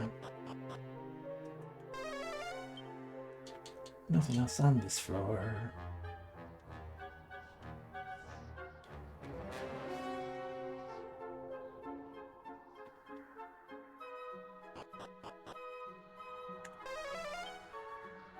One more treasure here, which is a green chest on the other side. It's gonna be good. It's gonna be a cool, awesome item.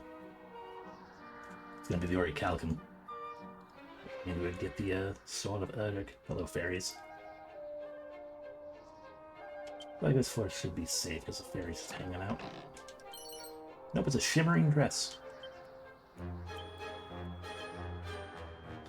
A frock most fabulous that reduces damage from enemy magic as well as ice and fire attack. Anything else? It's a dress. Sells for a lot. It's not going to be as good as Erdrick's armor. Is it? I have to assume it's not going to be as good as the flowing dress, but it might be. It is indeed better than the flowing dress. How awkward.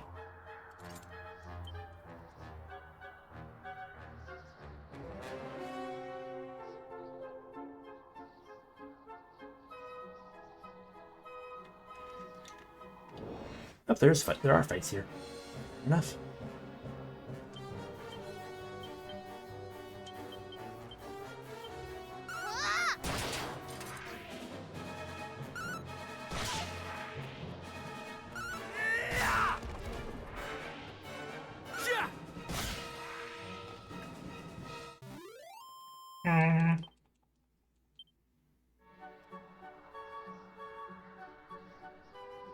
Anything in the building I need to worry about?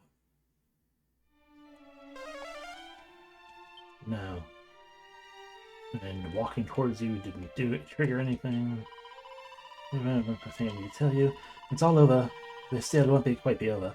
There are people waiting for you. Go straight back to them and let them know you're alright. Oh, and don't die. I'm not joking. If you make me sad, there'll be trouble. Fair enough. Oh, there's where the dungeon is. We're going to skip Gallon home because I don't want to go through the dungeon tonight because there's probably a boss in there. So we will skip Gallon home for now to try to just get through as many not Gallon home locations as we can. There's still a treasure on this level, so we have to chest. But there's no more off. This is a dungeon.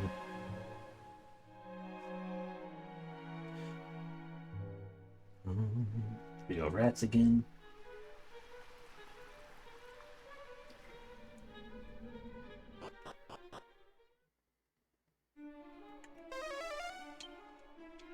Three treasures on this floor, all of them green chests, okay. So they should be worthwhile. And they will all be mini medals. Because they ran out of locations to put them. Considering there are still 22 out there to be found. A stealth suit. We could have had that before, so I'm not surprised it's not very good.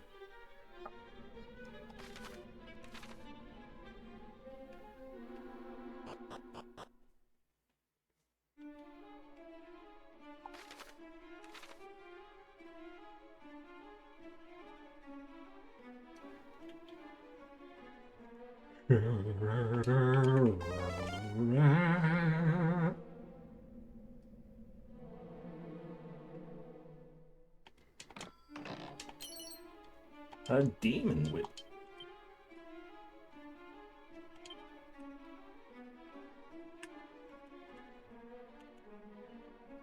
Mother Latch gives off a distinctly ominous aura. It's a whip-type weapon. It can be used to attack entire group of enemies, but occasionally paralyze the wielder in the process. So it's just a very strong whip, but it's cursed, so who cares?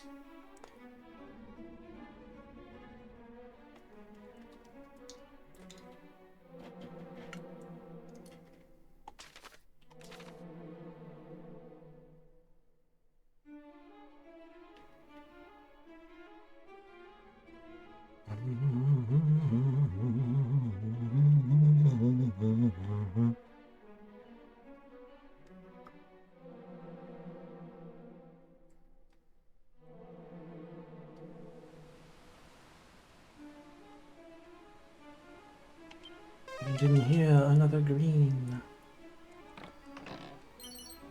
Frizz.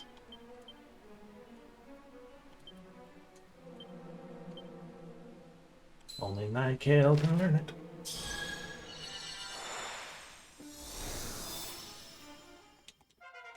Nykael learned Frizz, the strongest of the Frizz spells.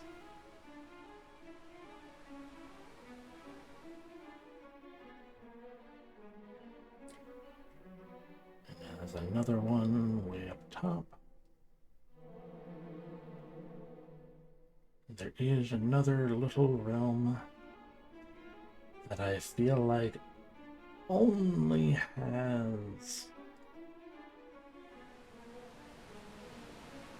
I feel like it didn't have anything in it, but I should probably still check it just in case. And in this final one, a showy shield. An extremely extravagant piece of protective gear fashioned from precious metal. No special effects, it's not cursed, and it can be sold for a small amount of money. It's useless. For the sake of speed, we go once more back to... here. And it's fast, so it's going through the entire lower floor again.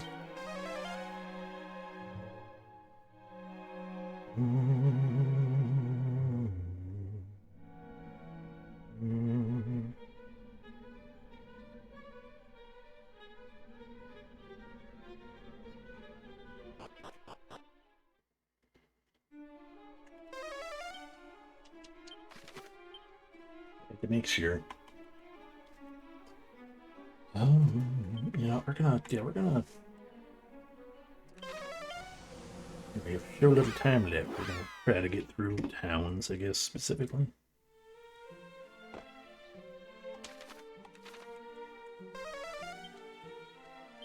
Nothing else out here, but there should be something in the well. Just the one thing? Just the one thing. And here we have some more Tombola tickets. Woo, 58 Tombola tickets. At this point, I feel like I would rather have... You know, the mini medals?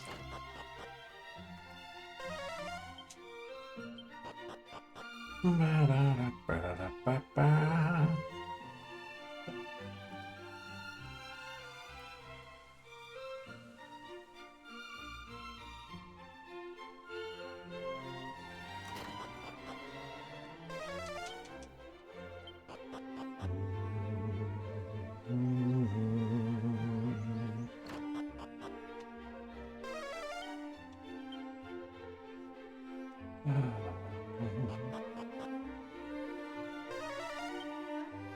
There will be one more treasure here, but we have to find the Orichalcum for that.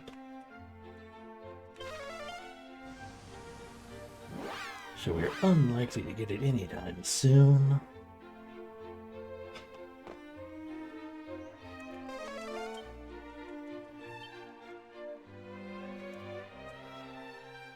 At least not until I find the goddamn Orichalcum.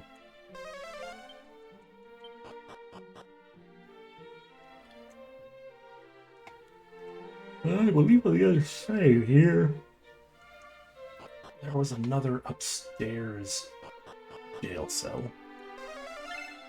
Yeah, there's lots of stuff in it. The Great One wisheth for only the wickedness, for blackened souls he whisper, whisper. A bunch of money. A seed of agility. And some more Tombola. The island that standeth at the centre of Eilfgard was without name till the construction of the imposing citadel that now marketh it. Some time after the structure's completion, it became commonly known as the Accursed Isle. Long had the island been thought unreachable, surrounded as it is by sharp rocks and swirling waters. Yet Erdrick did reach it and slay the evil that lurked in the dread castle's depths. How they did this, however, remaineth a mystery. Indeed, much of the finer detail of the hero's journey remains shrouded in mystery. Perhaps some truths were not meant to be known by mortal men. Or you can just watch my previous playthrough and you'll know exactly what happened. We've had less grumbling than this one. I know that upper house has nothing in it. And then of course. And I know there's nothing inside the Keymaker's house either, so we're done in Mulder. To Cantlin.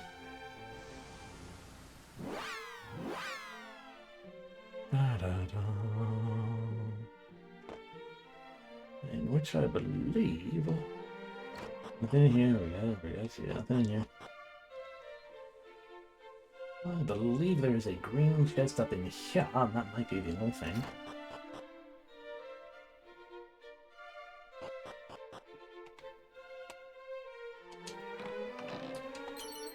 Another somatic staff. A cool weapon, but also shrug.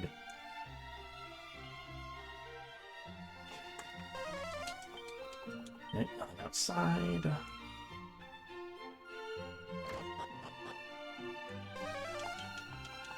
Nothing in there.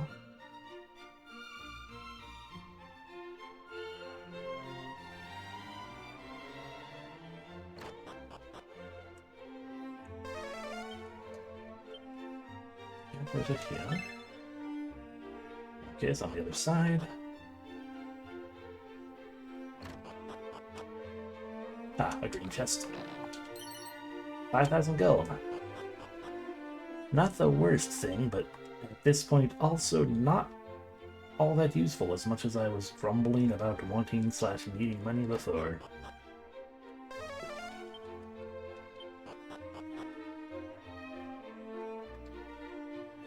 I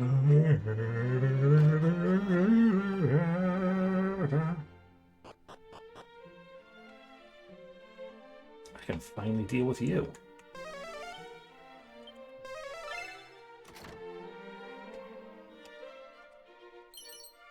Some Tumbola Edge. Third stones of old, long ago, certain ore was used to repair the blade that Erdrick did wield. After countless years of research, I was finally able to learn the name of this stone was Orichalcum. Alas, my celebrations were short-lived, but for about a short while later, I discovered that it had been stolen and stashed away by a thief of similar to me. I had hoped that I might track down this treasure. It might help the hero in the future times. Alas, I cannot comprehend the machinations of a common thief. Where or where did he hide most precious of ores? The Omega Gate was constructed by a scholar from the time of Erdrick.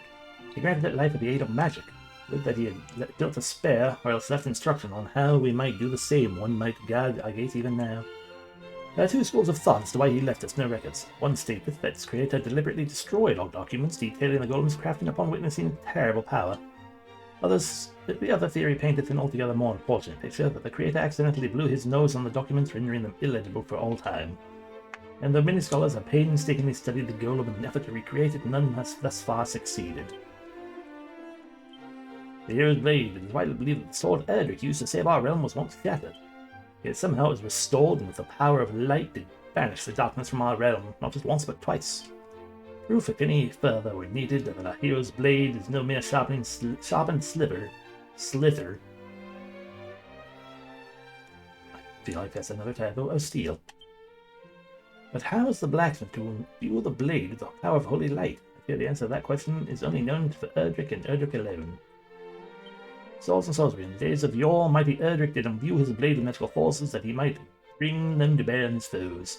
In years since, many more such techniques have been devised, while Flame Slash and Miracle Slash are known to have been used by the hero of old. Crackle Slash and Metal Slash, the latter designed specifically for hunting the hardened hide of metallic foes, appear to be more recent inventions. One assumeth that our hero of old did pass on his techniques to his descendants, who in time did refine them into abilities anew. It standeth to reason that Erdrick too did devise his own abilities from some distant, more heroic and post-heroic ancestor. Truly, you mean to restore the sword of Erdrick, the sword of your forebears? And you seek out Orichalcum in order to do this? By the goddess, well, I do know something of this metal. It is as blue as the clearest of skies, and as rare as hen's teeth. Only a single chunk of the stuff hath ever been loosened from the earth. Alas, it is said to have fallen into the hands of a villain. Yes, forebears. The hands of a villain most dastardly, after the hero set out from Earthgard with his new bride. Yes, I speak of he, the fearsome Robin Hood. Such is his legend that even now countless would-be thieves visit the church in Tantager where he was once incarcerated. As one of those fellows might know more of what the villain did with his ill-gotten prize, I, for one, care only for tales of heroism, not skullduggery. Okay, so we have a clue to further know things. We already got them.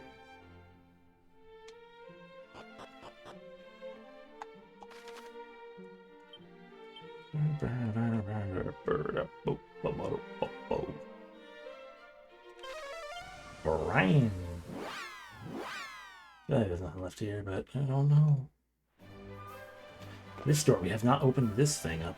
The fuck is in here? Do you know? They do not give us a fellow and preserve him. He's a dangerous sort.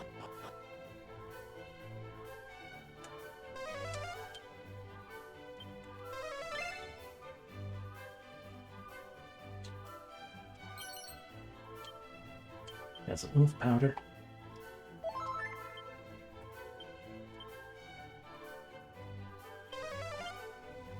Hi. I languish here in the cell for the crime of leaving a monster here to Baran, that it might turn its attention away from my own sorry behind and bite some poor innocents instead. The face of the local priest upon apprehending me was most like a thunderstorm. Was like unto a thundercloud. Truly he doth love this town with all his holy man's heart. That was dumb.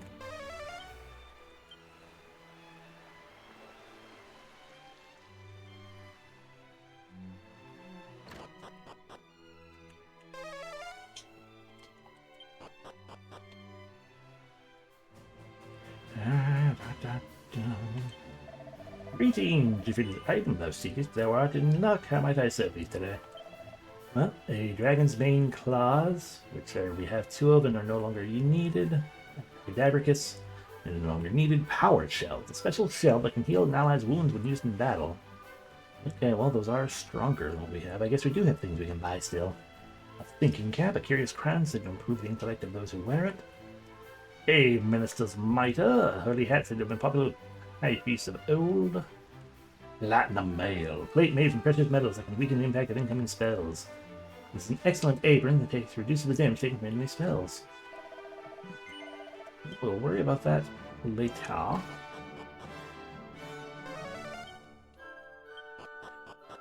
I just realized this place has the tombola that might finally be open.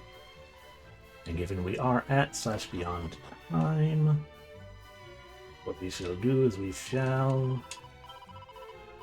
save the game, go take a look at that tombola, use up some tickets, and then call it.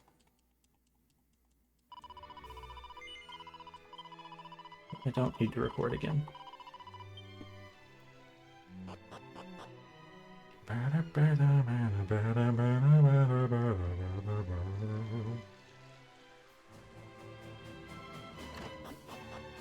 Are you finally open? At last we open business.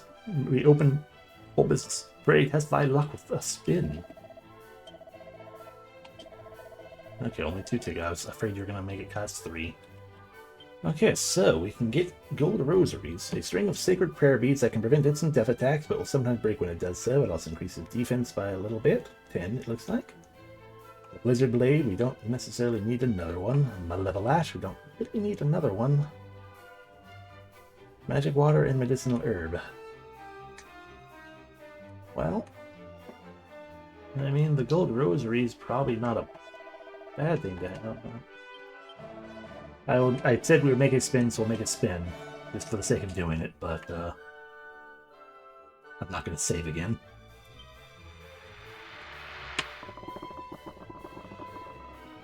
Woo.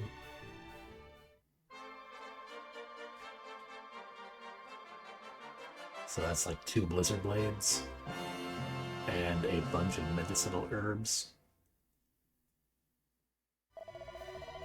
Yep, 1 magic water, a bunch of medicinal herbs. At least it's 2 medicinal herbs. Shrug, and 2 blizzard blades. Nope. We are erasing this timeline as it is. Thank y'all for watching. I just knew what those colors meant. Oh. Yeah. Silver is 3rd prize, gold is 2nd prize, a blue one with the crest of Erdrick is 1st prize, copper 4th prize, green 5th. Yeah, but yeah, thank you all for watching. Have a good rest of your evening. I appreciate you. Take care. Bye. Next time will be 1,000 more event rooms checked, and then side questing. Like we are gonna get that Heckenoric Alchemy and stuff. And, you know, beat our head against a bunch of walls. Oh.